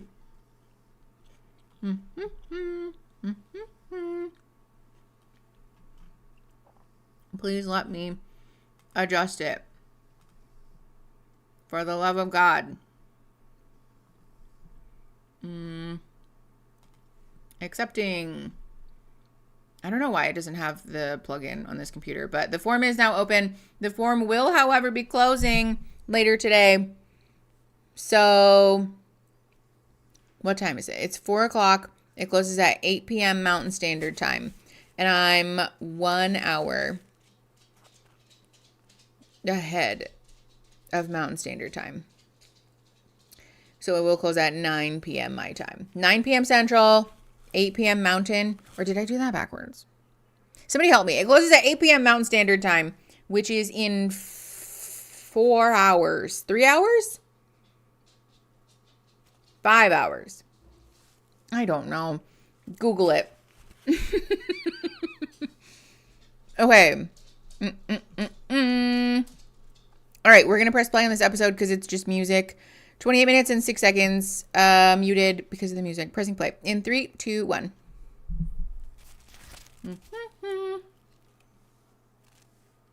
More golf cart footage. All right, Calabria and Edmond. This is definitely sponsored by the place that is hosting the weddings because we've gotten so many shots of the grounds and stuff. Oh, why am I getting emotional already? This is crazy. Okay. We're just walking into the thing again. This is the exact same bridal suite that Allie got. Calabria said I'm so emotional.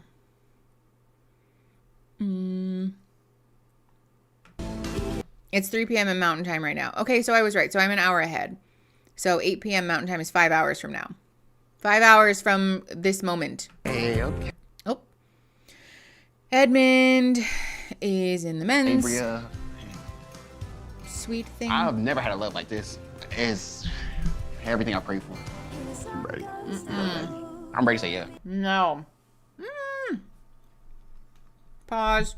Splack. Thank you for the 250. Thanks for streaming while I dress up for a party. Yay! I hope you're having so much fun. I have a napkin. I really hope she says no. Okay, let me make my official predictions at this point in time. Oh, I've never felt like this. Yeah. Boom. Thank you for reminding me. If you have I've never felt like this on your bingo card, mark that off as well. Also, hold on. We've had this season, hold on. We had Madison and Joe. They said no. We've had hold on. Patrick and Casey also said no. Somebody else. How many couples did we have in total? Patrick and Casey. Well, actually, let's do it this way. How many couples do we have left? How many couples do we have left? We have Sparkle, Megan, Calabria, and Edmund. That's it, right? I'm pretty sure that's it.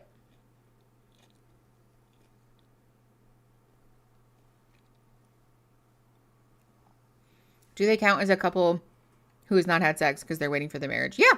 August, if you have a couple who has not had sex, or a couple is saving sex for marriage, then you can mark that off. Oh, we do still have 3 couples left? Because Madison and Joe said no. Patrick and Casey said no. Sparkle, Megan, and Jordan are an unknown. Calabria and Edmund are an unknown. Anton and Allie are a no. I'm just trying to calculate. Because if we have less than 3 couples with even the potential of saying yes, then you can mark off less than 3 couples get married. Nick and Annie also said no. Yeah, that's right. So, best case scenario, 2 couples are getting married, right? If they all say yes that are left.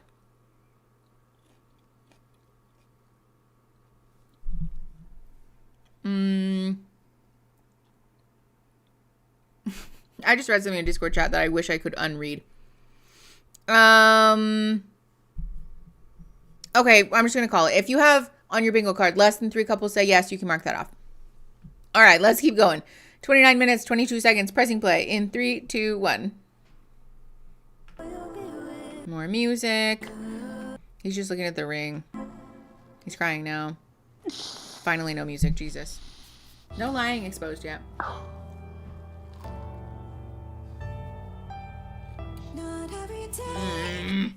With the music, Netflix, please release us. No, thank you.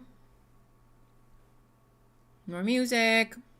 Okay, Calabria's just fussing with her hair. Okay. Hi, sexy. Not the Target product placement. Okay. Please, God, Netflix, release me. I just want to eat my Crunchwrap in peace. Okay, good, because I'm gonna thing right here. I'm gonna just keep it. Okay, Did you so why were we crying?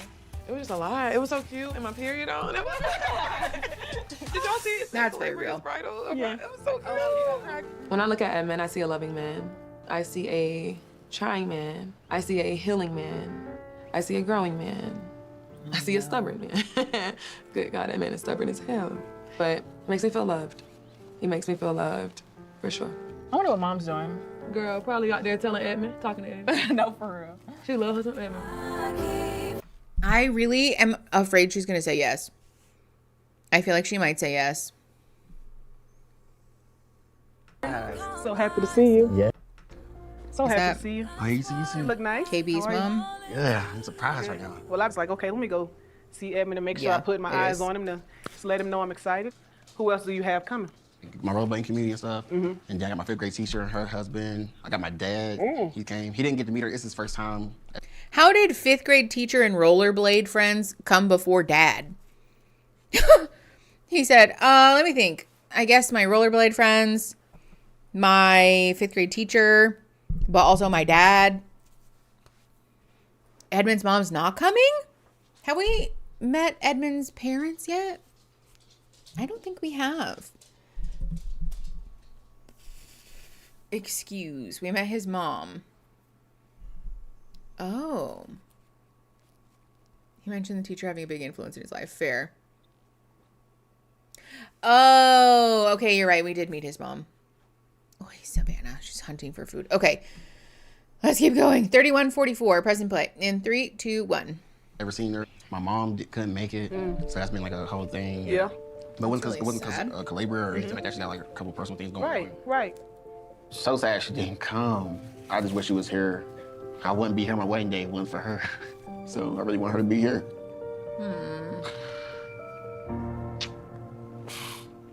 People make the choices, okay? So don't take that as someone that don't care about you. At this time, she may be in a season that she had something else she had to do, but don't let that dampen your mood. Yeah. But it still hurts. And there would not be any words or anything that a person could say to fix that. Don't let that steal your joy for this day, because the people that you need here are here. It's life, and you have to find peace with it in a few hours. I think I would just have a In a hard few hours, time. you'll get that strength. I know, in this season. I just Hey, thank God for Calabria. Julian Vivas, thank you for the $4.99. How do you feel about Joe and the way he handled the relationship with Madison? Oh, dislike. We talked about it earlier in stream, actually. If you want to rewind and double check what we talked about. It was a very lengthy conversation that I will not bore everyone with again. But big dislike the way that he handled that. Thank you, though, for your $4.99, which reminds me, we're at 23 out of 50 for our super chat goal, and we have 1 hour left. Whoops, that's not what I wanted to do. Good on KB's mom for being there. I am like trying to figure out what something could reasonably, like what could have happened that someone would be like, actually, I'm not going to be there for my child's wedding day. Is this actually healthy communication? I'm going to say no, because it's more just kind of like talking. It's not like communication in the way that it's conflict resolution or, you know. Okay,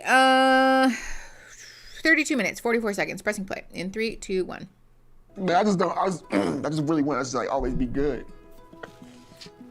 Oh, him and Clay. I'm in love with Calabria. I'm gonna give him my blessing, and I think y'all can do it, y'all adults, and I want you guys to be happy, okay? Thank you. Oh, it's just my wedding day. I know, and I'm so happy I don't have my makeup on yet, because I would have ruined it by now, because I've been fighting back tears all day because I'm so excited for you guys. I appreciate you, baby. I appreciate you. Thank you so much. And thank you so much for choosing her. Oh, yeah. We're going to hold our breath while you guys come down the aisle and mesmerize us. Thank you so much. All right, dear. We'll see you in a bit. Yes, ma'am. Okay. I was not supposed to cry, Eddie. I was not supposed to cry. Okay. Yeah, his mom's kind of absent and in and out. I forgot about that. Okay, there's mom in Calabria's. Getting ready sweet now. What you Thank you. Oh, you about to cry, boo? Aaron brought me Taco Bell. And your little stuff, girl. Okay. I'm so happy. Yes, he was in foster care. It would have been a mess. We're gonna get married. I'm on one. Who proposed? So she got to finish you up. Did you put my pens in? Okay. I actually just went and spoke to him too. Oh, you went in his room? I did. Oh, that's amazing, Mama. Hey, there's something about- Rouge, hi. Thank you for the $20. Happy Saturday, fam. Healthcare is a human right. Yes, it is.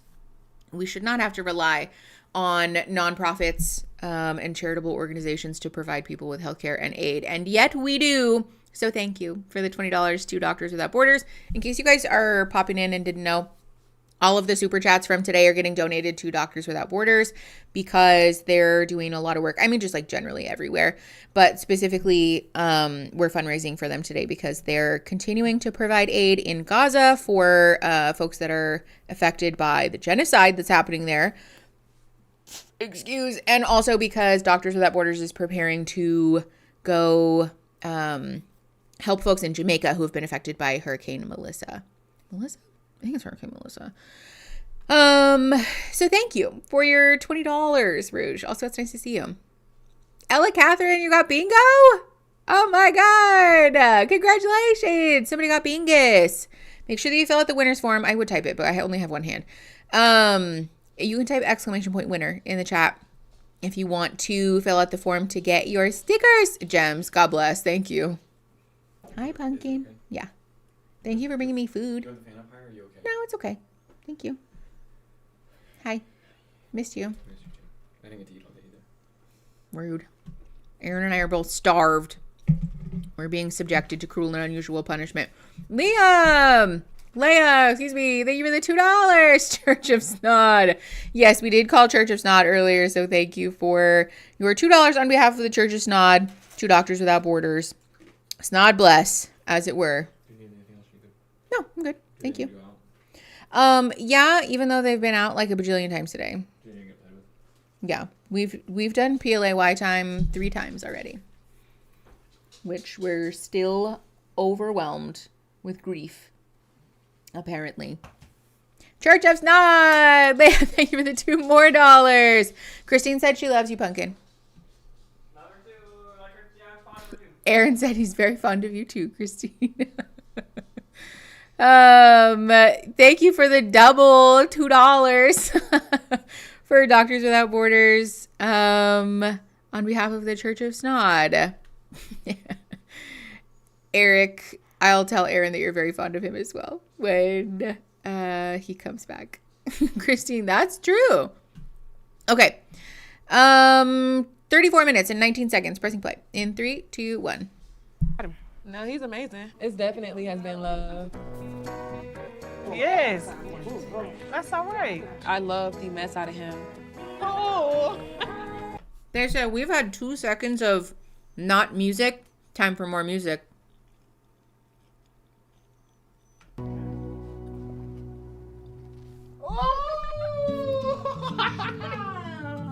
Edmund's teacher, Jesse. Wow. Having my 5th grade teacher here is just so special. I was just in the world of just like not having a guardian, and she was like my guardian angel, really. I remember him talking about this. She used to like help me out. My grades were bad, but she's like give me extra tutoring and everything, and then also like help me with meals. Cause when I went home, I didn't have dinner, so she'd like be like, "Oh, you want anything?" Like Subway or something like that, just to make sure I'm eating before I go to sleep. Really hard on me when I needed discipline. If she supported me, I really truly don't know where I would be without her. Really. That's I swear you were there like in my life, and you always been like after like. I will always be your constant. I promise you that. Always. I appreciate it, Miss Welsh. I appreciate it. Yeah. I have prayed for you so many times. And I'm going to keep it up because you deserve everything. I appreciate it. I'm going to keep on grinding, keep on working. I keep on going. You always have. Woo! I said I wasn't going to do this. I'm like a proud mama right now. I know. Holy cow. And she's it. She's the one. And you had to come to Colorado to find her. I had to come out to Colorado to get her. I'm so glad you got out. I'm so glad you've done this. I respect you. You're so great. You're so loving. You impacted my life tremendously. Well, you made me the teacher that I am. You absolutely did. You changed my whole perspective on being in a classroom and making connections, and you changed me from the get-go. You changed me too, like really, like when I was in 5th grade, when I was on and the you wrong were the path. hardest kid Yeah, to teach. I was on the wrong path. I was just, yeah. In my classroom, first day, you back there dancing, singing, and I'm trying to teach a class, and then I learned, you know what? You were still paying attention to everything I had to say. You were gonna make it. And now I teach to everybody, moving around the classroom, dancing, do whatever they gotta do, because you taught me that I could teach that way. And look at you. And look at you. It's very College graduate, busting yourself to get out here. You're I- not getting married. There's no words for it, but really for you to be here. Now I'm so used to Miss. It's gonna be Miss West forever. Yeah. Like, but really though, like I want to say Jesse. Like, At some point, you can use I my know. name. Yeah, Jesse, but. Or you can call me Mom. Mom too. Mama too, whatever. Mama one, but really though, making you proud means so much. I was like, it motivates me, like. I've always been proud of you. But you supposed to. I'm gonna always need that be the case, really. All right. Mm-hmm. You got this. I got this. All right. I got this. You got this.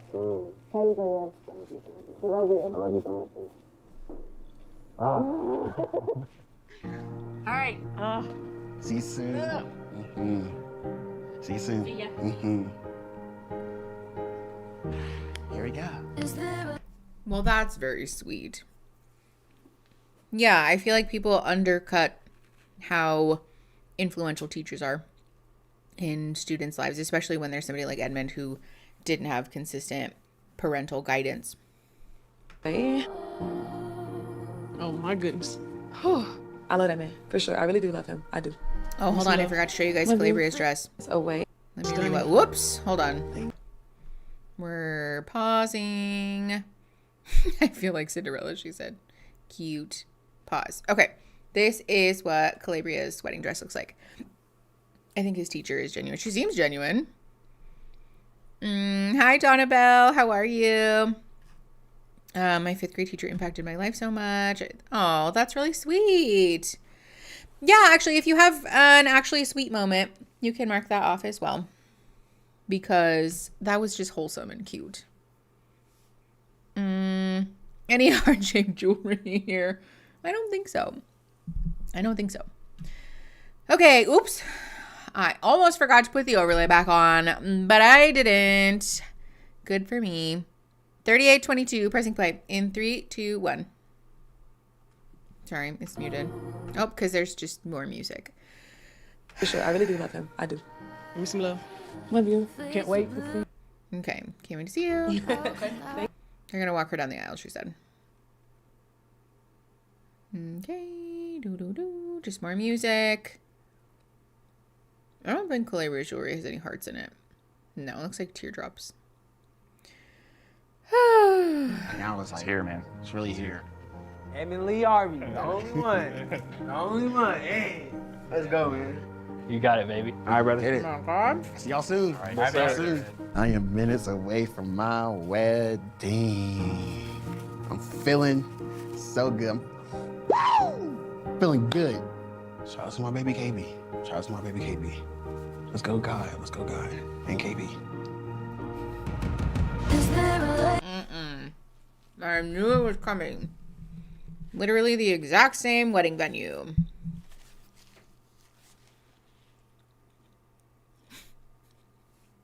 Eric, you're welcome. I think it's helpful because then I can just... Oh, his teacher said, you're all right. 10-year-old Edmund never saw this. It's a new beginning. Not going to be easy all the time. I'm ready. I know you are. You're ready for the best part of your life until you have kids. Then it gets even better. Oh, yeah, I really want to care. I'm ready. Yeah, I want some athletes. Yeah. They'll keep you busy. Mm-hmm. You're a great human. You're going to do wonderful things in this next chapter. Thank you, Jesse. Mm-hmm. Why did you call me by my first name then? Let's go.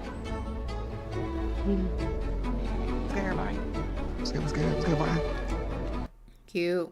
Walking down the aisle. Lovely. You got this.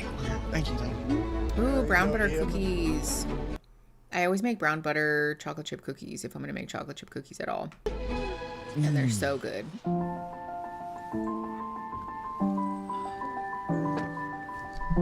Okay. Oh, I just got so nervous. I love you. If everybody may please rise.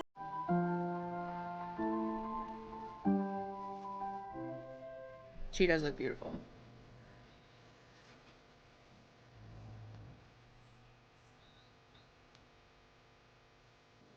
I hate the fucking letters and front drops.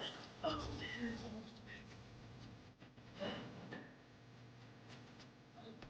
man. Shit. I didn't mute any of that. Whoops. I feel like that might get like demonetized, but You look so good. You look so beautiful. We'll see. You look so beautiful. Look at that. It's so beautiful. I love you so much. I really do, I swear. I love you so much. Ah. Everybody, you may be seated. Oops. Okay. I love you so much. Edmund and Calibria, I hope your marriage is a safe haven, your rock, a place where you may both become your best selves. In every marriage, in addition to joy, there will also be hardship. In trying times, I hope you remember this day and the love you currently hold in your hearts. Why do we gotta do Treat that? yourselves and each other with respect and remind one another often of what brought you two together. This ceremony is a witness to you choosing to stand together and support each other, no matter what. I fell in love with Calabria. I love you so much. But I am crazy for you. Like, my emotions are like water. going crazy right now. But I love you so much. I've been praying for someone like you, really. I mean it. I love you. I want you. Everything we talked about, like our future, the kids, I'm really ready for it all. Hold me accountable. I'm ready to like grow more as a man. And like we about to be better than we ever have been. And it's because of me and you. I got big plans, we got big plans. I'm ready. I'm confident. Give me some pressure, I got it. Yeah. Like I love you so much. Whew, my lead, baby. It was so easy to fall for you. It was so easy to fall for you. Fall in love with your story. Your story shapes you. You shouldn't be ever insecure about it. Your story is who you are. Christina, Your story I was is a gonna part say of the reason same I fell in love with you, baby. The genuineness, the positivity, I'm not focused on the negative. I'm gonna focus on the good side of it, all of that. You are very strong. You are very genuine. Everybody loves you, baby. You don't be lying, you know? And I am so happy that it's you that I fell in love with. You've shaped me, you've helped me grow. You've shown me things I didn't even know was like something I needed to work on. But I wouldn't have learned if it wasn't for you. You are an amazing man. And I'm just so happy that it's you, that, you know, and you chose me. Okay, pause. No worries, Max. If you want to see what's already been called, you can go to sningo.com or type !call sheet, no spaces in the chat, and we'll pull up the website for you. I think we can call cringe wedding vows because the intensity with which he seems to be like lobbying for her to say yes is, I don't know. Again, like just not the energy that you would hope for on a wedding day, right? Rather than a calm assurance and an emotional intensity that is like grounded. This happens a lot on Love is Blind where there's almost like this is my last ditch attempt to convince you to please not break up with me. And it's hard to watch. I feel bad because part of me does really like Edmund, but then like a lot of the behind the scenes stuff, the incel stuff, you know, there's some stuff in there that I think just really needs to be addressed that I don't know that he's even aware needs to get addressed, you know? I'm officially guessing. Hold on. Give me 1 second. Give me 1 second before I officially guess. I love the hell out of you. I love the hell out of you. I love you so much, really. Calibria and Edmund, you chose to get engaged and spend the rest of your lives together based on a deep emotional connection. Sorry, pause. Is that how you pronounce her name? Have we been pronouncing it wrong this whole time? I thought it was Calabria. Or did they hire an officiant who pronounced her name wrong? Both of which are bad, to be clear, but... Okay, boom. I was kind of thinking that. It's almost like she's trying to convince him, like, just so you know, you're still a good man, even though I'm about to crush your heart. I don't know. Okay, 45 minutes even. Pressing play in 3, 2, 1.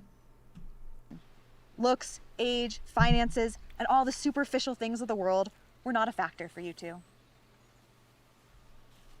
Now is the time to decide if love is blind. Will you get married and commit to face life together as husband and wife, or will you walk away forever?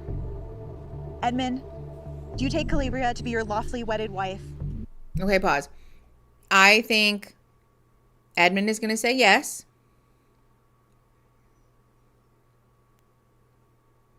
I don't know if I'm just projecting because I really want her to say no. I really feel like she might be getting ready to say no and like let him down easy. I feel like, I know, Echelon's sleeping in the chair we normally film in. I really feel like Edmund's going to say yes, and she's going to say, I love you, but I can't marry you yet. It's going to be one of those, you know? Okay. 45-32. Pressing play. In 3, 2, 1. To have and to hold from this day forward, to love, honor, and cherish, in sickness and health, forsaking all others, for as long as you both shall live.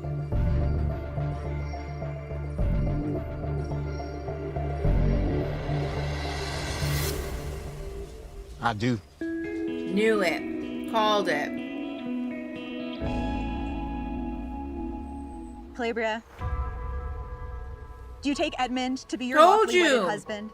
To have and She to has the hold from same this guilty day forward, look. to love, honor, and cherish, in sickness and health, forsaking Eyes all down. others, for as long as you both shall live. She has the, oh, fuck. Sorry, what the fuck is this music? It's so loud. Look, she's gonna say, no, I knew it! I knew it! I'm so sorry. No. You deserve someone that is 100% at the altar. And I'm not 100%. And my no doesn't mean that I don't love you. What did I say? It doesn't mean that I don't accept you. What did I say? No, I'm so sorry. Yo,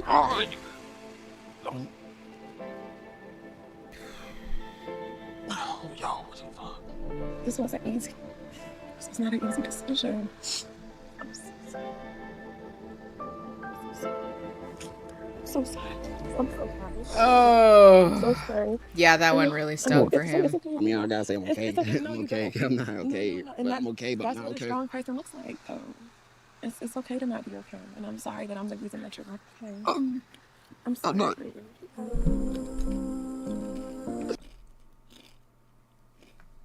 But the amount of gentle parenting that she's doing right now is a little concerning also. That teacher is definitely staring daggers. Mm-hmm. Gems Jinx. Oh. I respect you no matter what. Vice versa. You are great. You are very really. handsome. Thank you. I know you look so good. I fell in love with you blindly, but dang, you happen to be so beautiful. You got the best body I've ever seen, baby. Oh, okay. Do we have to do that So graceful. right now? You are amazing. You are enough. But the doubt I have to honor, you know? I know we did have enough time. It just was a hard decision. I will say this is the nicest way that I've ever seen somebody reject their fiance at the altar. I'm great. Down the road, at least. I will never write you off. I know. I just really feel. I felt for you too. It was genuine. I stayed because I felt for you, man. Like, you are a big stepping stone in my life. A big one. I will never forget you. And this was not an easy decision at all. I have been battling up until I broke down. I could not figure it out. But due to me not being able to figure it out, that was my answer. Yeah, you but deserve also, someone that's 100% balanced. see, it just sucks that Love is Blind forces them into this situation, though. Because rejecting somebody at the altar is so cruel. Yeah, I feel bad. Ugh. Okay, it's just music. Edmund's staring into the distance, crying, which is super fair. No, sure, they signed up for it, but I don't think there's a way to, like, really... Oh, Christine Jinx. I don't think there's a way to really accurately prepare yourself for how bad it probably feels to be in this situation, I made my decision, you know? but I just see how hurt he was. Yeah. What if you would have said yes? How would that have? I would have been miserable. Why do we keep saying these things? I just feel so bad. You don't have to feel bad for choosing you. Miserable. I just do. You don't have to. Yes, it hurt because as humans, we don't want to hurt people. But what would have hurt him the most is living a lie. Yeah. Wait, I mean, this is really feel bad. the same advice that someone gave 'Cause I earlier, really do which is love true. him. Yes. Hold on, pause. Is this stream fucked up again? Here. We'll fix it again. Oh my God. Discord. Please be so fucking for real, Discord. Okay, there. Never mind. I fixed it. Discord closed. Okay. It's fine. All right. Well, I already fixed it, so. Ay, ay, ay. If you have Mickey has technical difficulties, just mark it off because it's all a disaster. No, not you guys.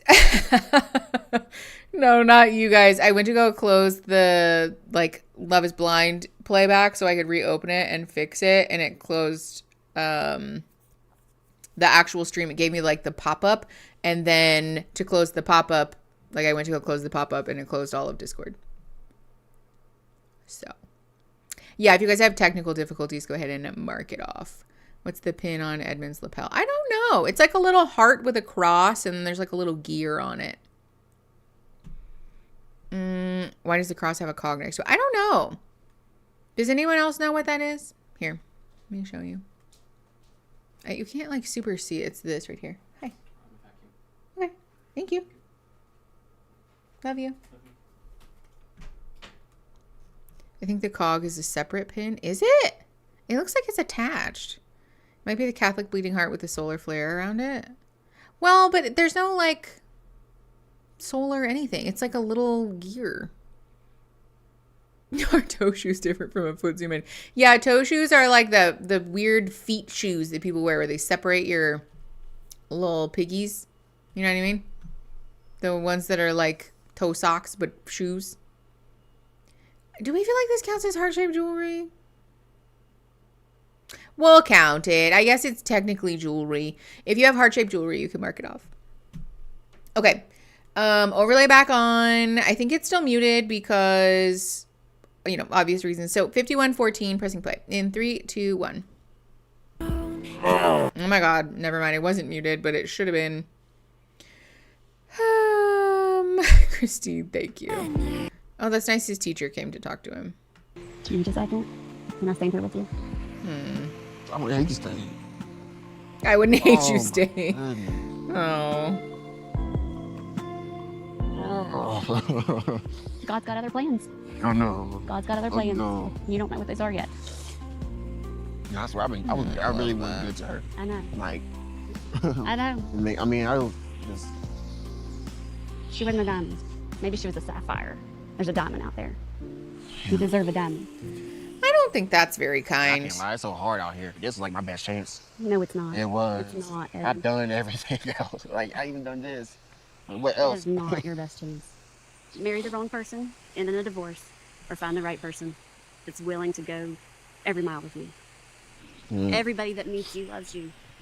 Even the teachers in school that you drove absolutely nuts loved you. All of them.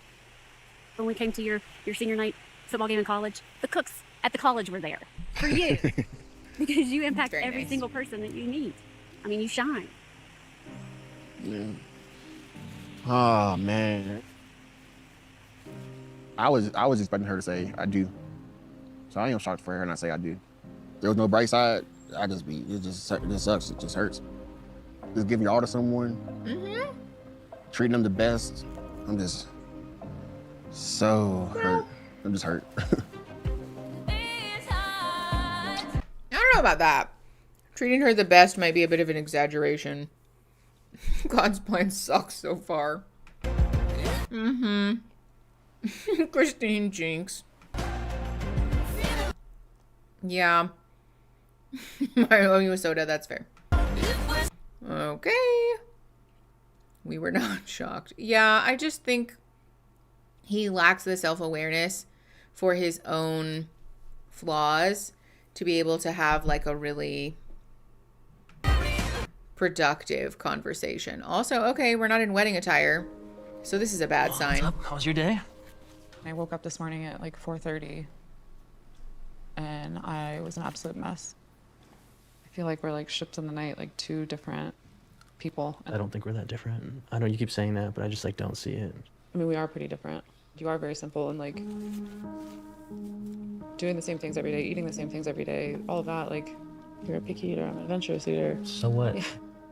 You don't have to eat the same things. You don't have to do the same things as me. Like, I feel like that's like a weird thing to say we're not compatible. You know, if I had $1 million gazillion, I would be doing whatever I wanted with You're you. very you know? simple. I know you are encouraging me to still do all the things that I've been doing on my own, but I'm like, I've been doing all those things by myself for the past 4 years, and I want to do those things with a partner. I've never dated somebody with a kid. All the men that I have dated up to this have had a fairly flexible schedule, and that's like how all my friends are. And so, Yeah, I just don't know why you chose me in the pods then. Jordan, I just didn't realize how rigid it truly was.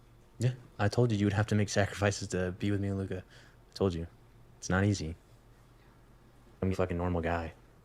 Wanting to be a good dad and be a good provider. Because I told you, I think everyone wants to be in your spot. It's just, you also have to remember you have like 5 years. You have like 5 years on me. So, I don't know. I realized you could be in a totally different spot in 1.5 years, in 2 years, in 3 years. You're very easy to love. And I think initially I leaned into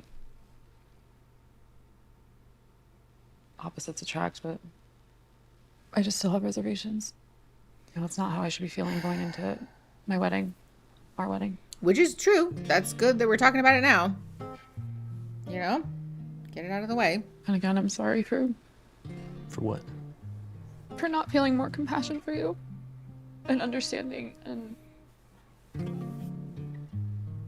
giving you what you needed in a fiance. Yeah, I can't do this, Jordan. Yeah, I think, okay. I think she likes him in a vacuum. But the reality of his life and she said, I love you so much, but I just. All right. Oh, it's really sad. Can we call a 5+ year age gap? Are they 5 years apart? Knowing this today, like, there's no way I wanted to go to the altar and put either of us through 29, 34. Yeah. 5+ year age gap. Mark it off. I'm sorry I didn't love you and accept you the way you needed me to. Truly, because you deserve that. Music. Get out of here. Yeah, she likes the version of him in a vacuum that she got in the pods with no other aspects of his personality that... Introducing me to Luca, I know that was huge. And I would be so mad. It's not only you in this. If I was that child's mother.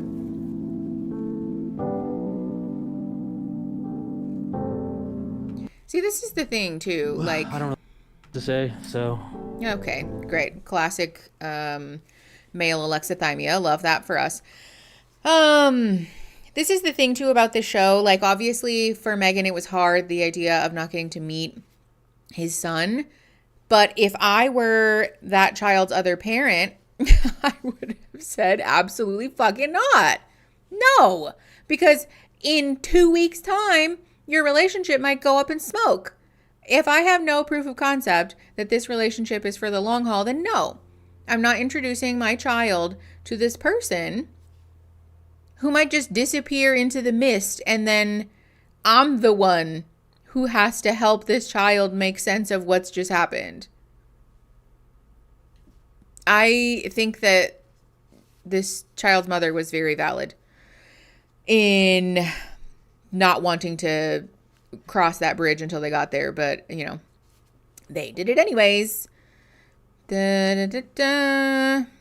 likes the idea of him. I agree. As a single parent, there's no way in hell I would go on the show. No. Oops. Excuse. I think he meant more of a, you've had more time to build up wealth. Oh, yeah. The 5-year age gap thing. I think he meant that she's had more time to situate her life in such a way that, like, she has greater latitude with things like vacation and money also. How will he promote his My Child is Sick books? And also, can we talk about the way that she latched on to this man because his child had diabetes, as though that was a sign from the universe that they should be together, even though there were a lot of signs to the contrary, actually. Because Grief gone horribly wrong. Yeah. Okay. Let's keep going. Listen to this awful song. Actually, if you have like weirdly specific song lyrics or whatever that bingo square is, mark that one off also. 58-24, pressing play in 3, 2, 1. I'm gonna try to go get Luca from school. That would suck so bad. I just got dumped and now I have to go pick up my son and act like everything's fine and try to figure out how to explain to him that this person who called themselves your new stepmommy, you'll never see her again. How difference is she has enough money to live the rest of her life without ever working again, and I don't. I feel like he's gonna be jaded about that one for a while. Work, I think we would be getting married. Do you have any regrets? Yeah, I wish I didn't introduce her to my son. Yeah.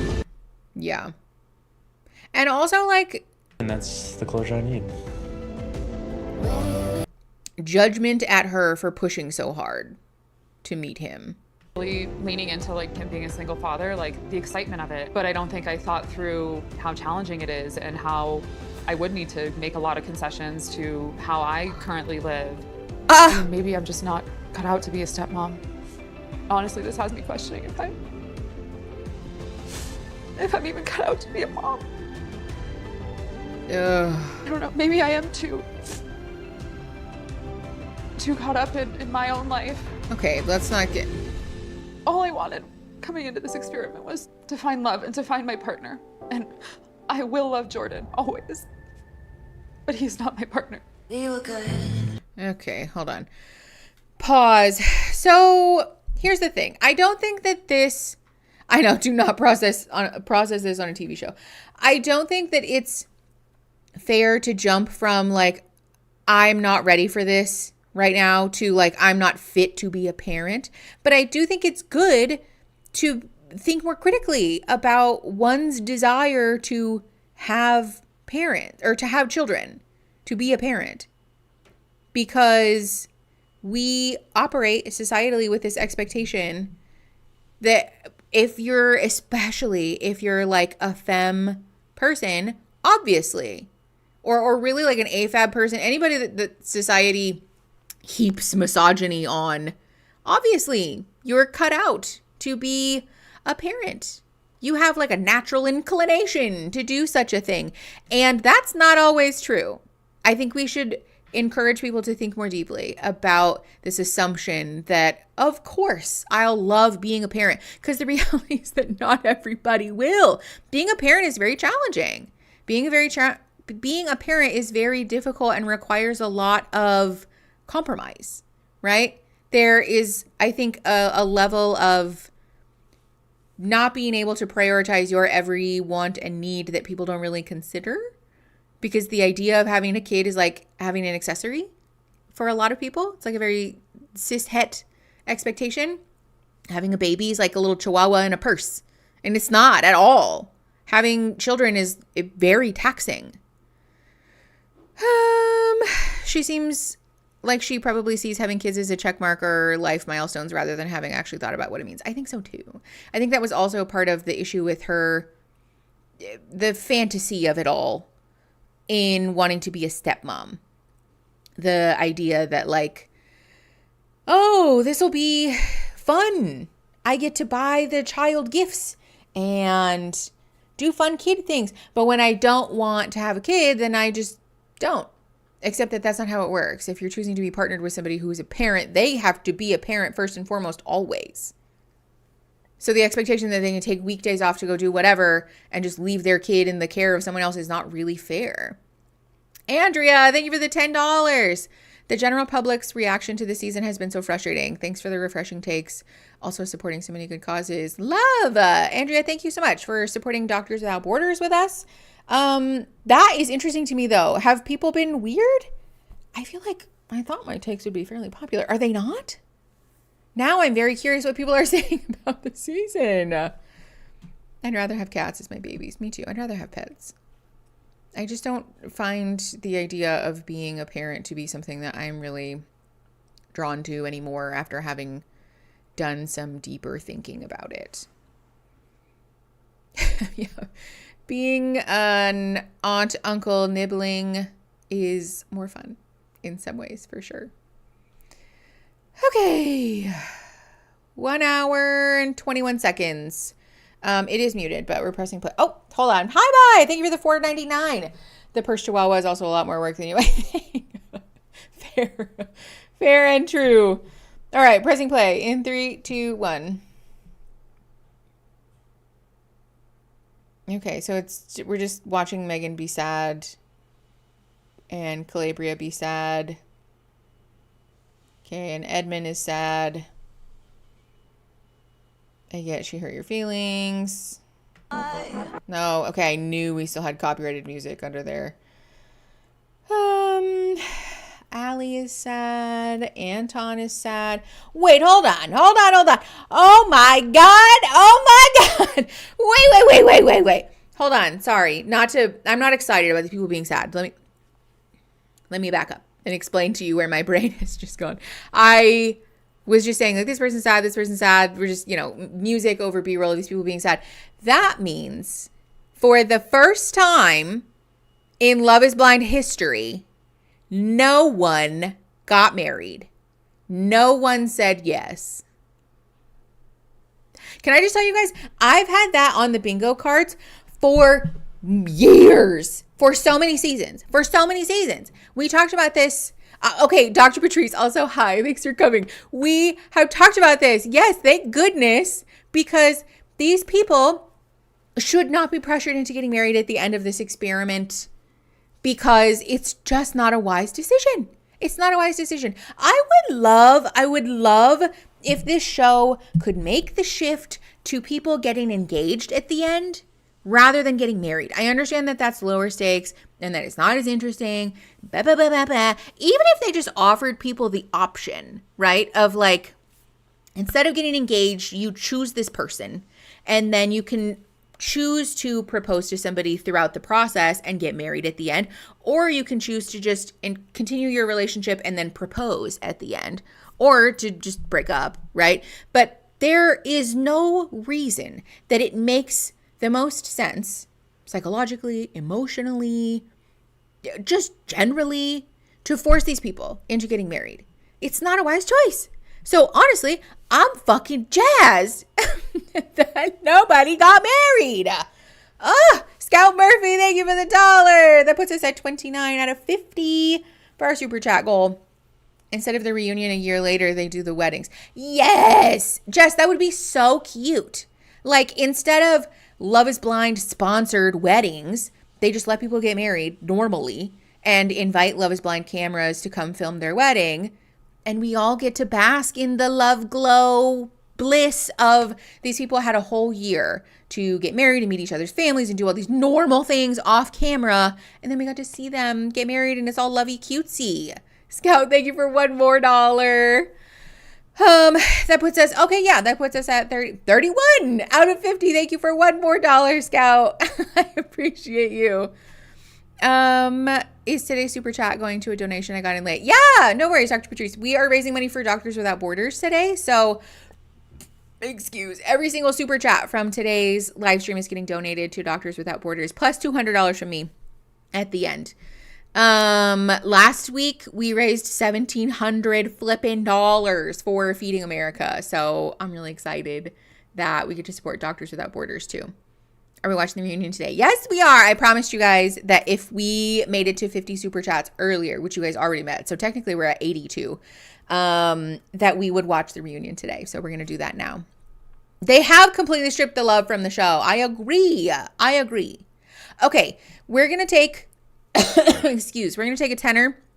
Oh, hold on. Well, let's finish this. We have like a minute left. We're going to watch this and then we're going to take a tenner and then we're going to watch the reunion. So 1 hour, 1 minute and 6 seconds, pressing play in 3, 2, 1. It's muted, to be clear. No. Okay. Love isn't happy ever after the experience of writing your story. Okay. No, I'm not. There's narration happening and I think it's silly because there is very copyrighted music underneath it.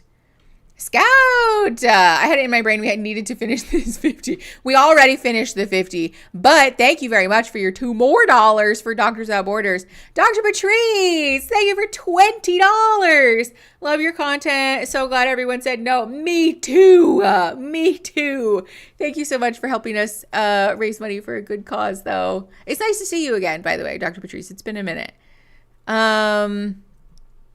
Would this be all couples say no? Absolutely. Ventus will. It is. So if you have everyone says no or all the couples say no, you can mark that off on your bingo card. Okay. So also here's the thing. We have different bingo cards for the reunion because for obvious reasons, I didn't want to put reunion things on these bingo cards because I didn't think we were going to watch it today. Narda, thank you for the $1.99. We're going to continue the same live stream. We're going to continue raising money for Doctors Without Borders in the same stream. However, if you won bingo, take this 10-minute break to, first of all, double check your card, see if you got bingo or not, submit your winner's form for this bingo because we're using a separate bingo card in the next episodes.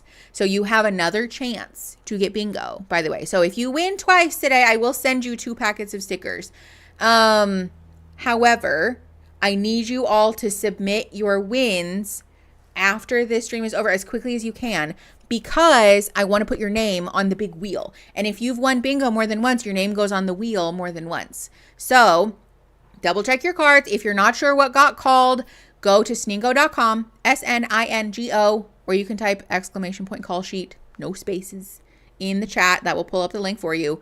Double check your cards, verify your bingos, put them in the chat, and then submit your forms so that I can see your names because I will do that over break and it makes my life so much easier. So I'm going to change the Nightbot link for the new bingo card here in like 2 minutes. Okay. If you don't update your stuff, like if you don't verify your stuff and fix it, then you are no longer eligible. You can't be playing your old card, basically, is what I'm telling you. You can't play 2 cards at once. So after I change the cards and update the Nightbot command, the other bingo card is defunct. I'm privating it. What you got is what you got. Okay? No bingo. I'm so sorry. Well, you get a new card. So I will change the link. Don't generate a new card yet. Don't generate a new card. Don't generate a new card yet. I will tell you. I will tell you when to do it. When we come back from break, really, is when you'll generate your new card. Okay. Do we have any questions? Is anyone confused? Do you need clarification or help? Because I'm happy to help. I did not manifest hard enough this time, so I'm happy to get a check and chance. Me too, Splax. Me too. Okay, the reunion is hilarious. I've been looking forward to it. Oh, no. I'm sorry some of you guys got trash-ass cards this go-round. Okay. It is now 5:06 my time. We will be back like a quarter after, 10 minutes-ish, okay? 11, 12 minutes maybe, because I'm always late, okay? So go get some water, take a snack break, and we'll be back in 10 minutes, okay? Okay, I'll see you soon.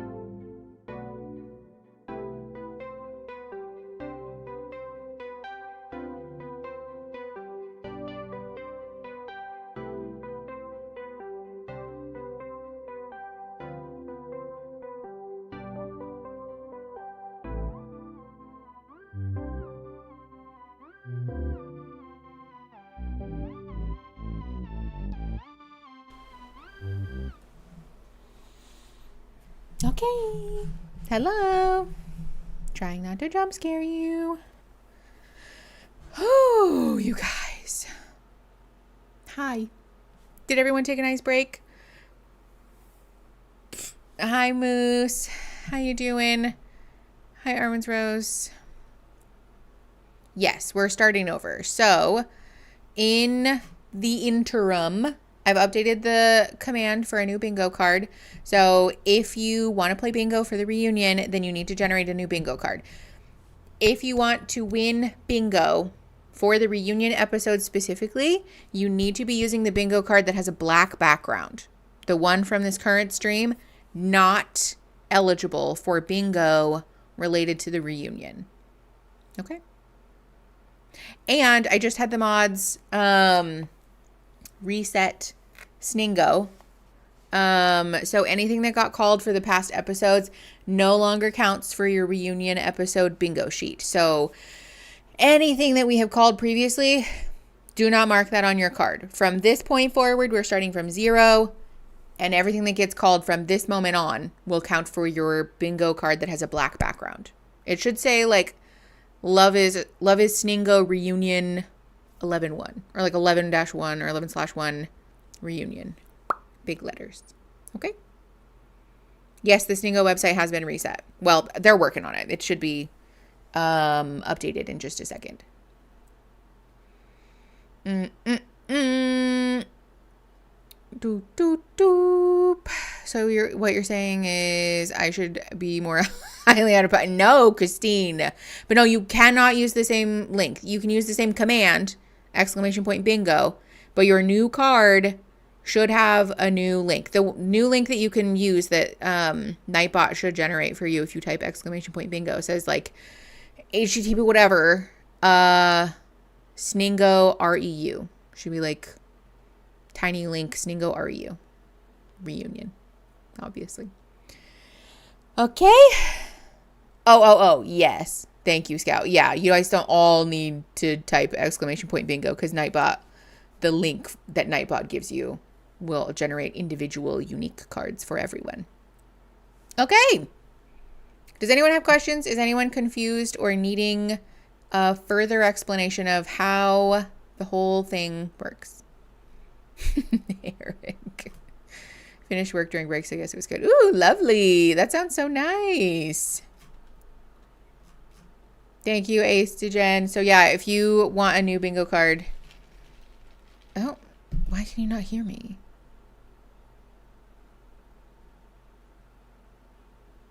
YouTube, can you hear me? Oh. I'm not muted in Discord, no. Yeah, try leaving and coming back. If it doesn't work, then I'll ask one of the mods to hop on the stage and then I can leave and come back. But it should be Discord. Ugh. Discord is so rude. Okay. Got the new card. Love, love, love. Okay. We are still raising money. Ooh, actually our goal for 50 super chats ends in 2 minutes and 39 seconds. So that's a gauntlet if I've ever thrown one. Feel free to donate to our goal for Doctors Without Borders. YouTube audio is good. Okay, great. Great. Who's all feats?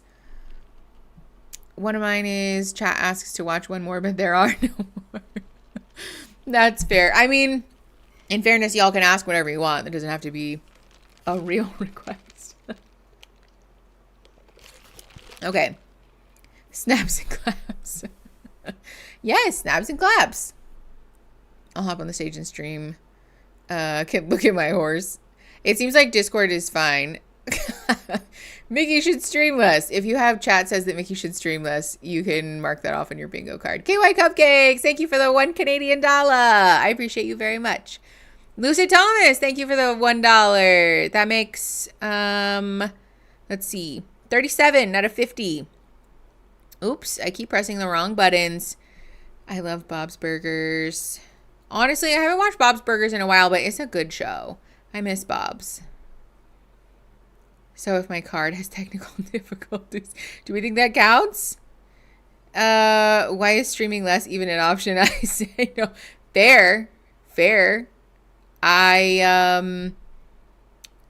am not endorsing that, to be clear. Sorry, I got distracted. Have we taught something, Mickey, they don't know yet? Yeah, not since the reset. Daria, thank you for the 99 cents in euros. Thank you for supporting Doctors Without Borders with us. For Mickey to take care of their mental health. Yeah, I think that was the thing. Christine with a K was telling me that I should stream less a lot. Joe, thank you for the $20. I had to get Discord to hang out with me last night over the withdrawal from you not streaming. Oh, Christine, I'm so sorry. Thank you guys so much for your donations for Doctors Without Borders. I don't think we're going to meet our second goal, but to be fair, that was my B. So, Leia, thank you for the $2 for the goal. Thank you so much for helping us. Mine has divorce announcement. I mean, you never know. See, Sabo, thank you for the $20. Able to catch the live for once, and I'm so glad it's this one. This season's wild. This season has been really something, I have to say. Okay, you guys, we didn't meet our goal. However, we got 41 out of 50, which is pretty damn good. So, I'm going to make a new one that is not for 50 super chats. Hopefully in the pursuit of us just continuing to raise money for Doctors Without Borders. So let's see, we'll do 1 hour. More support for Doctors Without Borders. Beads, thank you for the $2. I'm not sure what currency that is, but thank you for the $2 nonetheless. Aviva, thank you for the $2. Thank you guys for your super chats. Hi, bye. Thank you for the $2. Just watched the Bob's Burgers 300th episode on Disney Plus. Okay, I did cancel my Disney Plus subscription after they canceled Jimmy Kimmel because they're a bunch of fuckers. So I'll have to watch it on like social media or something. Okay, start goal. Let's see if we can get 10 super chats in 1 hour, I think is the goal. Yeah, 10 super chats in 1 hour. Okay. I bet we've cracked the 100 donations since some came in before the goal was set. Definitely. Yeah. And also the ones just like in between the two goals, we've probably hit 100 for sure. Doop. All right. So here's how this is going to work. Regular bingo, just like always. However, all of your bingo squares for your reunion card must be called during the reunion episode. Anything that got called before now does not count. And if I go to verify your card and see that it was from before, then your bingo will be ineligible, unfortunately. Boom, thank you for the $2. Hi, replay crew, and thank you, mods, for your hard work. Yes, big snaps and claps for our mods because they do the most, and we literally could not play bingo without them. So thank you again to our lovely mods. No tears for 100 donations, but I'm here today. Hi, Christine. I know. Listen, I can't cry on command. I'm not that good of an actress. This mod is just unhinged for 2 reasons. Okay. Let's see. I don't think we have any other housekeeping things. I do want to encourage anybody, if you get bingo during the reunion episode, submit your form, your winner's form, immediately, as soon as possible, because we'll be drawing names at the end of the reunion for folks who get big prizes. Etsy is having a meltdown. I don't know why it won't load, but if I'm able to get it to fucking load, then I'll show you guys some pictures of the fun stuff that we have coming. So dog dash is when Aaron brings me food, which did happen last stream, but not this one. And I wouldn't hold your breath on that one. Okay, let's get started with the reunion. That's muted. Mickey pays me $100 a day. I don't know about the other mods. Oh yeah, big spender. I'm spending so much money hiring the mods. Totally. All right, we're at 0 minutes and 0 seconds of the reunion. Technically episode 13 of season 9, and we're pressing play in 3, 2, 1. Why can I not hear anything? Oh, because it's muted. Oh my god, that is so unbelievably loud. Hey, Britt! Pause. Britt Halas, contemporary romance author. Thank you for the $5. Someone I care about was affected by the hurricane, so I'm happy to donate more. She and her family are fine, FYI. That's very stressful. I'm so sorry, Britt, but you're lovely for sharing support and for donating. I'm sending your friend so much big love. Mabby, thank you for the $2. The amount of cleaning I got done today. Thanks. You're welcome.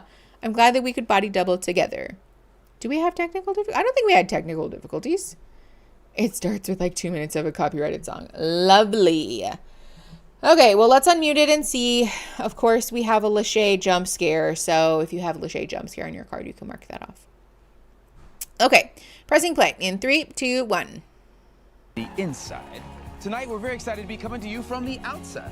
Here to help us kick off what is sure to be a very memorable evening. Please welcome multi-platinum recording artist, Miles Smith. No, thank you. That's very lovely for Miles Smith, and I love that for him. But we will not be listening to any such thing. August, thank you for the $1.99. Hey, quick question. Is this group a cult? Absolutely fucking not. Absolutely the fuck not. If you have, Mickey says it's not a cult, you can mark that off on your bingo card. You miss saying that Dog Dash is one of my favorite rides. Oh my God, Christine. Okay, we're just going to fast forward because I don't think we need to watch 2 full minutes of silent, like a silent film. Okay, here we go. We are at 3 minutes and 26 seconds. Lachey's make everyone uncomfortable because their presence makes me uncomfortable. Not yet. Don't worry. Give it time. Give it time. Okay. 3 minutes and 18 seconds-ish. Pressing play. In 3, 2, 1. Denver, Colorado. Okay, just more music. I'm Nick Lachey. And I'm Vanessa Lachey. And welcome to all of you joining us here on the stage. We're so excited to catch up. Now, What Megan, is this? we know you're into numbers, so we think you'll be happy about this. Turns out a season 9 reunion means it'll be full of surprises, jaw-dropping revelations, and Oh, maybe, it's a just maybe numerology if you're joke. lucky, a chicken smoothie. Ew. Just saying. Can't wait. We all can. Hello, Megan and Jordan. How are you? Should we just get right into it, guys? Get right into it. That's why they're here. So All right, loud. so at the bachelorette party, Megan's friends were talking a lot about questioning if she was compromising her lifestyle, and I believe they said the finer know, is it things just in me or is life the crowd really that what loud she'd be this compromising those time? if she were to end up with you. Now that you've had some time, what do you think was ultimately the reason that Megan ended things with you? I mean, she's right here. Why don't we ask her? Valid Yeah, point. I mean, I think a big piece of that was our lifestyles and how different they were.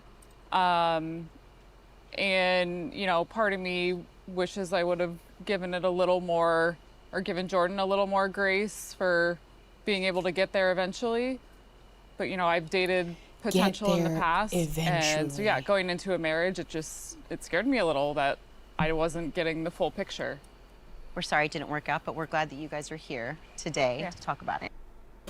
Okay, thanks, I guess. I would be so annoyed if that was me, where they're just like so flippantly, didn't work out. Sorry. Anyways, we're glad that we get to pump you for information, though. Also, yes, valid question. Why are they outside? I don't understand that. Yeah, exactly. One day, Jordan will win at life by inheriting wealth like I did. Like, what does that mean? Also, the implication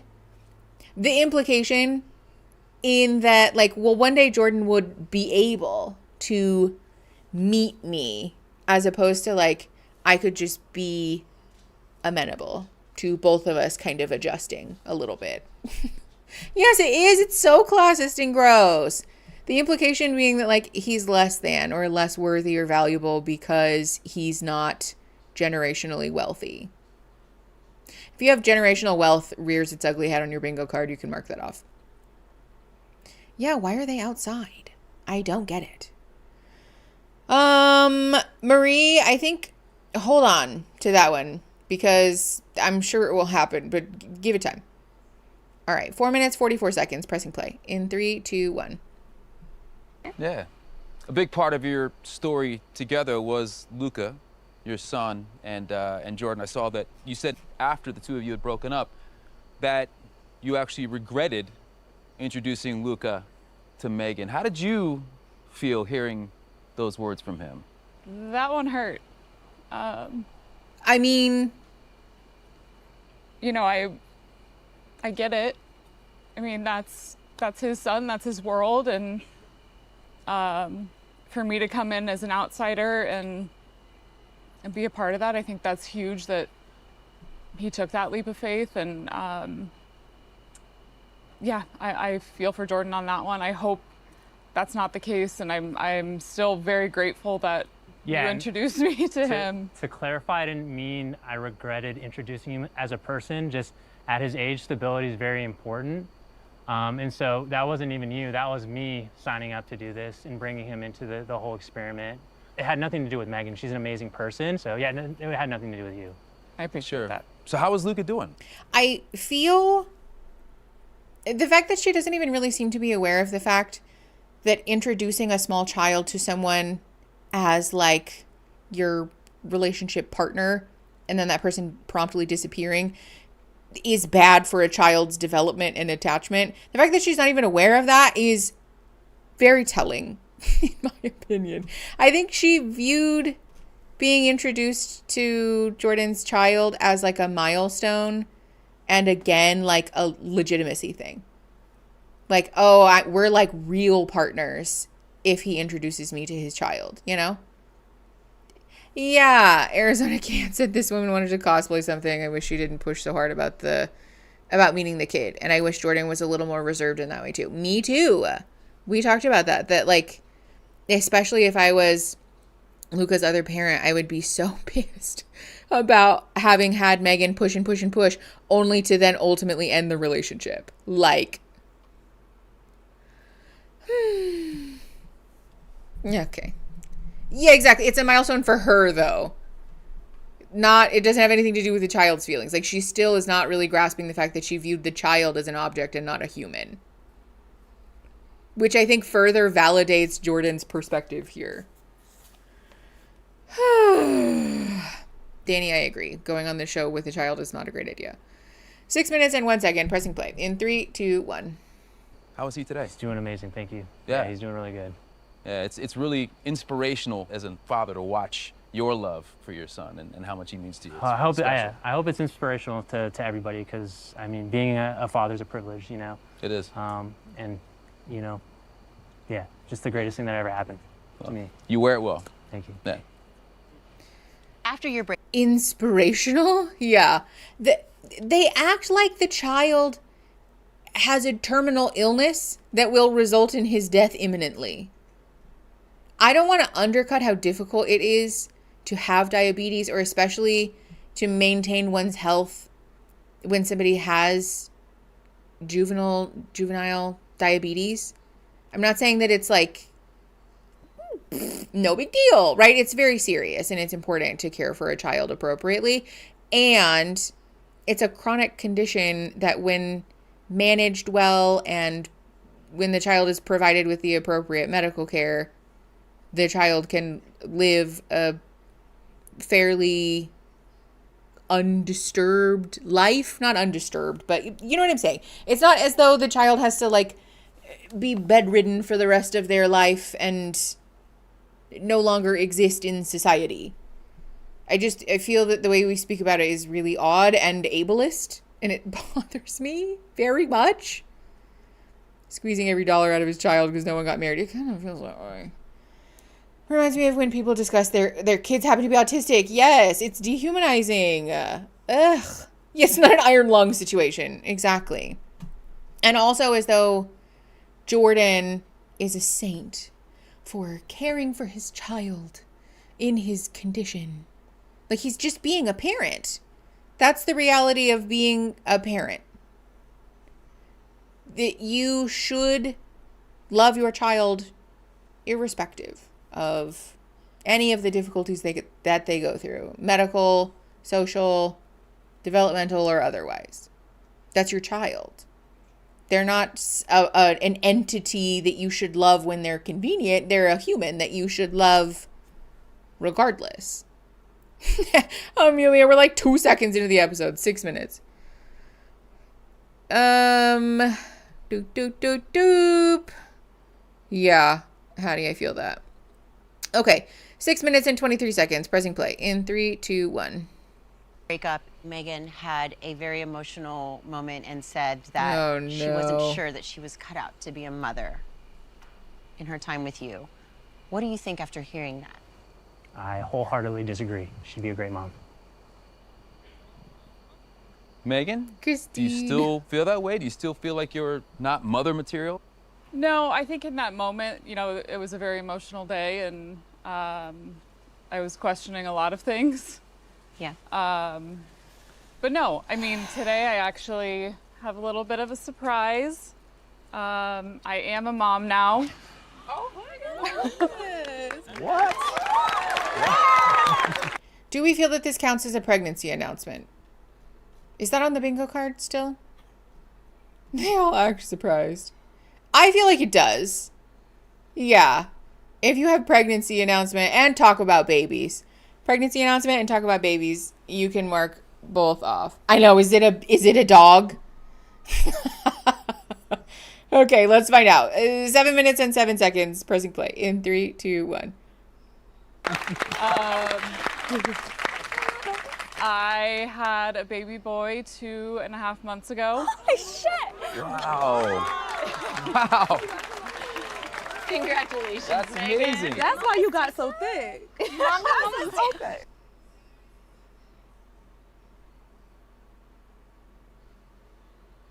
Jordan's face. Truly the wildest thing for someone to say.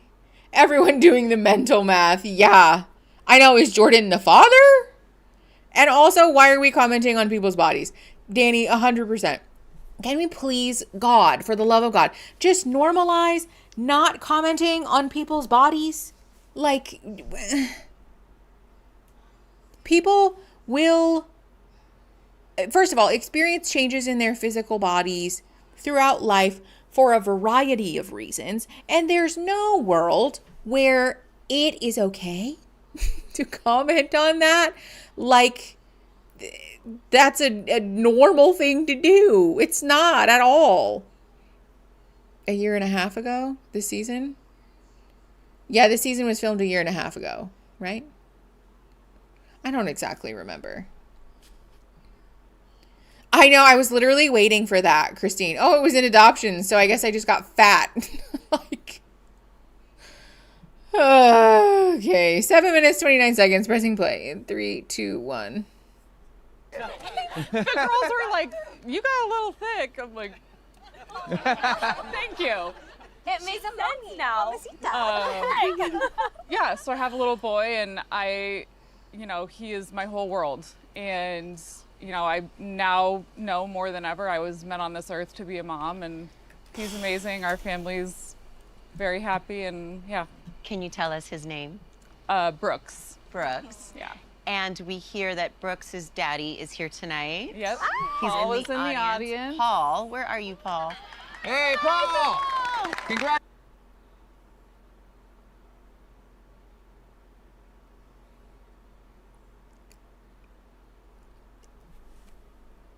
Chat, please don't make me say it.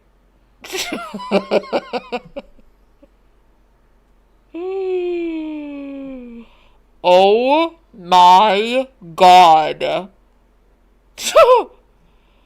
Oh my God. I am so... Oh no. Oh no. He looks like Lex Luthor. You guys. Discord said he looks like Lex Luthor. Oh my God. He does kind of look like off-brand Bezos.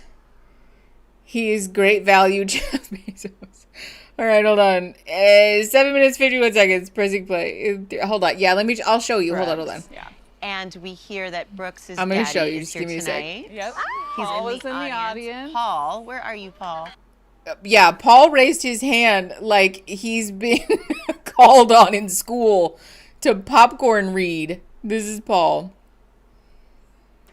Oh my God. Here, let me take the subtitles off so we can look at his whole mug.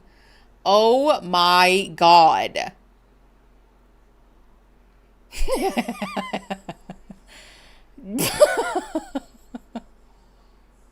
His friend. Oh my God. Shocking no one. Paul is the CEO. The daddy Warbucks of it all.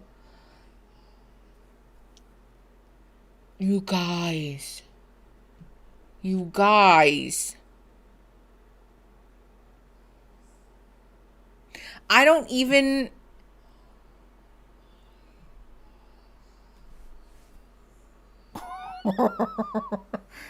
Initiate enhance for roast. Yeah, if you guys have Mickey is speechless, you can mark that off. Oh my God. Kitsune princess. Oh no. Yep. It's Megan has a type, it seems. And it's clear that Jordan was not it for many reasons. One of which being that he's not eligible for the seniors discount at Denny's. He doesn't even shower. He just goes through the car wash and get a wax.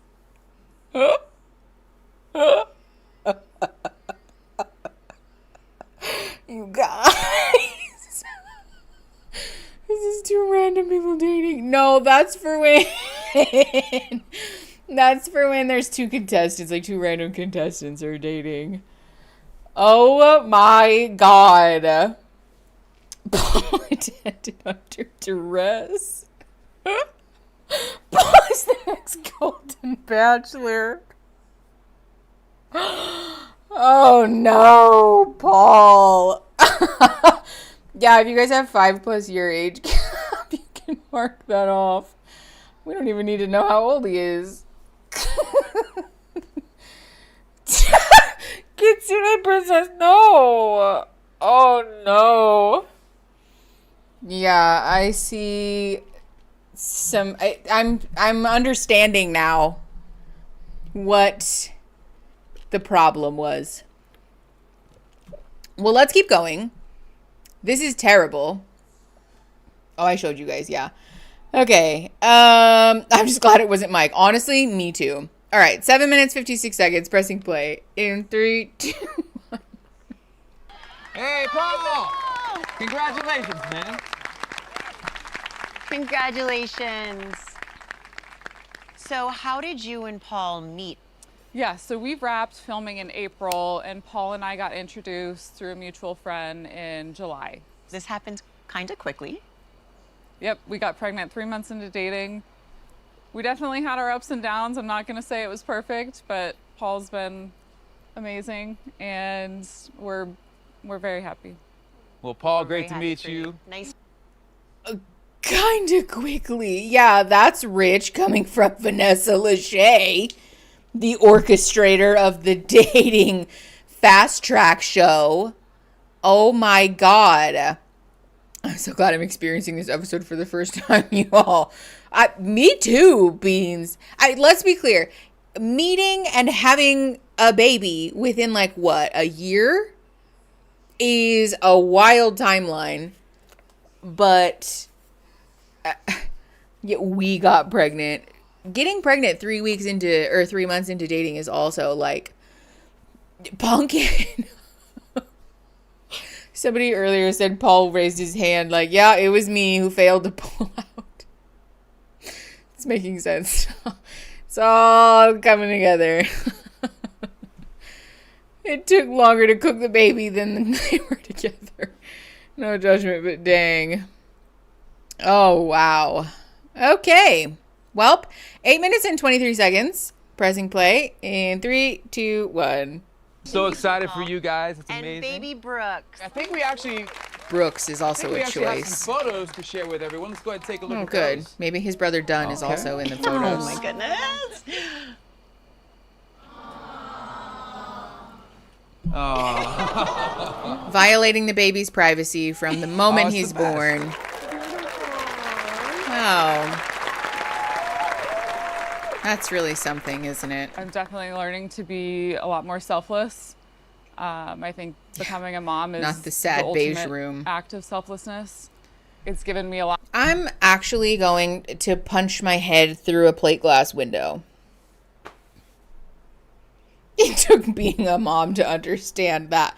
But also, can we just talk about the fact that our social expectations, our norms, like this myth that we perpetuate about being a mother, that's like the ultimate act of human bravery and courage and selflessness and love. There's no better human on planet Earth than those who are mothers. Can we please stop doing this? Can I just tell you, as a clinician, as a therapist who works with folks who are processing all types of complex childhood trauma, there are many, many more bad moms in the world than people think there are. You walk down the street with a fucking clipboard and a pencil and take some tally marks of people who think that their mom is truly the greatest human being on planet Earth and has never done anything wrong or selfish. You will write down very few tally marks. I'm telling you right now. Everybody who shows up to therapy has parental trauma in some form or fashion, and quite a bit of it is mommy issues. Don't get me wrong, there's plenty, many people who also have trauma related to their fathers, right? That's also very much a thing. But there's this weird societal obsession that we have with uplifting motherhood as the ultimate act of humanhood. And it's like, really, it's not. It's not. It is an important thing to do. It's a thing that carries a great responsibility. It can be very meaningful. It can be such a beautiful thing for folks that care to do that, right? And I'm not undercutting that. I'm not saying that being a mom is useless or bad or wrong or that it doesn't matter, because it does. It matters very much. And like, even just like look at the card section on Mother's Day and look at how many things are in there about like being a mom makes you a perfect person and you're the perfect human and none of us would be here without moms and blah, blah, blah. And like, listen, don't get me wrong. Again, like there's a reverence that we should have for folks who create life. I get that. But it doesn't, this like being a mom is the ultimate act of selflessness. Please stop doing this. It also makes people who've been traumatized by their mothers feel so shitty about themselves, because they're like, is it me? Am I expecting too much? Am I being a bitch? Am I an asshole? Am I like not grateful enough because I have issues with my mom? No, you're so super valid and real, and also very much not alone in struggling with your relationship or lack thereof with your mother. Just please know that. Is that a shady zoom in or was it just Paul? I think it was like shady in the way that they just showed us Paul, but I don't think it was a zoom in. It also makes moms feel like shit for not being selfless. Perfect little sacrificing automaton. Yes, that too. You shouldn't have to sacrifice your humanhood on the altar of motherhood. You can be a good parent and somebody who is not selfless to a fault. You can be a good parent who cares for yourself, who prioritizes your joy, who makes space for your hobbies, interests, and personhood, and also be a good parent. Ugh. Okay. 8 minutes and 55 seconds pressing play. In 3, 2, 1. A lot more empathy too for Jordan and being a single dad. Is he a single dad? Isn't there a co-parent in the picture? I applaud Jordan for, even doing this experiment and putting his heart out there, and it's really special. Jordan, this obviously was a huge shock and surprise, I think, to all of us on this stage. Was this a surprise to you as well, Megan's news? No. So you knew? Yeah, I knew. Oh, okay. I had some disgusting person reach out to me on Instagram, pretty much trying to stir the pot. So I just reached out to Megan. She was just very transparent, which I appreciate. If I would have found out right here, right now, I think that would have been jarring. So I do appreciate the transparency and the honesty, but you're going to be great parents, and I have no doubt in my mind about that. None of you guys knew, by the way. No. No, nobody knew. Nobody knew. What made you say it all makes sense? Well, I mean, I haven't seen Megan for a long time, and she was definitely one of the girls that I was closest with during the filming of the show, and so it makes sense why I haven't seen you. Might have been like hiding away a little bit. Yeah, you kind of went dark. I was wondering too. I'm like, where did Megan go? Yeah, what a secret. You make an excellent spy. I mean, that's a heck of a secret. Can we not do, like, as if she had the option to talk about this publicly? Can we just be so very for real that all of these people are being gagged by NDAs until the show airs? She can't get on Instagram and post a baby bump while the show is airing. No one would let her do that. Of course she was hiding it. Ugh. Does this count as baby fever for the bingo? Honestly, yeah. If you have baby fever, sure, mark it off. All right, let's keep going. 10:21, pressing play in 3, 2, 1. To keep quiet for such a long time. It was hard, yeah. Did you have a baby shower? I did. And you kept that secret? Yeah. No phones were God allowed. bless your no, friends. Yeah. Those are good friends. Paul, you might be in trouble, buddy. What does that mean? Being cast in the limelight now, I just kind of wanted to have my pregnancy and the start of Brooks's life for us to have in private. I love that. All right, well, Jordan, Says I the wanna know, celebrity. Is there anything that surprised you now that you've seen season 9? Yeah, you know, me and Mike had been hanging out outside of, like, after the experiment ended quite Ew. a bit. And he did hit me up one day and he was like, hey, I gotta take you to lunch and talk to you about Pause. If you guys have, we complain about kinetic content, you can mark that off as well. I don't think this counts as Vanessa won't stop talking about babies. She just talked about it the once. And also, she didn't even bring it up. Do we hate any of their outfits? We missed the intro because of the music. Oh, sorry. I don't think I hate anyone's outfit yet. We'll see. Okay. 10:58, pressing play in 3, 2, 1. something. And I was like, that doesn't make me feel good. Just let's talk about it right now. And he's like, oh, it's about the show. It's not that big of a deal.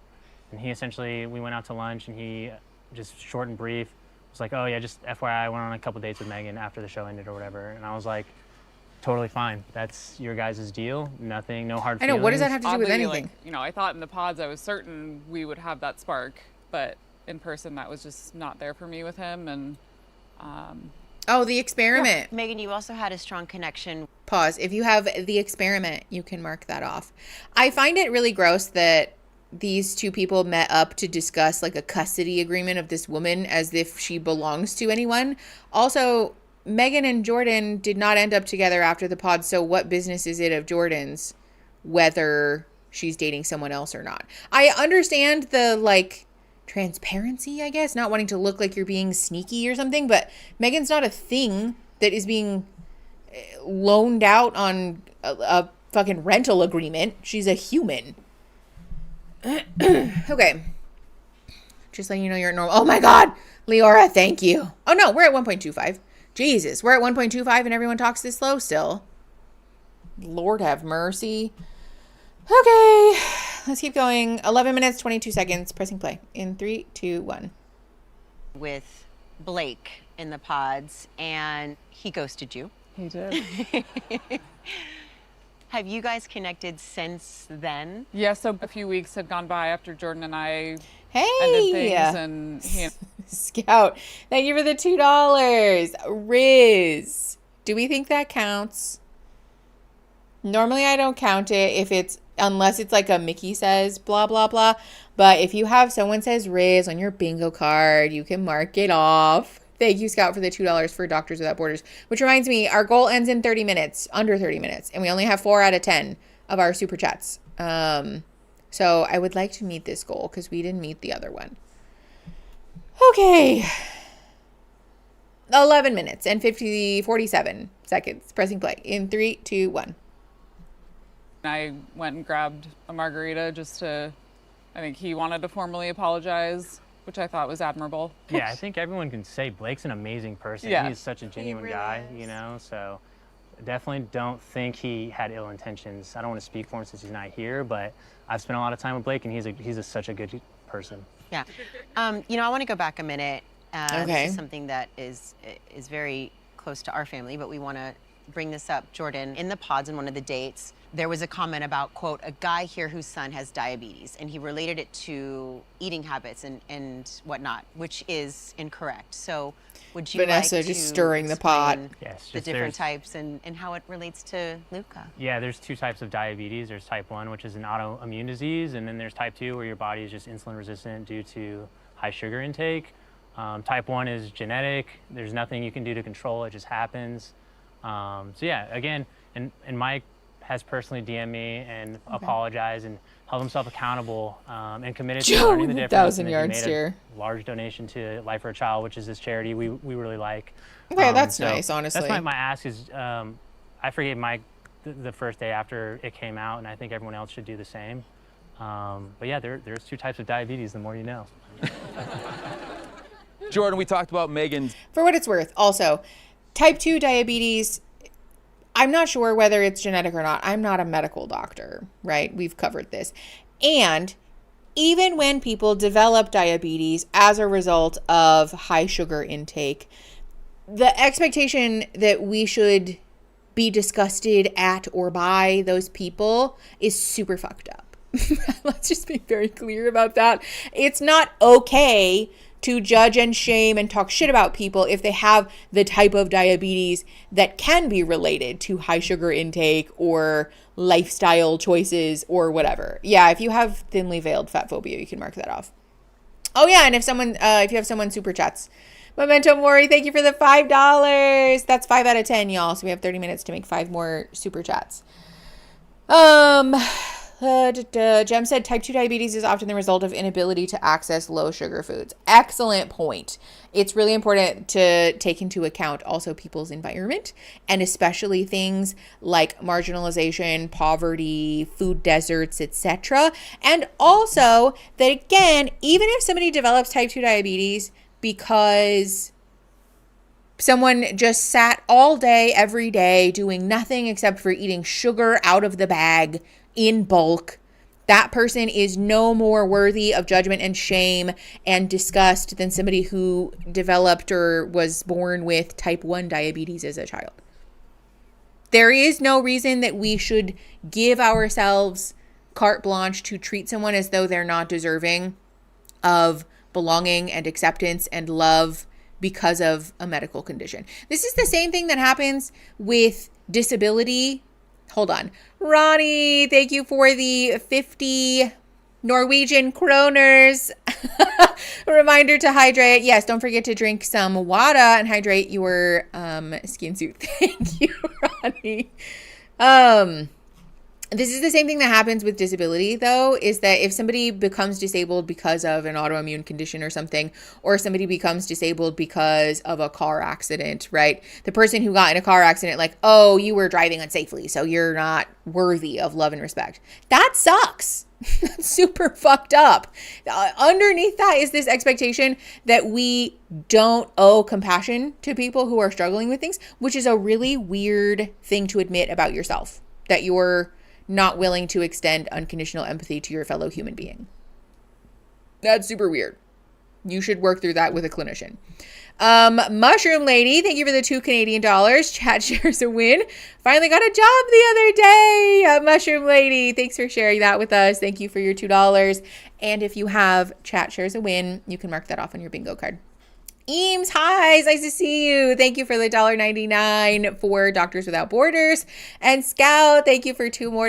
Take your meds, y'all. Yeah, don't forget to take your meds if you have not. Did I take mine? I did. Oh my God. I don't know when I did that, but earlier, I guess. Okay. Anyways, let's keep going. 13 minutes. 13 minutes and 3 seconds. Pressing play. In 3, 2, 1. Kind of dating life since the two of you called it off. How about you? Have you been seeing anybody? Are you seeing anybody? Been on a few casual dates, but nothing I'm just not ready to introduce Luca to anyone right now. So no, I would just be very, very the same. casual. One more question I gotta ask. Are you still on the Crystal Light chicken smoothie? Every day, yeah. I mean, it's not that bad. It's Tell them it was cooked. I beg to Also, differ. the chicken, Did you try it? The chicken is cooked, guys. I don't know if you have to have the closed captions on to see. They kind of turned that part down. Anybody else tried the chicken Crystal Light smoothie combo? Well, that's good because we got enough for everyone here. I'm ready. Well, hey, they're working, man, because you look really looking good. Yeah. Hey, August, thank you for the $1.99. Fuck fat phobia. Everyone deserves to feel love. Agreed. Thank you for the $1.99 for Doctors Without Borders. And that means we met our goal. Thank you, guys. I know with the chicken smoothie, they latch onto these things. Like any weird thing that happens throughout the season, we latch onto it. And then it's like, we have to keep talking about it. Oh, hi, Trav. How are you? Okay, the chicken smoothie thing is weird. I don't think I would ever enjoy eating such a thing, but we've already talked about that at length, so moving on. 1352, pressing play in 3, 2, 1. I was looking thick on camera. Okay, ladies, okay. Hey. She's been hot since Miles Smith came out. Body talk. We gotta watch this one. Set the table. Megan, as I said earlier, you might be a spy because you managed to keep a secret that's hard to keep. You kept it quiet for months and months and months. But there is someone who knew about your little secret. In the pod squad. Yeah, Casey was the only one that knew about it. So props to her for also keeping it quiet. Speaking of Casey, I believe that she's here today, and please trust me when I tell you, we have lots of questions for Casey. That's right, but she's not the only guest that we have to bring out. So let's go ahead and welcome to the landing strip. Oh, wow. I see what you did there. I mean the stage. Give it up, you guys. Casey, Kate, and our favorite baby seal, Patrick. Yeah! Okay, with the music. These two people, Casey and Kate, I don't know that I do remember Casey and Kate. Okay. How are you? So good. Looking happy great. To be here. We're happy to have you. Patrick, dude, welcome. Thank you. Thank you for having me. Nice to be here, bud. Yeah, man. Love it. What happened? Yes, don't forget to take your meds. How are you? You can call back. Freaking out. The last time we saw you on the show, you were actually in the lobby with producers. Well, Patrick, you never saw that clip until you watched the full season back. So, watching it, how did that make you feel? Oh, God. Yeah, I mean, it was slightly hurtful to see it just because I never really got clarity when we got back from Denver. But I already kind of had an idea as far as, like, why it was getting cut off. But I never really had, like, the full words. So, just to see it was, like, it was cool. But not cool, you know, but it was I cool. don't think it for the was most part. cool. I mean, it broke my heart seeing it. What? I mean, all I wanted to do was protect you. Yeah, if you guys have over And 6 hour stream, you can mark I it. did. Like, I know nobody's gonna view it that way, but I went through this with you. And I was trying to explain that maybe in this high pressure, again, timeline, that I don't know if my attraction can grow to get to the aisle. I didn't know Oh, if it not could Jordan grow, laughing like, at her. back at our Yes, own the mods are purple. timeline. Jordan, I see a myriad of faces happening I have at the end of the couch there. What I have do you have to ADHD, so. Is it different from what you saw than what you guys heard? Doesn't match, doesn't track, but I understand that everyone has their own perspective. I had heard that Patrick was absolutely heartbroken, and when he came to Stampede for the meetup, you could tell he was like so disoriented. And I had heard that he had asked for the ring back, and Casey said no, and I don't know the intimate details of that, but I had heard that, and I could tell there was bad blood. The ring thing is so weird, though. Like, Netflix provided the rings. Like, I don't think anybody has the right to, like, claim a ring either way. But also, why keep it? Well, why give it away? Because he told me I could keep it when we met up in the hotel lobby. Then we got back to Denver. That's I said you could keep it because I thought we were going to go back to Denver and Oh, try. that's true, Eric. I Yeah, thought you're we great. were too. And then when we got back to Denver, we didn't try her. I felt like you didn't put enough effort in, but When we got back to Denver, I had texted Patrick immediately, reaching out, saying, I'm thinking of you. I hope you're doing okay. Patrick did want an immediate conversation. This was a Saturday morning. I asked, could we save it for Monday or Tuesday when my emotions were a little less heightened? And he wanted an immediate phone call right now. And I had said, I'm not sure you're gonna get the response you want right now, the way I'm feeling. And by a couple days later, he said respectfully he wants to be friends and respectfully he wants the ring back. Was that the timeline that you guys came back? You were texting and you're like, let's just be friends. These respectfully, camera can I get angles the ring are back respectfully, bizarre. Or was it a different? Was it a different point of view from your? Why are we? Oh my God. The audience is entirely too involved this go round. She clearly never liked him, right? And it seems like a fair bit of her not liking him has to do with her issues with race. We've talked about this. And so I'm not on her side whatsoever. And Patrick asking for the ring back is really bizarre. Because again, Netflix gives it to you. So why are you asking for it back? I don't know. This whole show is bizarre. Yeah. Yeah, but her sister-in-law is Korean.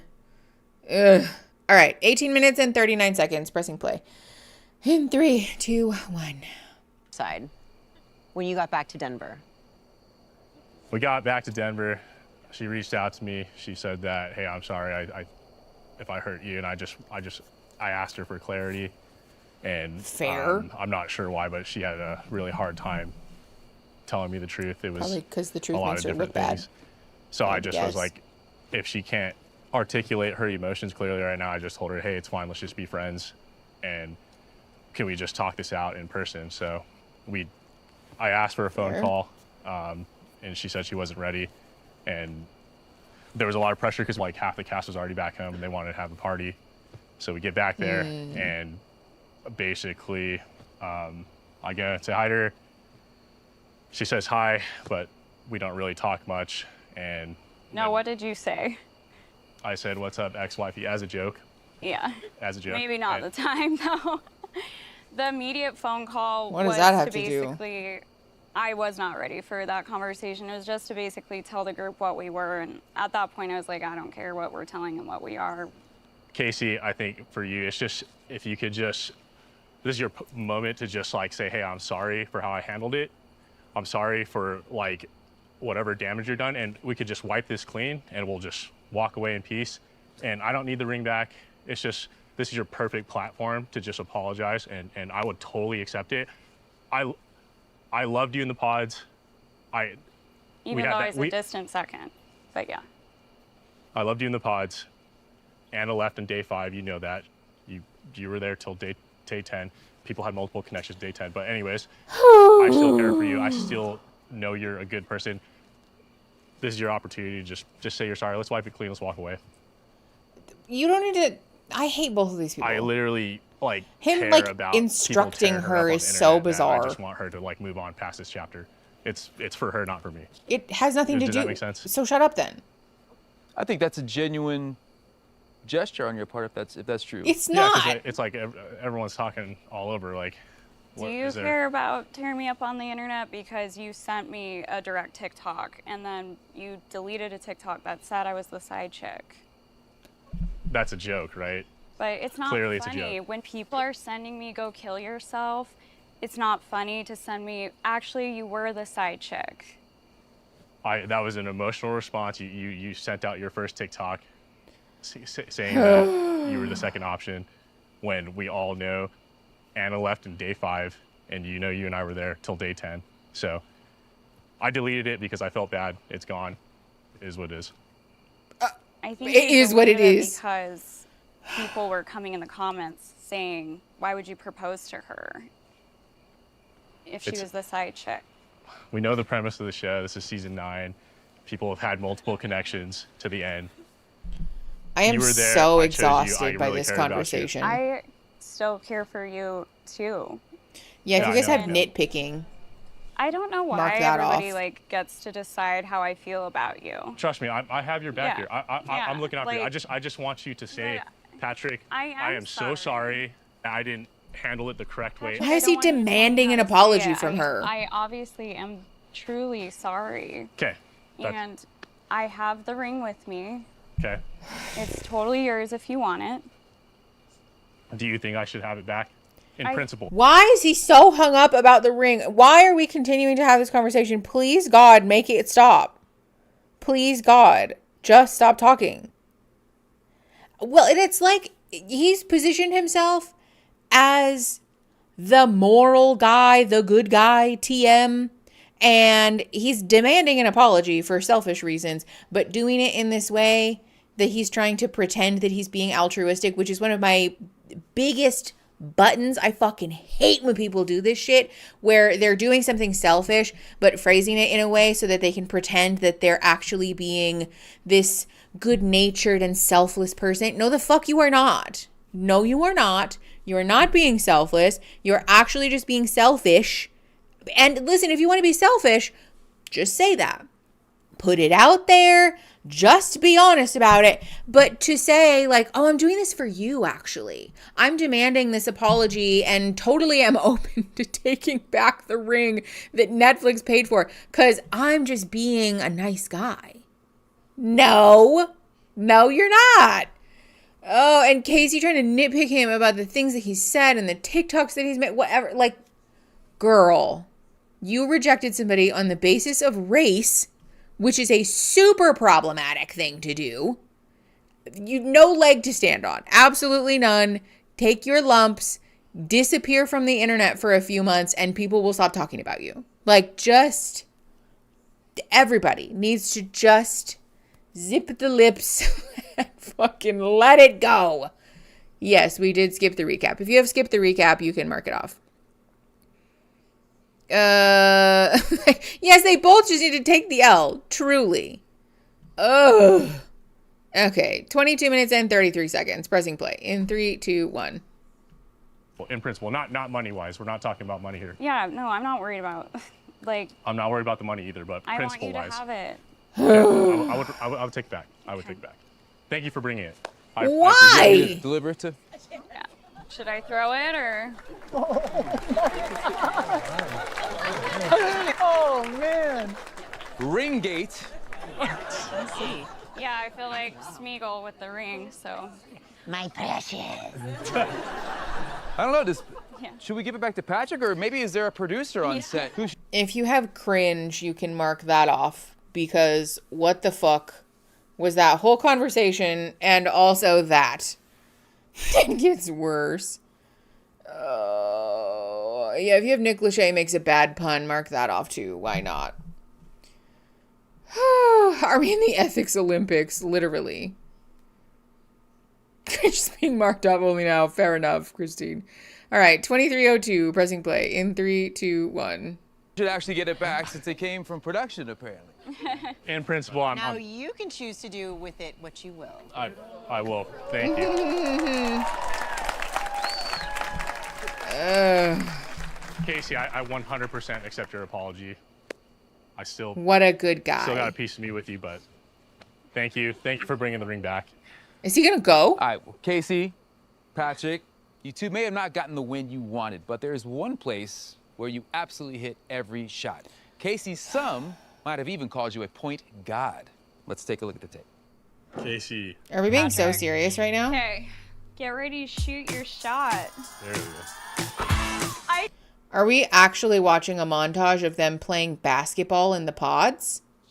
Yeah, I need to get my range done. I'm just periodically muting it. That's awesome. Because. Dude, holy smokes. Oh. Because of the music. Her with me. She likes to be competitive with my thoughts. She likes to challenge me. Okay. Missed.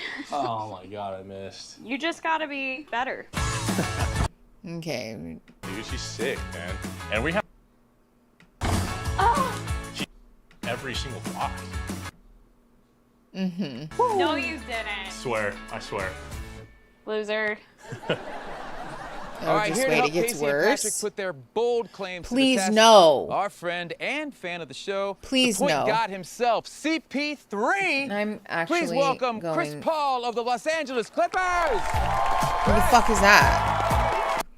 I'm not a sports ball guy. I don't know who the fuck that is. Quite frankly, I don't really fucking care. All right, Casey, Patrick, you guys want to come on down? Is this like a fucking basketball game? It's like the fucking Let's settle here. halftime game. Y'all was doing all that talking in the pods, right? So y'all was shooting on the little Nerf hoop. Let's see what your real game look like. Uh-oh. Right? Right? Right there. Right there. That works. Who I say devises if these you make it, segments, get the do you ring think? back.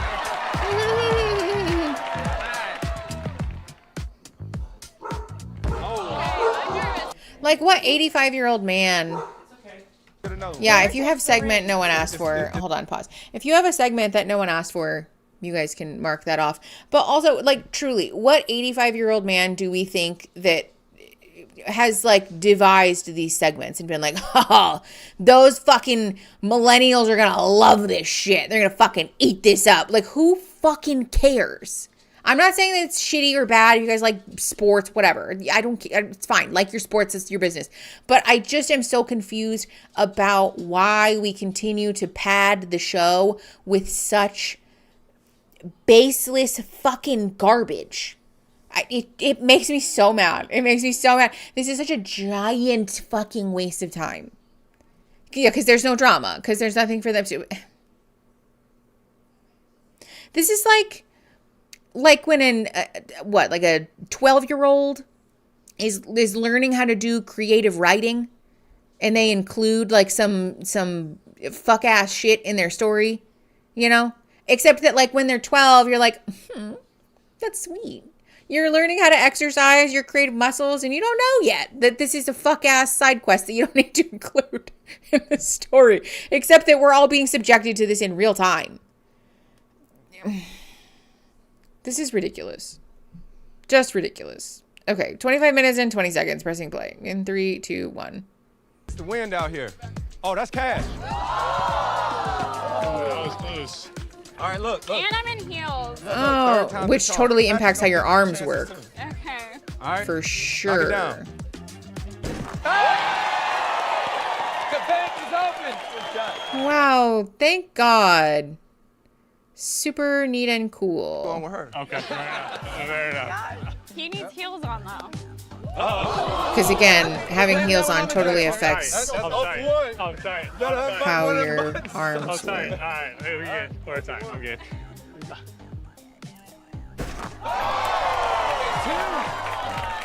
Hey, We're no 1-1. pressure. No pressure. One more? Super This is the third neat. shot. No, one more for it. Oh! Tiebreaker. We both get one shot. Ladies first. This is for the ring. For the ring. What is this? Oh my God. Whoa! Yeah. It's on the line. Oh my God! Oh no! I know the way they keep zooming in on Paul is hilarious. Cash. All right. Can we just talk about how long this could be segment it. has been? She wants that ring. She wants it. She wants it. She wants it.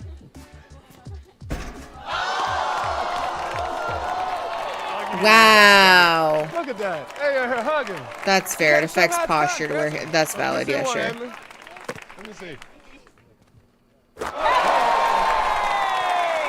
Wow. The man who makes his living playing basketball did in fact put a basketball through the basketball hoop, which is something that none of us expected or could have predicted. Thank you for joining us. Thanks to Casey and Patrick for being in sports. Wow. But I think we've settled it once and for all. Casey gets the ring. I'll give it back to her in Denver. Right now. What is I'm he just kidding. Yeah, here. so fixated on the ring for? Patrick. Is this why they're outside? Keep it. It's a beautiful ring. It fits you way You better earned than it. it fits me. You earned it. Way better than it fits me. Thank you, Pat. Yay. All right.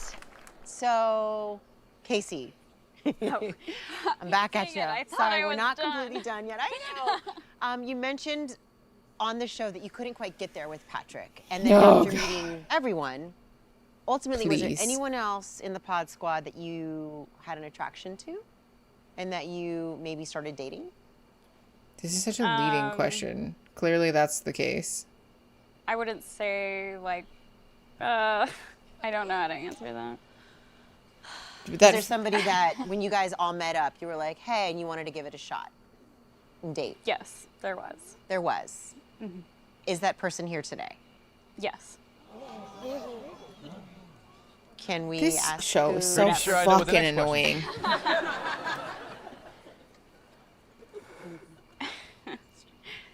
I think he's on this couch in front of me. Edmund, you dirty dog. I'm kidding. Joe, are you hiding behind your stash? Yeah. Yeah, it's not big enough though. Okay, so you and Joe dated. We went on dates, yeah. How many dates roughly? Was this Shocking. a long thing, a short thing? If you guys have two random people are dating, you can mark it off. How long was it? Month and a half, month? Oh, a month and a half. Or a month, maybe? I don't know. Month and a half. Was it? That's like the Why did entire that length end? of Love is I mean, Blind. did something happen or just kind of fell out of favor with each other? Why did that? I think it just kind of fizzled out. Just ultimately didn't work out. Okay. I don't think either of us Wonder were Madison ready hates to. her. We just came off this thing where we both had told other people we loved each other, and then yeah, it just got too intense too quick. Did you guys have a lot of dates in the pods? She was my third. Your third? Okay. Yeah, my third. Yeah. And then you third on your list as well, roughly, or? Yeah. So you guys had somewhat of a connection. Casey just stays being the backup option. Madison, did you know that they were dating or Jesus. that they I did. dated? Yeah, I did.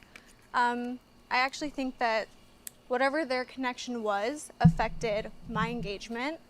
The night of wedding dress and tux My fittings, engagement. we had all gone out. I'm standing there with a wedding ring on, telling your groomsmen how much I love you, that I'm excited about this. I look over, Casey has two paws on Joe's chest. In your words that night, you said, Casey was giving me googly eyes. And then the next night, we break up.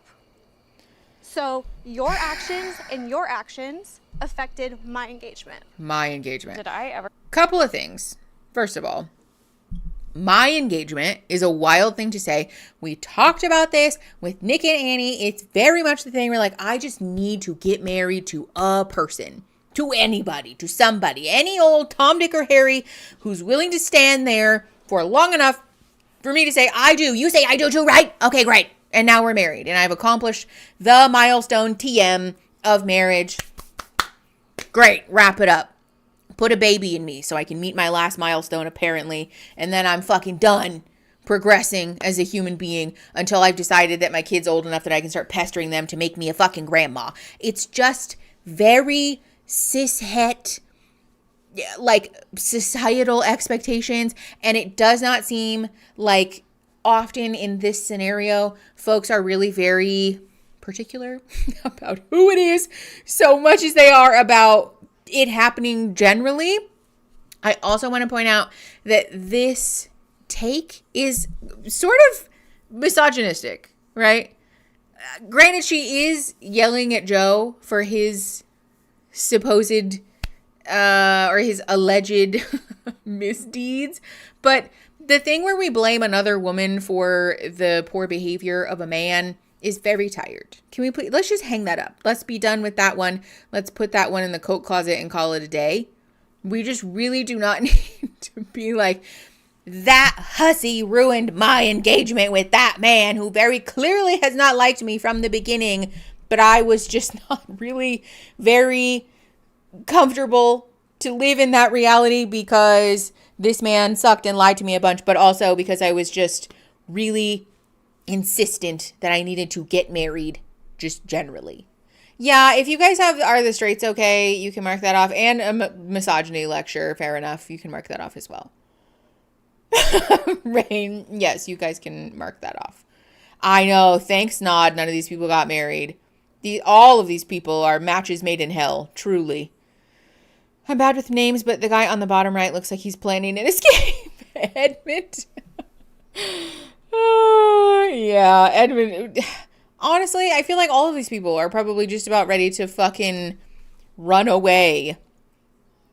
Yeah, if you guys have Church of Snod mentioned, you can mark that off as well. I don't think a mustache constitutes a drastic hair change, however. Okay. 30 minutes and 27 seconds. Pressing play in 3, 2, 1. Herb have 2 palms on your chest?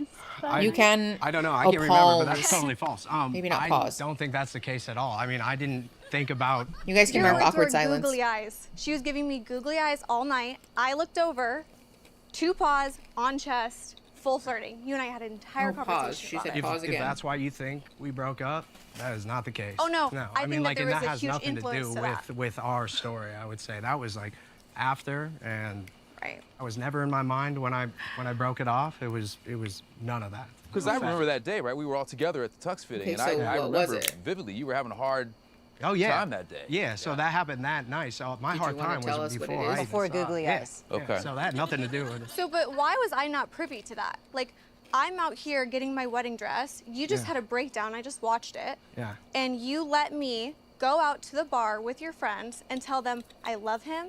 I want to marry him. You stood there and you watched me do this, knowing full well what happened at Tux Fitting. Why?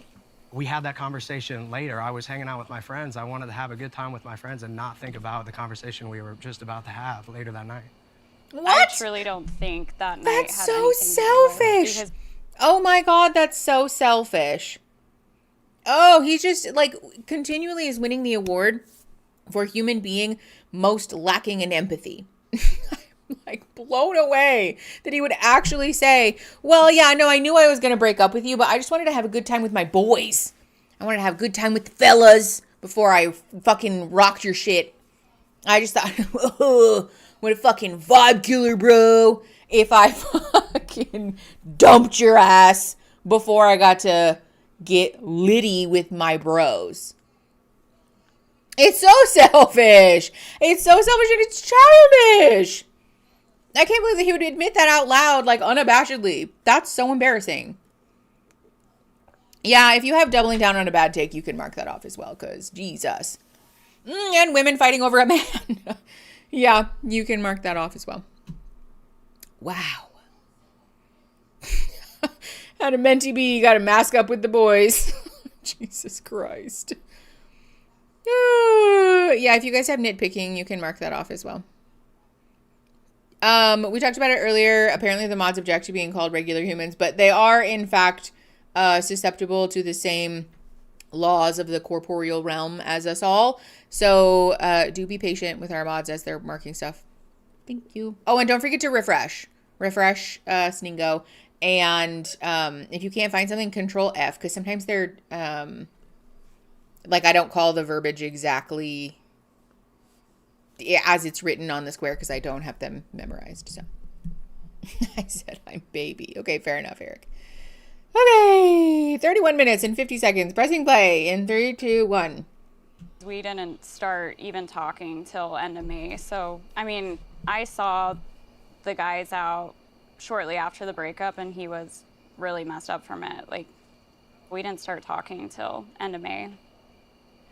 When did you find out, Madison, that Joe and Casey were dating? I found out right before Mike's pool party, actually, where at the pool party I saw Casey and she had the audacity to tell me we are Eskimo sisters. Class act. And then you continue to bitch to me about how he treated you, completely disregarding the fact that this was my ex-fiance. That is... Sorry. Hold on. I'm like stunned into silence. Yeah, that's a racial slur, first of all. And we just like openly said that out loud? Hello? Yeah, let's never say that again, but also gross.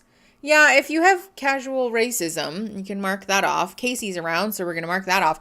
Jesus.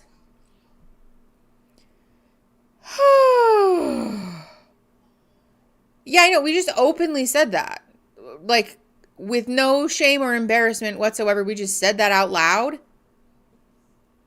Yeah, that's a racial slur, by the way. That word that starts with an E. Don't use that word. That's so fucking offensive. Jesus Christ. But yeah, I don't doubt that Casey said that for a second. I believe that wholeheartedly.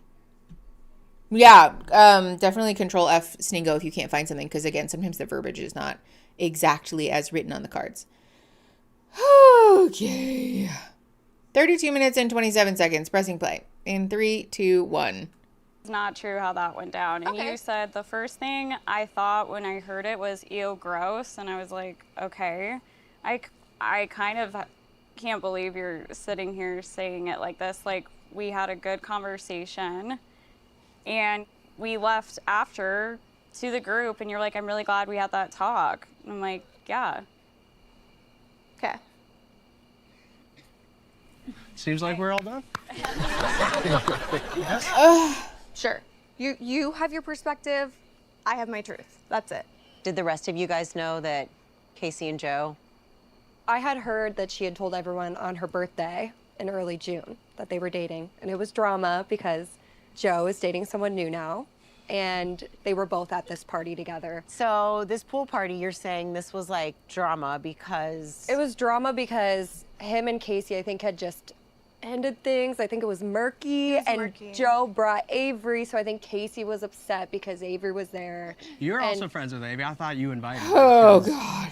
You guys were dating at the time. We weren't dating at the time. Don't get me in trouble at home right now. Not when we were dating. Not when we were dating. So you're saying at no point did any of these relationships cross each other? No. And my relationship now, I mean, it was rocky for the first 3 months, and she didn't really want to date me. And so I think there was a lot of breaking up, coming back together, breaking up. And we were like off October as well, like right around Halloween, and then we got back together and started dating in November. Joe, what does it mean you were together at the pool party, but you weren't dating?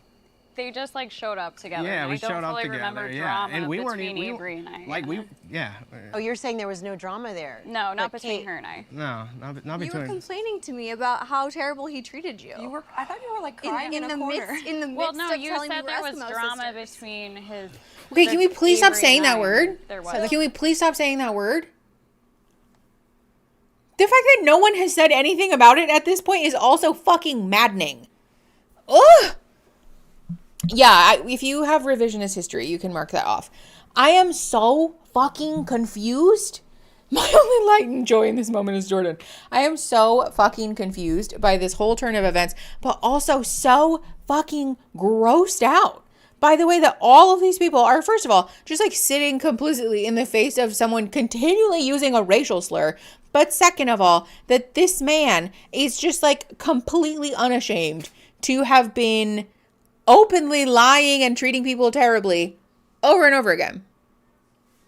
And that Casey is continuing to lie. Like, girl, just stop talking. Okay. 34 minutes and 28 seconds. Pressing play. In 3, 2, 1.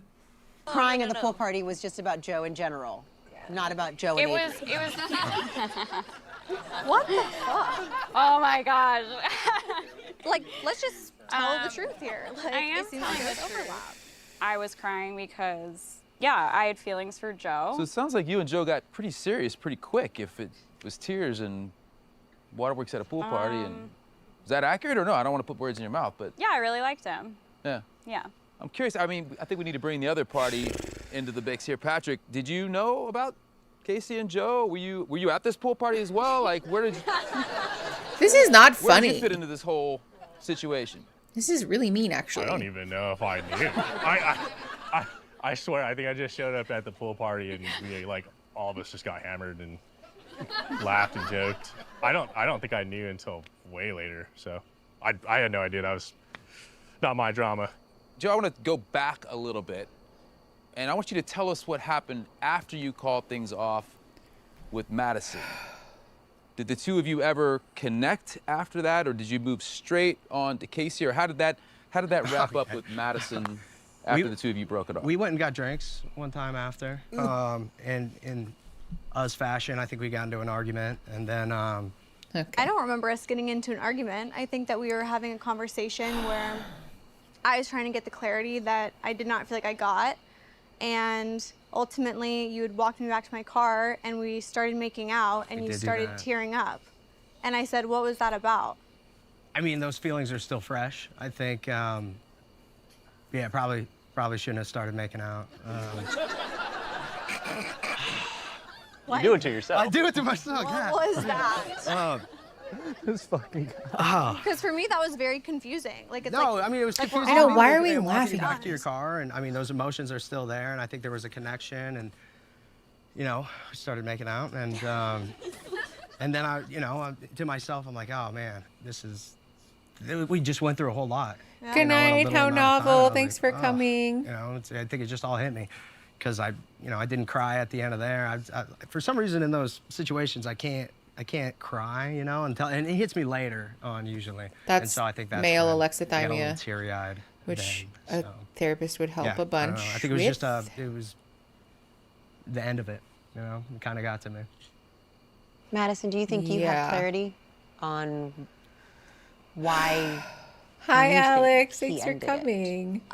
No, I don't. At this point, I've accepted that I'm not going to get a full sentence from Joe as far as what actually happened. So that's okay. I don't mean that as a diss. Truly, it's what I watched back was very frustrating to watch back. Eric, no, it doesn't. It was very uncomfortable to watch Joe speak about my body. In today's day and age, it's unacceptable to talk about somebody in that way. It was really hurtful because being in this experience, the door is already going to open for people to scrutinize our appearances, every single one of us, not just me. But for him to blow that door wide open, I've gotten so many comments on my body now. And ultimately, your words carried weight, Joe. It was really horrible to hear and to experience that. Yeah. Do you want to address Yeah, that? no, we had a 5-minute conversation about kind of what we've gone for in the past, and what I said was, more petite women, she told me like what her exes look like and what she's gone for in the past as well. And I meant no shame. Like I felt like, we did have that sexual chemistry as well. And so it's not in any way that I thought she wasn't attractive at all. Because I mean, I think you've heard. Yeah, many if you have, times I on have the a show, type, you can that's all mark we that did was off. Fight and fuck. So that's kind of. He is such a lewd, that- gross fucking person. Ew. Well, whose boots? What are you guys talking about? Boots? What happened? I'm so confused. Please explain the boots to me. But oh my god. Okay, hold on. August, thank you for the $4.99 to help distract from all of that. Mods, is there a nice little boot that you could recommend me? Does this count? No. The mod boot is when somebody gets kicked out. So unless somebody starts putting their ass in the street and gets temporarily muted or kicked out, that square is not getting called, unfortunately. I just assumed that only Canadians knew that was a racist thing to call them. I mean, I thought that was like common knowledge. Nobody wants to volunteer. I mean, that's fair. Christine. Oh, no, Christine. It's not a challenge. Ay, ay, ay. Oh, wait, did I miss it? Did somebody get bingo? Elle, you got bingo. Oh, my God. Congratulations. Your first ever bingo. Don't forget to fill out the form. Make sure you fill out so I can put your name on the big old wheel of names. A lot of you have won bingo this go around. So the wheel is very full of names. Yeah, congratulations. Okay. Boots the house down does not count either. No. Okay. Also, August, thank you again for the $4.99. I did forget to set a new goal. Do we want to set a new goal? We're kind of nearing the end of stream. So that's up to you guys. The Homer defense, I'm just too dumb to understand the impact of my words and actions. It's just very much the, like, I'm just a guy, right? How could I know? This is just the way that it was. Like, take accountability for something. Ugh. I think that counts. That's like not an innuendo though. That's a pretty, I don't know, open statement, I feel. There's no thinly veiled anything in that one. Okay. 38 minutes, 33 seconds, pressing play. In 3, 2, 1. Physical attraction was there. So I did not mean that in a put down way. And I'm sorry if it came off that way. But that's, and we never spoke about body or anything after that 5-minute conversation. I deeply apologize, but that is not what I was going for. I'm very sorry about it.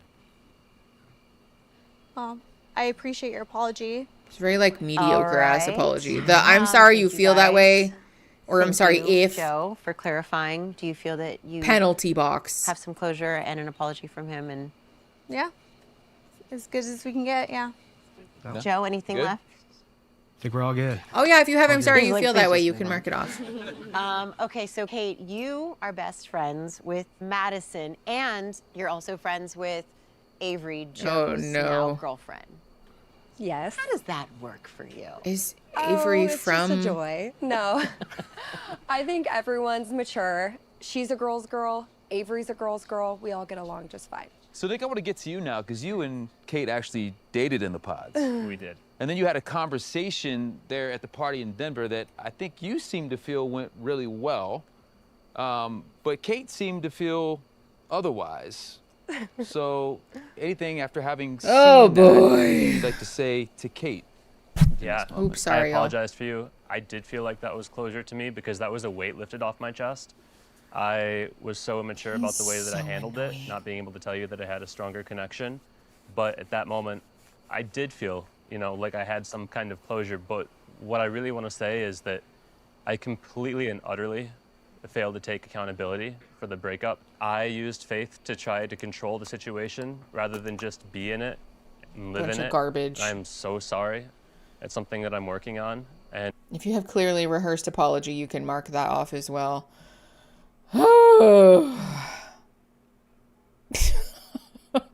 Please shut this man up, truly. Yeah, if you guys have religion mentioned, you can mark that off as well. 40 minutes and 36 seconds. Press and play in 3, 2, 1.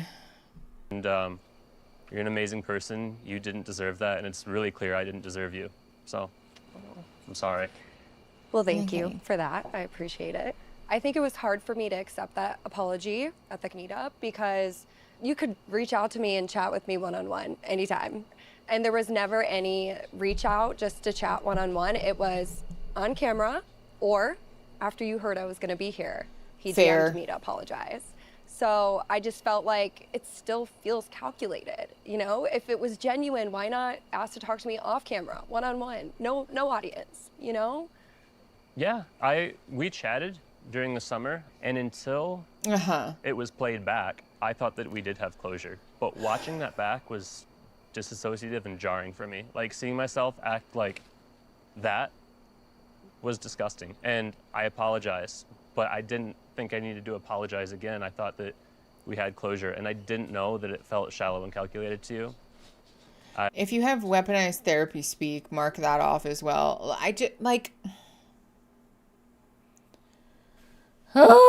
This man is so annoying. It's very obviously I saw somebody say ChatGPT did a great job on that apology. Very much the vibe here. And also fucking tired. He's done this so many times. He's done this several times on camera already, none of which were genuine, none of which read as an original thought. Learn a new trick.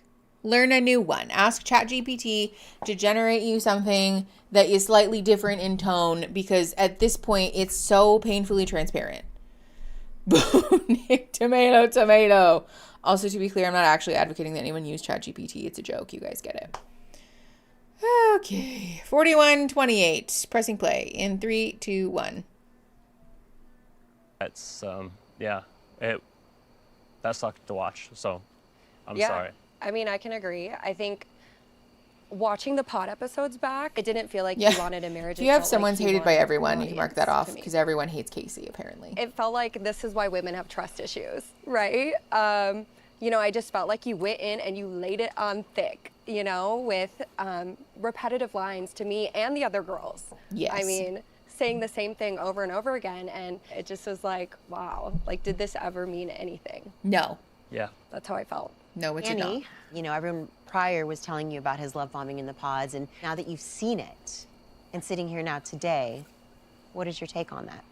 I think that honestly being in the pods is a very intense situation for all of us because you're in a very accelerated experiment trying to find your person. And so yes, you're quicker to jump to say, I love you, or True. find a connection more quickly. But I think in turn it also makes you, you know, kind of turn to possibly even another connection more quickly as well. You can throw me under the bus too. It was not good. Oh, So if you have said she can throw experiment you under and the my bus. Why person. do you think that she would need to? Well, Pause. If you have experiment and my person, you can mark both of those off. Also, surely at this point, these are charged enough to not need this fuck-ass cable that's driving me insane. I completely forgot about it, Annie. So did Nick, apparently. You don't understand the pods unless you're in it. Yeah, if you have, you don't understand the pods unless you're in it or you've done it or whatever that square is, you can mark that off as well. KY Cupcakes, thank you. Okay. 42:54. Pressing play in 3, 2, 1. obviously messed up. And like, let's talk about the love bombing, because I'm not denying it. Said that because I felt butterflies in that moment and I blurted it out too fast, and I wish I could have taken it back. Brother, it was a this very guy real feeling that I had stinks. towards you. I'm sorry, because I've never had the playbook on dating 2 women at once, and it was really wrong to say that when I still had another connection. And it was at your expense for me to then go on and choose my better connection for me. And I looked in the mirror that night and I hated the person that I saw. And I mean that. Be honestly, fucking for after breaking up real. with you. Please It was- shut up. Can someone please? This is. It really is saying a lot coming from me, who also can't fucking shut up. Please, God. This man is such a pompous windbag. Oh my God. Can we count the audience laughing at something toxic as clapping at something toxic? I feel like no. Because also this audience laughs at everything. I never had the handbook. I know, did you need one?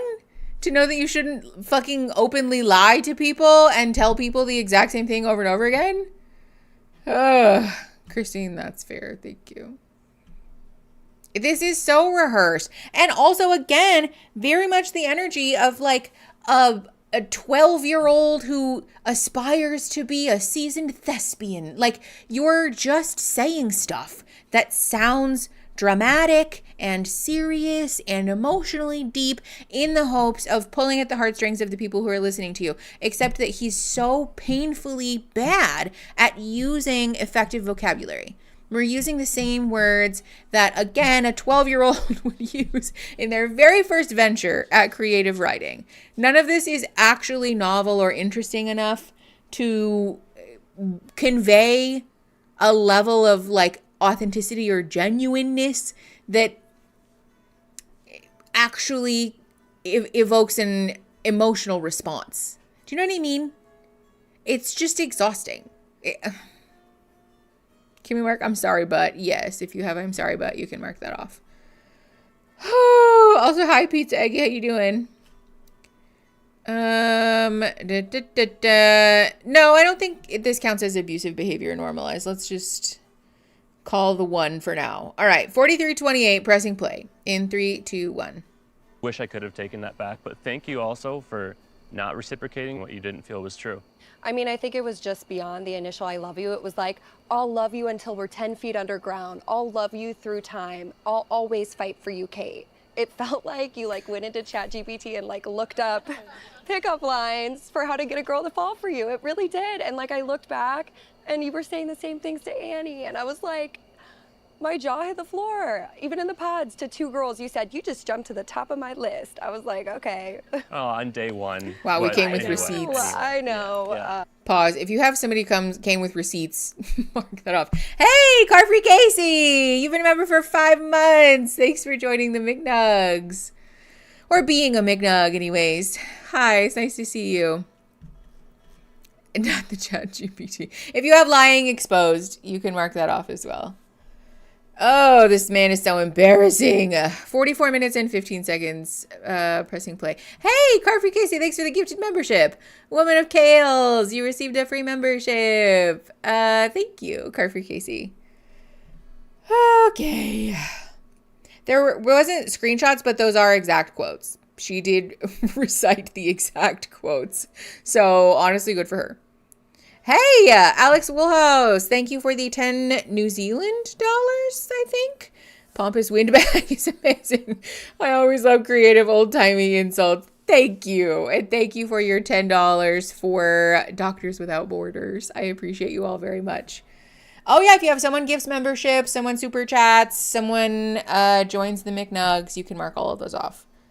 Technically, it wasn't joining because they just celebrated being a member, but fair enough. Okay. 44 minutes and 7 seconds. Pressing play in 3, 2, 1. Which, I mean, whatever, it's fine. But, I mean, I think you're being very mature and apologetic, and I respect that. So, I mean, maybe it's performative too, though. You know, I don't know. It is. I don't know. It's hard to say. I'm sorry. Nick, you were shaking your head. It just makes me sad. I disagree with that, actually. I feel like this is actually really genuine. We're dating Annie. people, and it's, I guess, Annie. similarly, like, I also was dating someone very seriously at the same time. So it's, I understand the feeling of, you know, it coming in hot and heavy and being like, oh, this is the person I actually should really pursue. And it's something clicks, and I think that's the beauty of, like, finding love through someone's personality as a Pause. Natty, thank you for being a member for 15 months. I want to set this show on fire, but I can't. Oh, it's the eternal struggle of wishing the show would get canceled, but also finding it useful to suit our own needs. Fair enough. This is girl on girl crime. Yes, if you have girl on girl crime, mark that off. Because why, Annie, are you defending this man? This is so embarrassing. I really feel like this is an example of somebody not being able to contend with the shame that would come along with acknowledging that you got played. So we're doubling down. We're doubling down and saying, nuh-uh, because he is being genuine and I didn't fall for anything. I've not been had. You just don't understand him. You don't get it, even though he fucking dumped me and treated me terribly.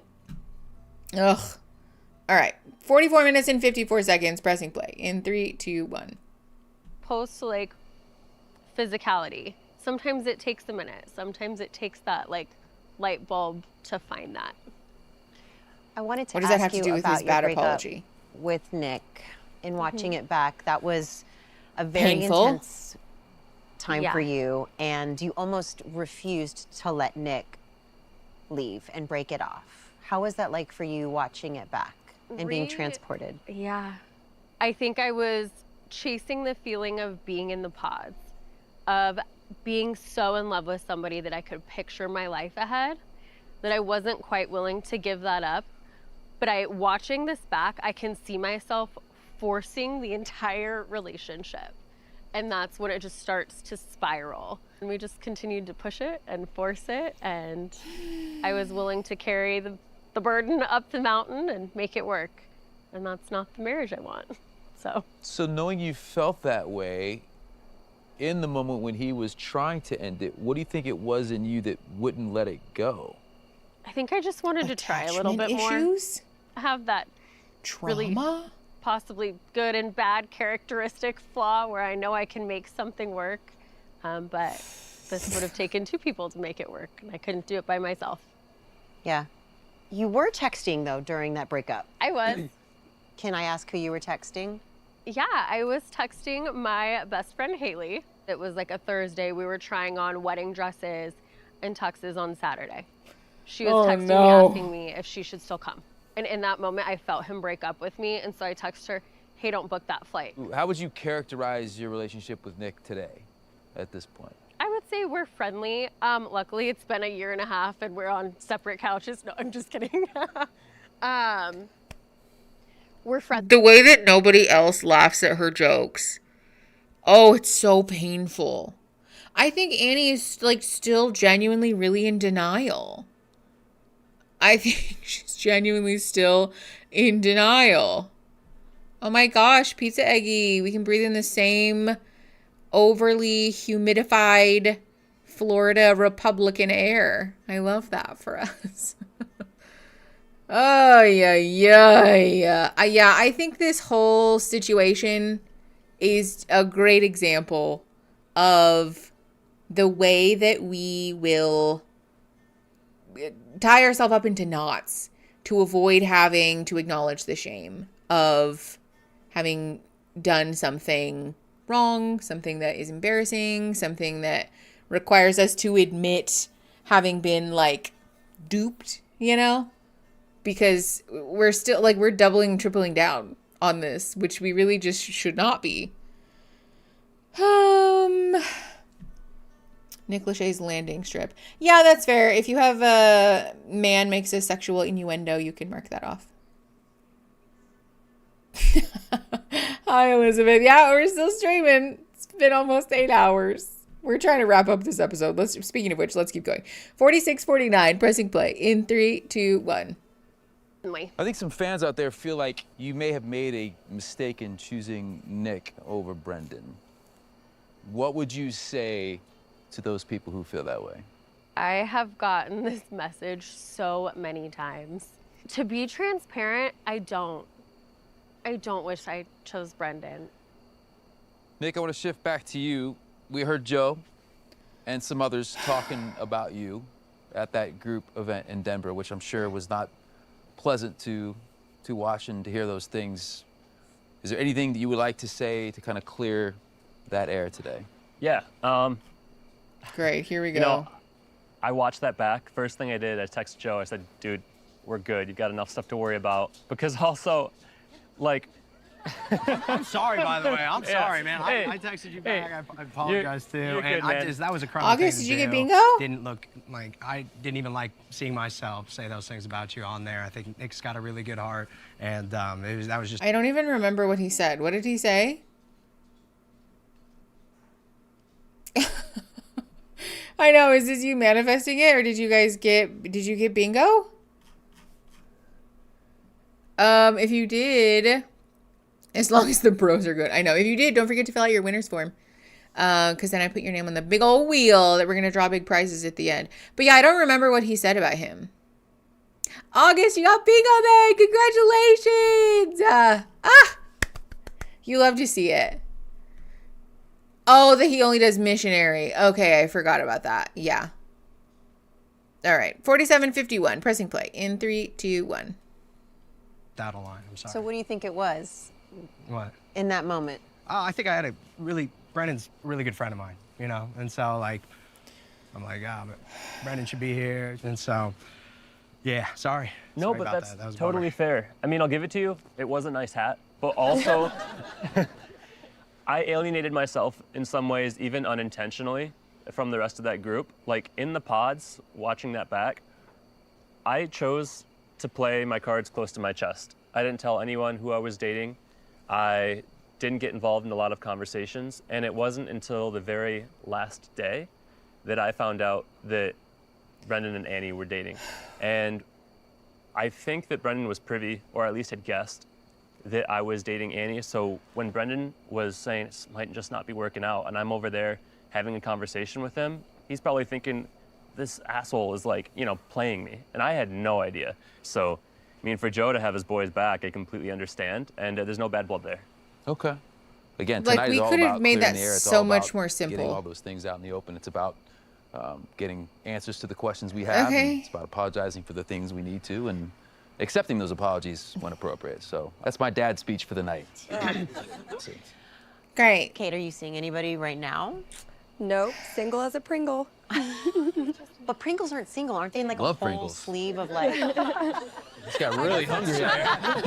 I very, very briefly dated Brendan, who was one of my other connections. I wouldn't even call it dating. We went on a date. And then what happened? Oh, boy. Uh-oh. Did you know about this date? Me? No. I have ADHD. Sorry. This is just really entertaining. I mean, It was messy when we got back to Denver, let me just say. Everyone was kind of dating each other, and we had all dated each other, and the boundaries were very blurred.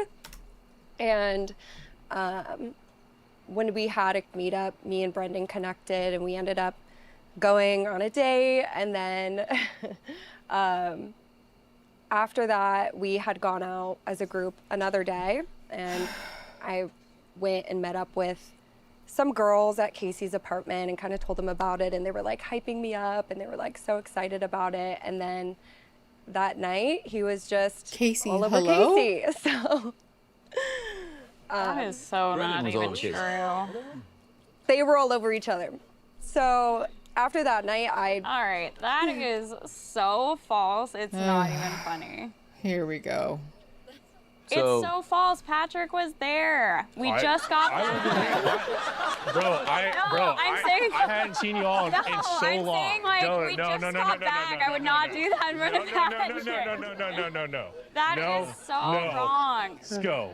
No. That is so wrong. It's almost that. Yeah, if you guys have love triangle or a 4-person love square, you can mark both of those off, because what is going on?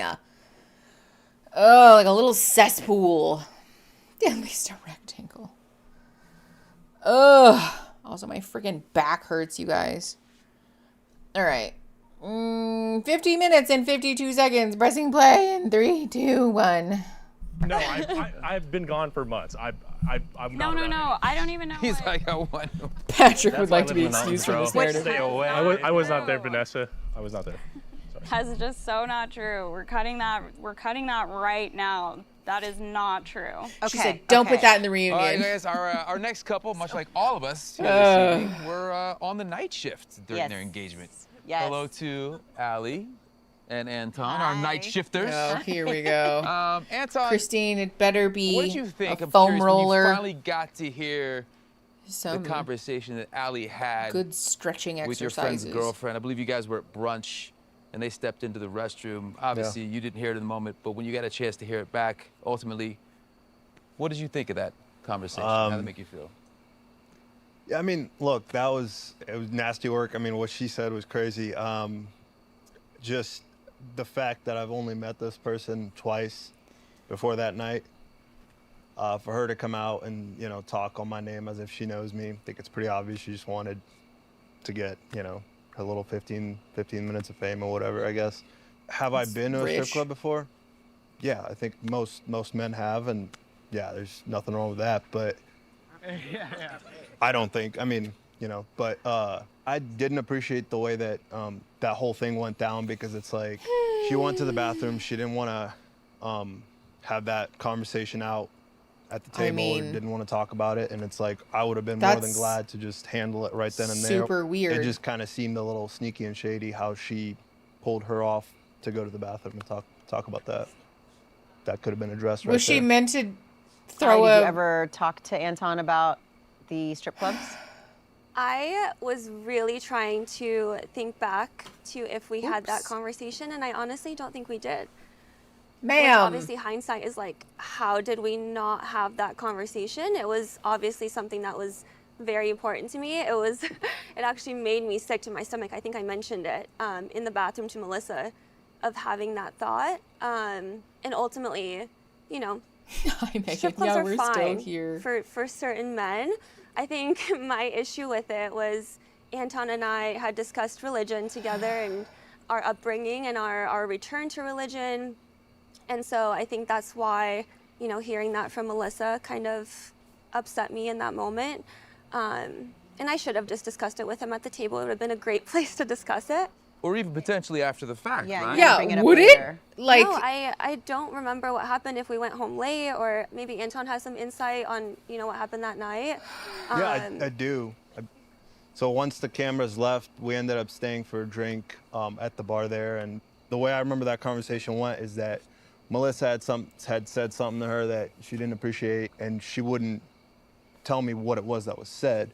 Is he still with Melissa? No. It just was kind of disheartening for me to see that that person that doesn't know anything about me had such a, seemingly a big role in the decision and how everything went down. Right. But Ali, I'm confused because And I understand why it would be upsetting to you, especially given the backdrop of religion and all the things you just mentioned. But if it was that upsetting to you, why was it never brought up and given the chance to be kind of aired out? Yeah, I mean, ultimately, I hate Nick Lachey, but that's a fair question. There was a lot going on during that period of time in both of our lives, and I think the night shift especially adds another layer to it. And I do think that part of it unfortunately got in the way of us being able to have some of those real conversations. And I do think, you know, the other aspect of it is I had a really hard time just having a real conversation with Anton outside of the pods. It was almost as if he like just wasn't himself, which I did mention at the altar. I was like, I don't know who this person is in front of me. Is this the drinking thing? We haven't had any serious, real, deep conversations in person. Where is the man that I dated in the pods? Like, where did he go? To basically say that we didn't have any serious conversations, we had, I think, serious conversations about all kinds of different things. Like what? Off camera. I think on camera, yeah, I would say that, maybe we didn't have as many serious I think conversations. it was kind of flipped though. Like, really? You think that? I do. Yeah. I felt like when the cameras came on, you were like this big personality, which in the pods I stated that's what I wanted. I wanted somebody that was like the life of the party and somebody that was present and outgoing, because I'm not that. And so you knew that that's what I wanted. On camera, you were that to the best of your extent. And then off camera, it was like I was literally back in the pods and I had been ghosted talking to a wall. Like, I could not talk to you. You'd come home from work, you wouldn't greet me. You just come on in, not say anything. I'm like, okay, hello.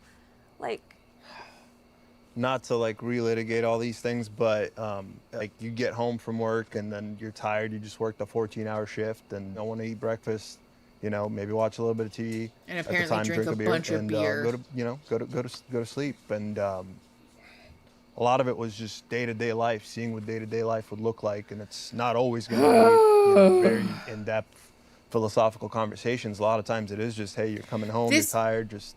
This is how you know that somebody is feeding you a bunch of bullshit, because he took what she said, which was a very valid issue, in that he seems to be a different person on camera and that there was a stark departure from his behavior in the pods, and said, oh, sorry, I work the night shift, so I'm not always going to be able to get into deep philosophical conversations with you because I just wanted to go to sleep.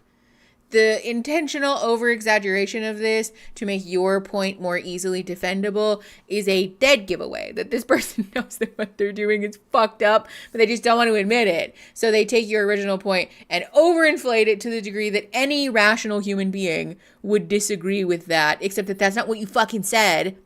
If somebody does this to you, first of all, you're well within your rights to call that onto the carpet and be like, hello, what the fuck is that? But second of all, you're well within your rights, especially if this is a cyclical and repeated problem, to say, thank you very much, that's curtains on this relationship. Yes, she's also a nurse. Like, she is very aware of how difficult it is to work overnights, to be peopled out, to have a hard time and come home and need to decompress after a shift. But it doesn't sound like she left him in the dark and isolated him for the duration of their relationship. She was willing to make the effort so that they could get there, and he just didn't want to do it. Sounds like we need to practice some active listening skills. And just like personal skills. Like his ability to relate to other human beings seems to be lacking.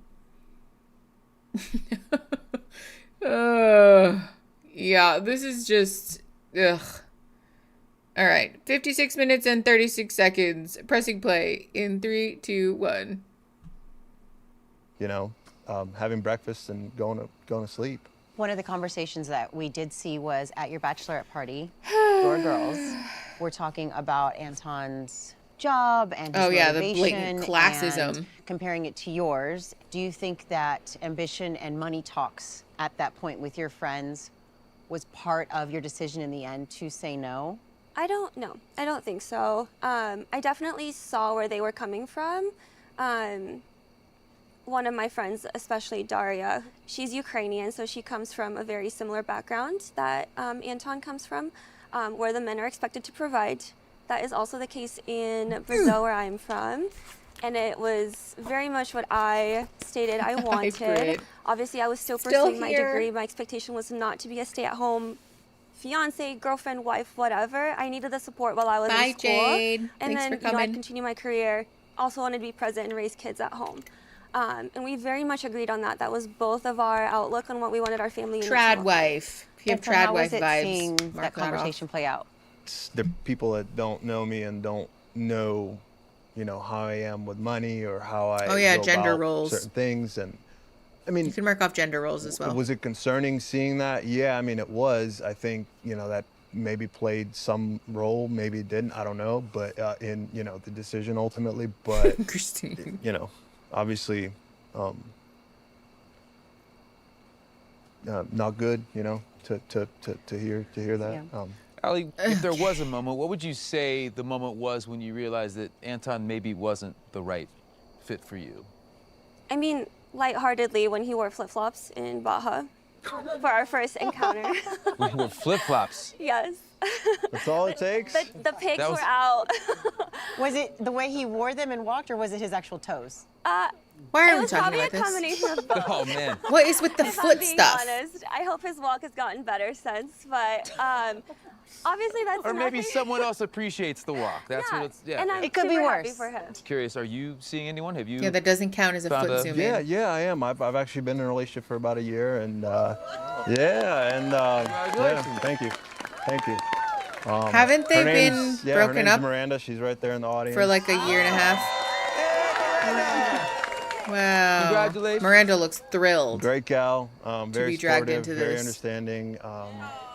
Just the person I You really been, cannot needing in my convince life. me. That's Oh, great. sorry. You cannot convince me that there aren't people like producers standing off to the side of the audience with fucking cue cards, like Lord Farquaad's speech in Shrek.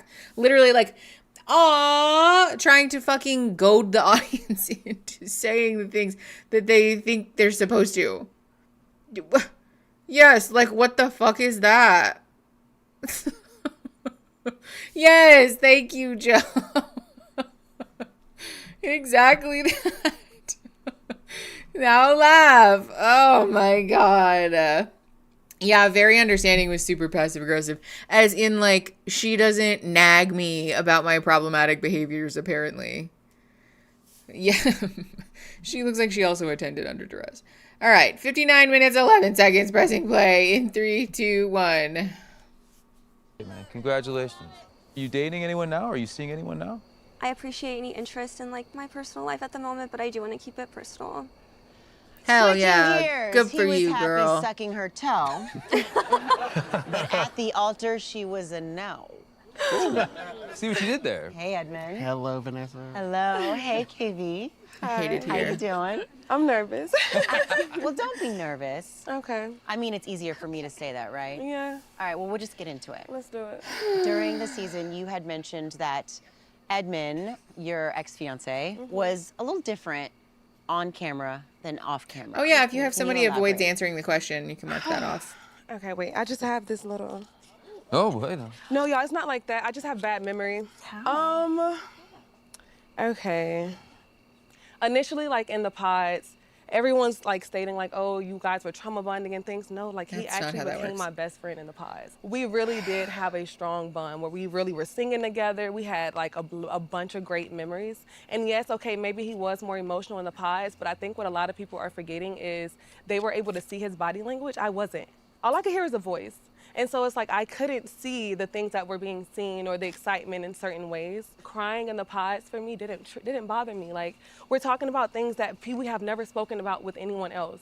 But when we got Which into the is real not world, healthy. the crying and it was the moments that he would cry. Like, you cry when you see me cry, I understand that. But I'm upset with you, I'm angry with you because you've done something, and instead of like being accountable, you cry, you drop to your knees and say, I just love you so much, I just need you, you're the one for me. That's when I started thinking, okay, this is manipulation. And I confirmed that Honestly, as fair. manipulation when like 2 weeks back in Denver, he like woke up one day, he was like, I'm done crying. And I was like, okay, cool. But then he became kind of like a butthole. So the tears went away, but then he became like a butthole in a sense. And it was just like, okay, like maybe I want the butthole? tears back. He would be very dismissive off camera, I feel like. Like, we'll be talking and I'll come to him. I think I came to him more about things off camera than on camera because at the end of the day, there's still 1,000 cameras there. There's still a bunch of cameramen. Like, I'm being vulnerable on camera, but I was super vulnerable off camera. Like, there was times I would come to him just boohoo crying. And I came to him crying about one time just saying, like, I don't feel like myself. And since he couldn't really understand, he just got up and dismissed me. Like waved his hand and walked off, and I'm like, oh literally my busy crying God, at our little kitchen like our kitchen table, and I'm like, why did you walk away? And he was like, I just don't get it. And I'm like, that's not fair. Hearing all that, how does that make you feel, and how would you like to answer for that accusation? Manipulation part of it, I don't want to manipulate anybody. I want to be able I know, to this speak from my show's heart and almost how I'm over. feeling. So Please. For me, speaking from my heart and how I'm feeling is being taken as manipulation. So that's going to make me be afraid to be open and vulnerable because I don't want her to think it's manipulation. But it just hurts her saying that, and I'm not even trying to be manipulative. If that makes any sense. Like I don't want her to think I'm trying to be like that. Single speed would kill me. It's coming off as that. But I'm like, I understand what I did wrong, but I need you to understand like that I wouldn't make the same mistake again. If it was repeated offenses, I'm taking those, but it was nothing repeated to where I'm like owning up to it and then like noticing it so I won't repeat it again. I can't agree with that because was the owning up to it in the room with us now? Also, everything that KB brought up with him, she stated was a repeated issue. We also watched some of the issues be repeated on camera. Whatever. The crying happened every day for like the first 10 days after we left the pods. And that's why I felt like it was manipulation. A lot of it happened off camera. And then you said the dismissiveness. Anytime I brought a problem to you, you were dismissive about it off camera. On camera, it would be a different thing because 9 times out of 10, we got into it right before coming on camera. So I looked like this angry Black woman. Like I always looked angry on camera. And I even came to you off camera again and said, hey, please stop making me look this way. That is a stereotype. I would like to talk about things before it even comes on camera or whatever the case may be. So that way I don't have to look so angry. Even before the rodeo, you made me so angry beforehand because you were choosing to be selfish. You said, I don't want to be late.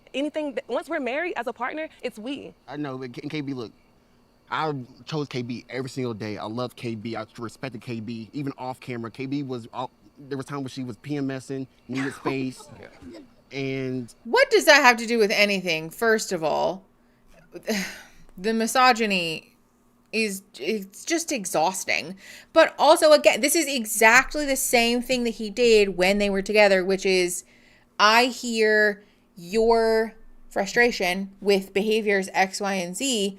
But what I will do is answer with that I love you, that I respect you, or that I did love you, that I did respect you, that I always did X, Y, Z, blah, blah, blah, nice things for you. And I was not an asshole to you while you were menstruating, which is both a gross stereotype and also the bottom of the barrel, bar way below the last ring of hell kind of expectations.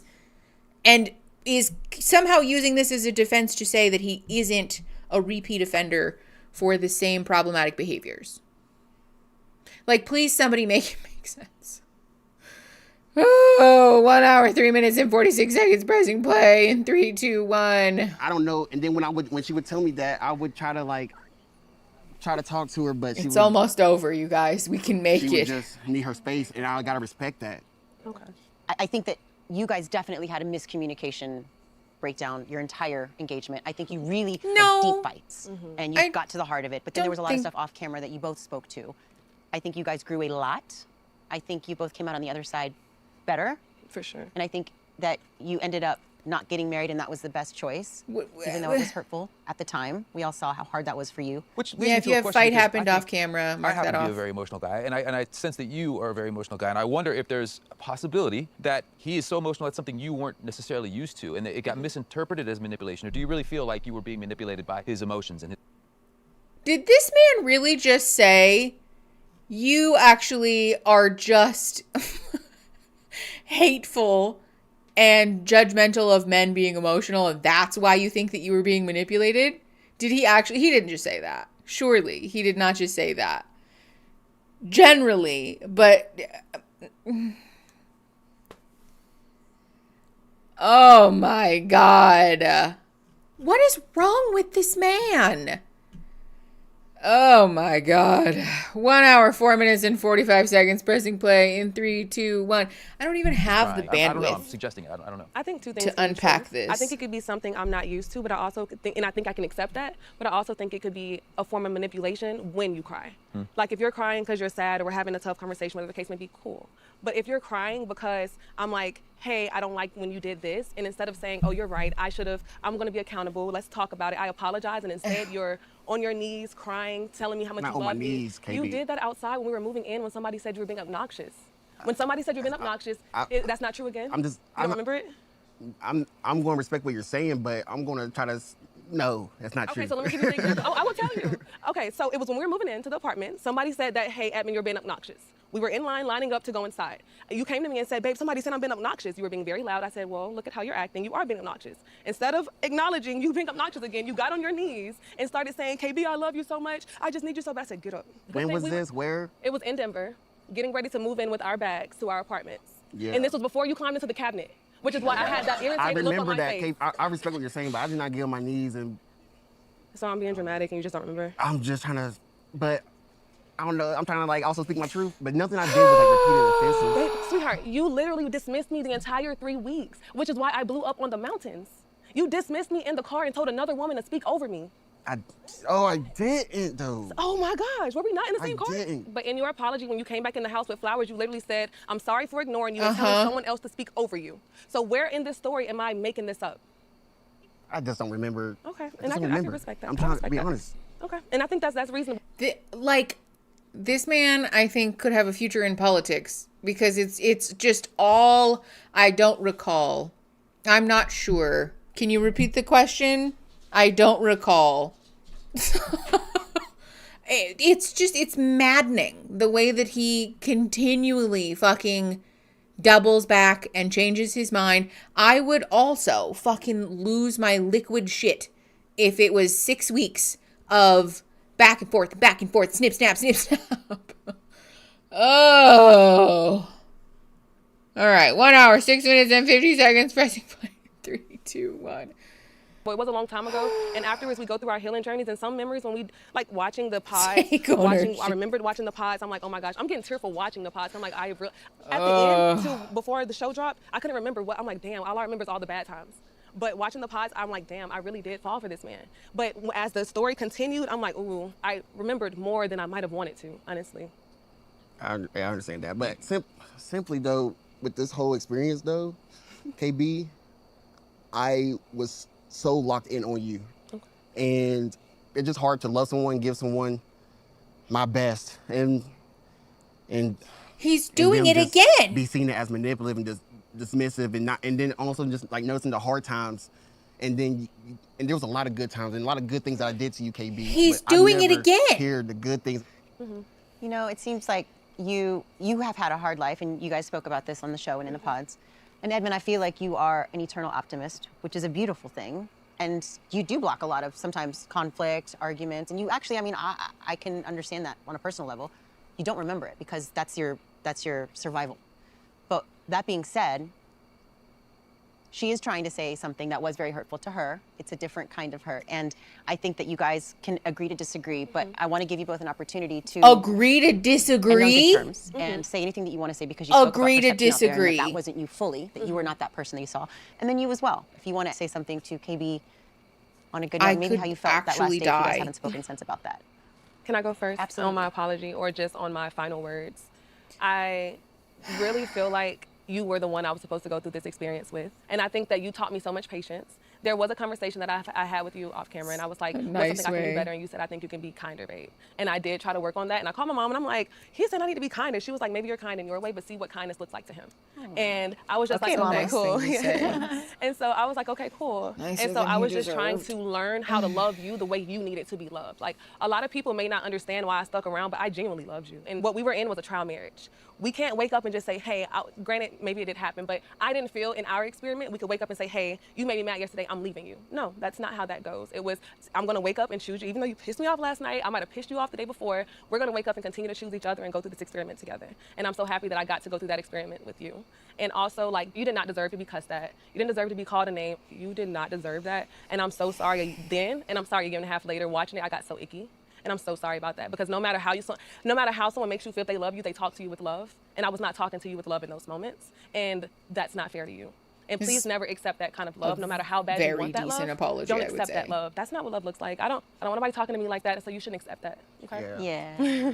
Look, She's you didn't need a favor for that. No, I much haven't. nicer than. What do you want to I think the main thing when it came to KB is I learned that from this experience, but I was on the track of you talking to me anyway and me being like, oh, it's okay, babe. Let's get over this. I still love you. No matter what you say, I was gonna keep on locked in, and you had to do something valid for me not to like stop loving you. And KB, you are amazing. I would never got a woman like you if it wasn't for this experience. Really. Can you give me a hug?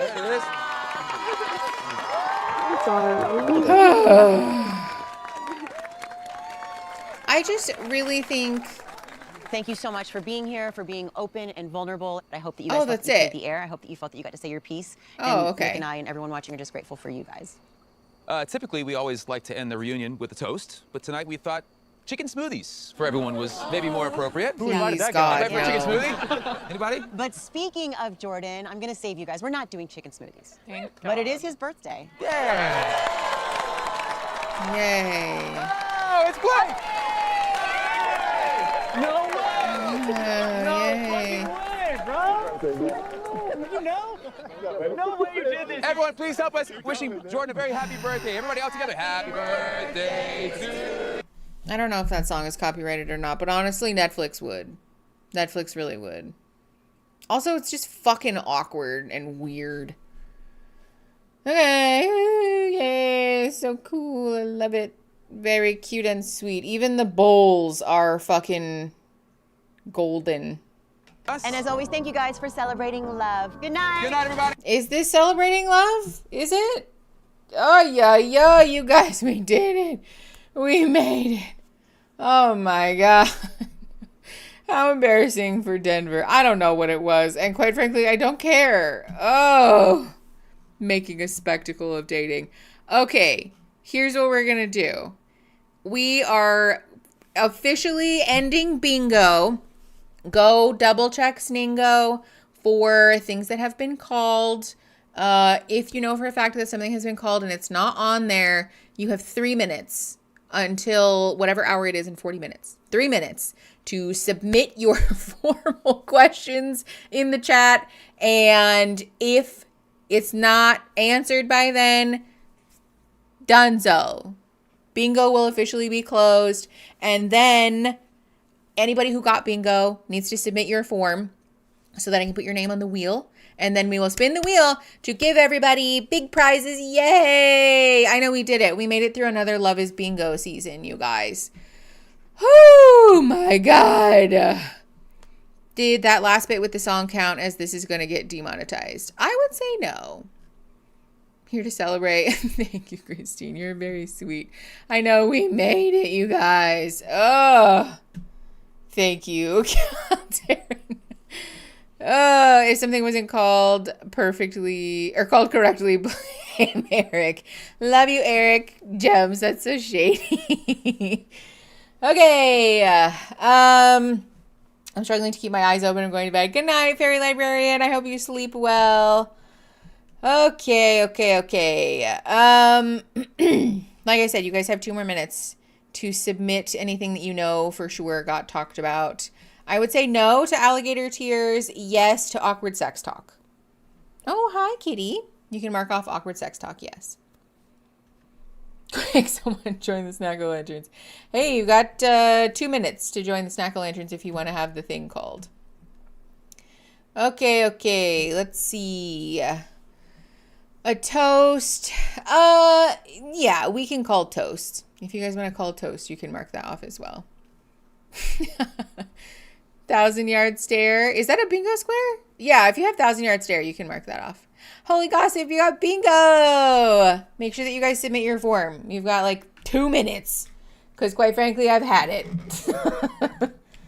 I'm tired and want to stare into the void. Excuse.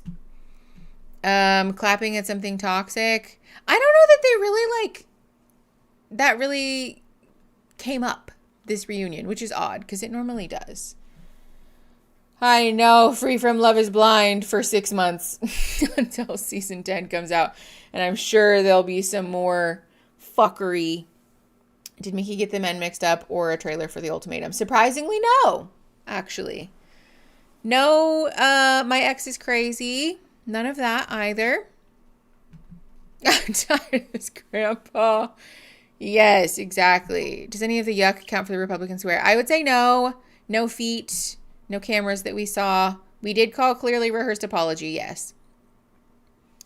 No attachment issues, no family values. Polyamory was not mentioned during this episode, no. Okay, so make sure that you submit your winners forms. I'm going to start adding names to the wheel here so that we can get everybody's names on there and announce who's getting fun big prizes this time. Okay, so let's see. It's 7:40 right now. You guys have 5 minutes. Submit your names on the forms. Let me update this so that I don't lose track of who has been submitted or not. And in 5 minutes, we will be calling big names. In the meantime, let me show you guys the things that we're giving away as big prizes this time. One of which is this little print. You guys, I don't know if you can see it on the wall or not, but there's a print. Mine is purple. And it says, hold on, let me see. It says, have a meltdown, you earned it. And it's a little cat. It's so cute. So I think this one is a 4x6. Maybe it's a 5x7. It's a little print, little art print that is coming via Etsy. It has not yet been delivered, which is why I'm showing you guys pictures of it. So we have one of those. We also have one of these, which I'm very excited about. It's a little felt ornament of a snail. Actually, ours I think has a pumpkin on it. Hold on. Let me show you the pumpkin one. Yeah, ours is the pumpkin one. Look how cute. It's a little felt ornament. So one person is getting the felt ornament. One person is getting the have a meltdown. Yeah, it's from Etsy. Okay, so this shop is called Molly's Toys. Here, I'll show you. That's the Etsy shop. It's a lovely shop. Highly recommend. The other print is from, hold on, it's loading. Taking a good hot minute. Etsy is like having a full meltdown today. I don't know why it's not loading things. Okay, the shop is called Escape something. This is what I'm talking about. Like, look how long this is taking. Okay. Eska and the Alpenglow. I think it's loading again. No bingo all season. Oh, Blythe, I'm so sorry. Okay, this is the shop where the cat print is coming from. From Texas. There you go. I just need dating app hate to get my first bingo. Okay. So there's those two things. We're also giving away 2 prints from this shop. I'm for sure not winning bingo. Will enjoy vicariously. Fair enough. Okay, we have a little print that says Escargot. It's so cute. The form, you can type !winner in the chat. And that will pull up the link for you to submit. So one person's getting one of these. Actually, I lied. We're getting 2. 2 people are getting an Escargot print. As always, we'll be giving away a full thing of stickers. So if there are any stickers that you missed or you didn't get this time, you'll be getting a full envelope of all the stickers that I have. To be clear, some of them are just like fully gone because we did it randomly this time. And I think there was one more thing. Oh, no, there's not. Oh, wait. Yes, there was. Hold on. I do actually have this one in person, but it's in the closet. So never mind. I'll show you the picture of it instead. This one is a little card. It's very cute. Yes, these prizes, we're basically spinning a wheel of everybody who's ever gotten bingo during this go round. And calling names from everybody who's gotten bingo. If you've won bingo more than once, your name is on the wheel more than once. However, once you win, like if you do get your name called, your name gets removed from the wheel, to be fair to everybody else. Okay. I also have a little card. It's the one with the 2 frogs. This is Howdy. It's so cute, and I'm obsessed with this shop. We do have a bunch of stuff on the wall from this store. It's called Art by Anna M. Art by Anna M has the coolest shit. Go check out her shop. Big love to her. I've never won bingo, and this is my 3rd season, but it's okay. Oh, Leora, I'm so sorry. It's so sad when people get like shitty cards, because part of me wants to be like, it's okay, you could have bingo instead, but it's like obviously not fair to do that. But okay. Let's see. 5 minutes have gone by. So let's see. This is last call. If you have won bingo today and you want your name on the wheel to win one of the big prizes, you need to put your name in the winner's form right ding dang now. Right now. You have like literally 30 more seconds. Oh, of course. My YouTube is frozen. Okay. Bye, Christine. I hope you sleep well. Thanks for hanging out with us for so long. Thanks for staying up with us. Got back just in time. Hi, KV. Thanks for coming.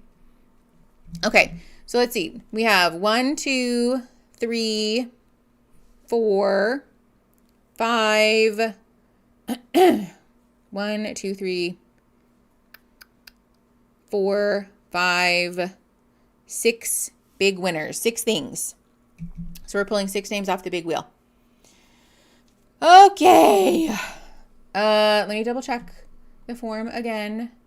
Again, this is your final call. If you've won bingo and you want your name on the wheel to win one of the big prizes, put your name on the wheel now.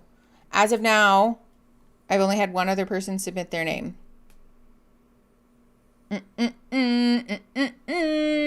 Okay. We're doing it, y'all. We are calling names. So there's 6 of you that are going to get big prizes this season. So let me change OBS so that you guys can see. Yeah, it's only for people who have won bingo before. Hold on, sorry. We have to adjust OBS, which I'm sure she'll love. OBS is historically very good with that. Sure. Wheel of names. Okay. Can we see? You love to see the wheel of names. Hold on. We're making it a little smaller and cutting out shit that we don't need. Okay. Can we see the wheel of names good enough? Are we good with that? You scoop my head over. Christine. That's not true. Okay. Let me pull up Discord chat. Spin the wheel. Okay, hell yeah. Doop. All right, any more questions before we spin the wheel? We're doing the damn thing. Okay. So, we're just going to do this way like we have in past seasons. I'm going to make a list of who won what so that we don't forget. And it's not a like choose what you want thing. Like I'm going to say, okay, we're drawing a name for this thing. And then you get what you get and you don't throw a fit. Okay. Snail ornament. Sticker pack. Sticker pack 1, sticker pack 2. S-Car Ghost 1. S-Car Ghost 2. Okay. No, we haven't spun it yet. I'm working on it. Okay. First, we're drawing a name right now for the cute little cat print that says, have a meltdown. You earned it. Ready? Spinning. I was like, this wheel's taking a while to stop. No, sorry, I was writing stuff down. And Hunter, you want a cat print. If Hunter is in Discord, we can tag them. You guys only have a little while to claim your prizes. If more than like 24 hours goes by and I don't hear anything from you, Actually, I have, I think I have the addresses still because we keep them for the season. So you don't have to claim your prize. Actually, you don't have to be here. I will just mail it and you'll get a surprise. So Hunter, congratulations. You won the cat print. Okay. Let me write this down so I don't forget. Yay. Okay, great. Good night, Arizona Kid. I hope you sleep well. Okay. We're removing all instances of Hunter from the wheel. The second thing that we're spinning for is the snail pumpkin ornament. So no whammies, everybody.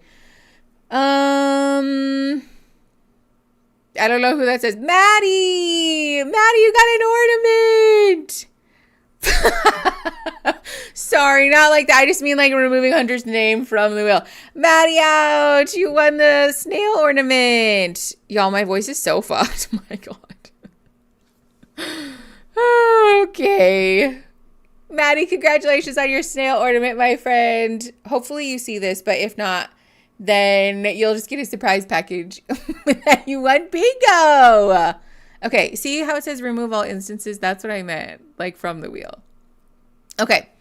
A full and complete sticker pack to the best of my ability is going to somebody. We shall see. It's a big ass wheel, y'all. Scout! Yay! Scout! You won stickers! Oh my gosh, that feels very appropriate, honestly. Yay! Yeah! Hi, Maddie. You won a snail ornament. Do you want to see? Here, I'll show you. Hold on. This is one of our big prizes for bingo. And you won! The wheel has chosen you. Scout, you want a full pack of stickers, though. That feels so apropos.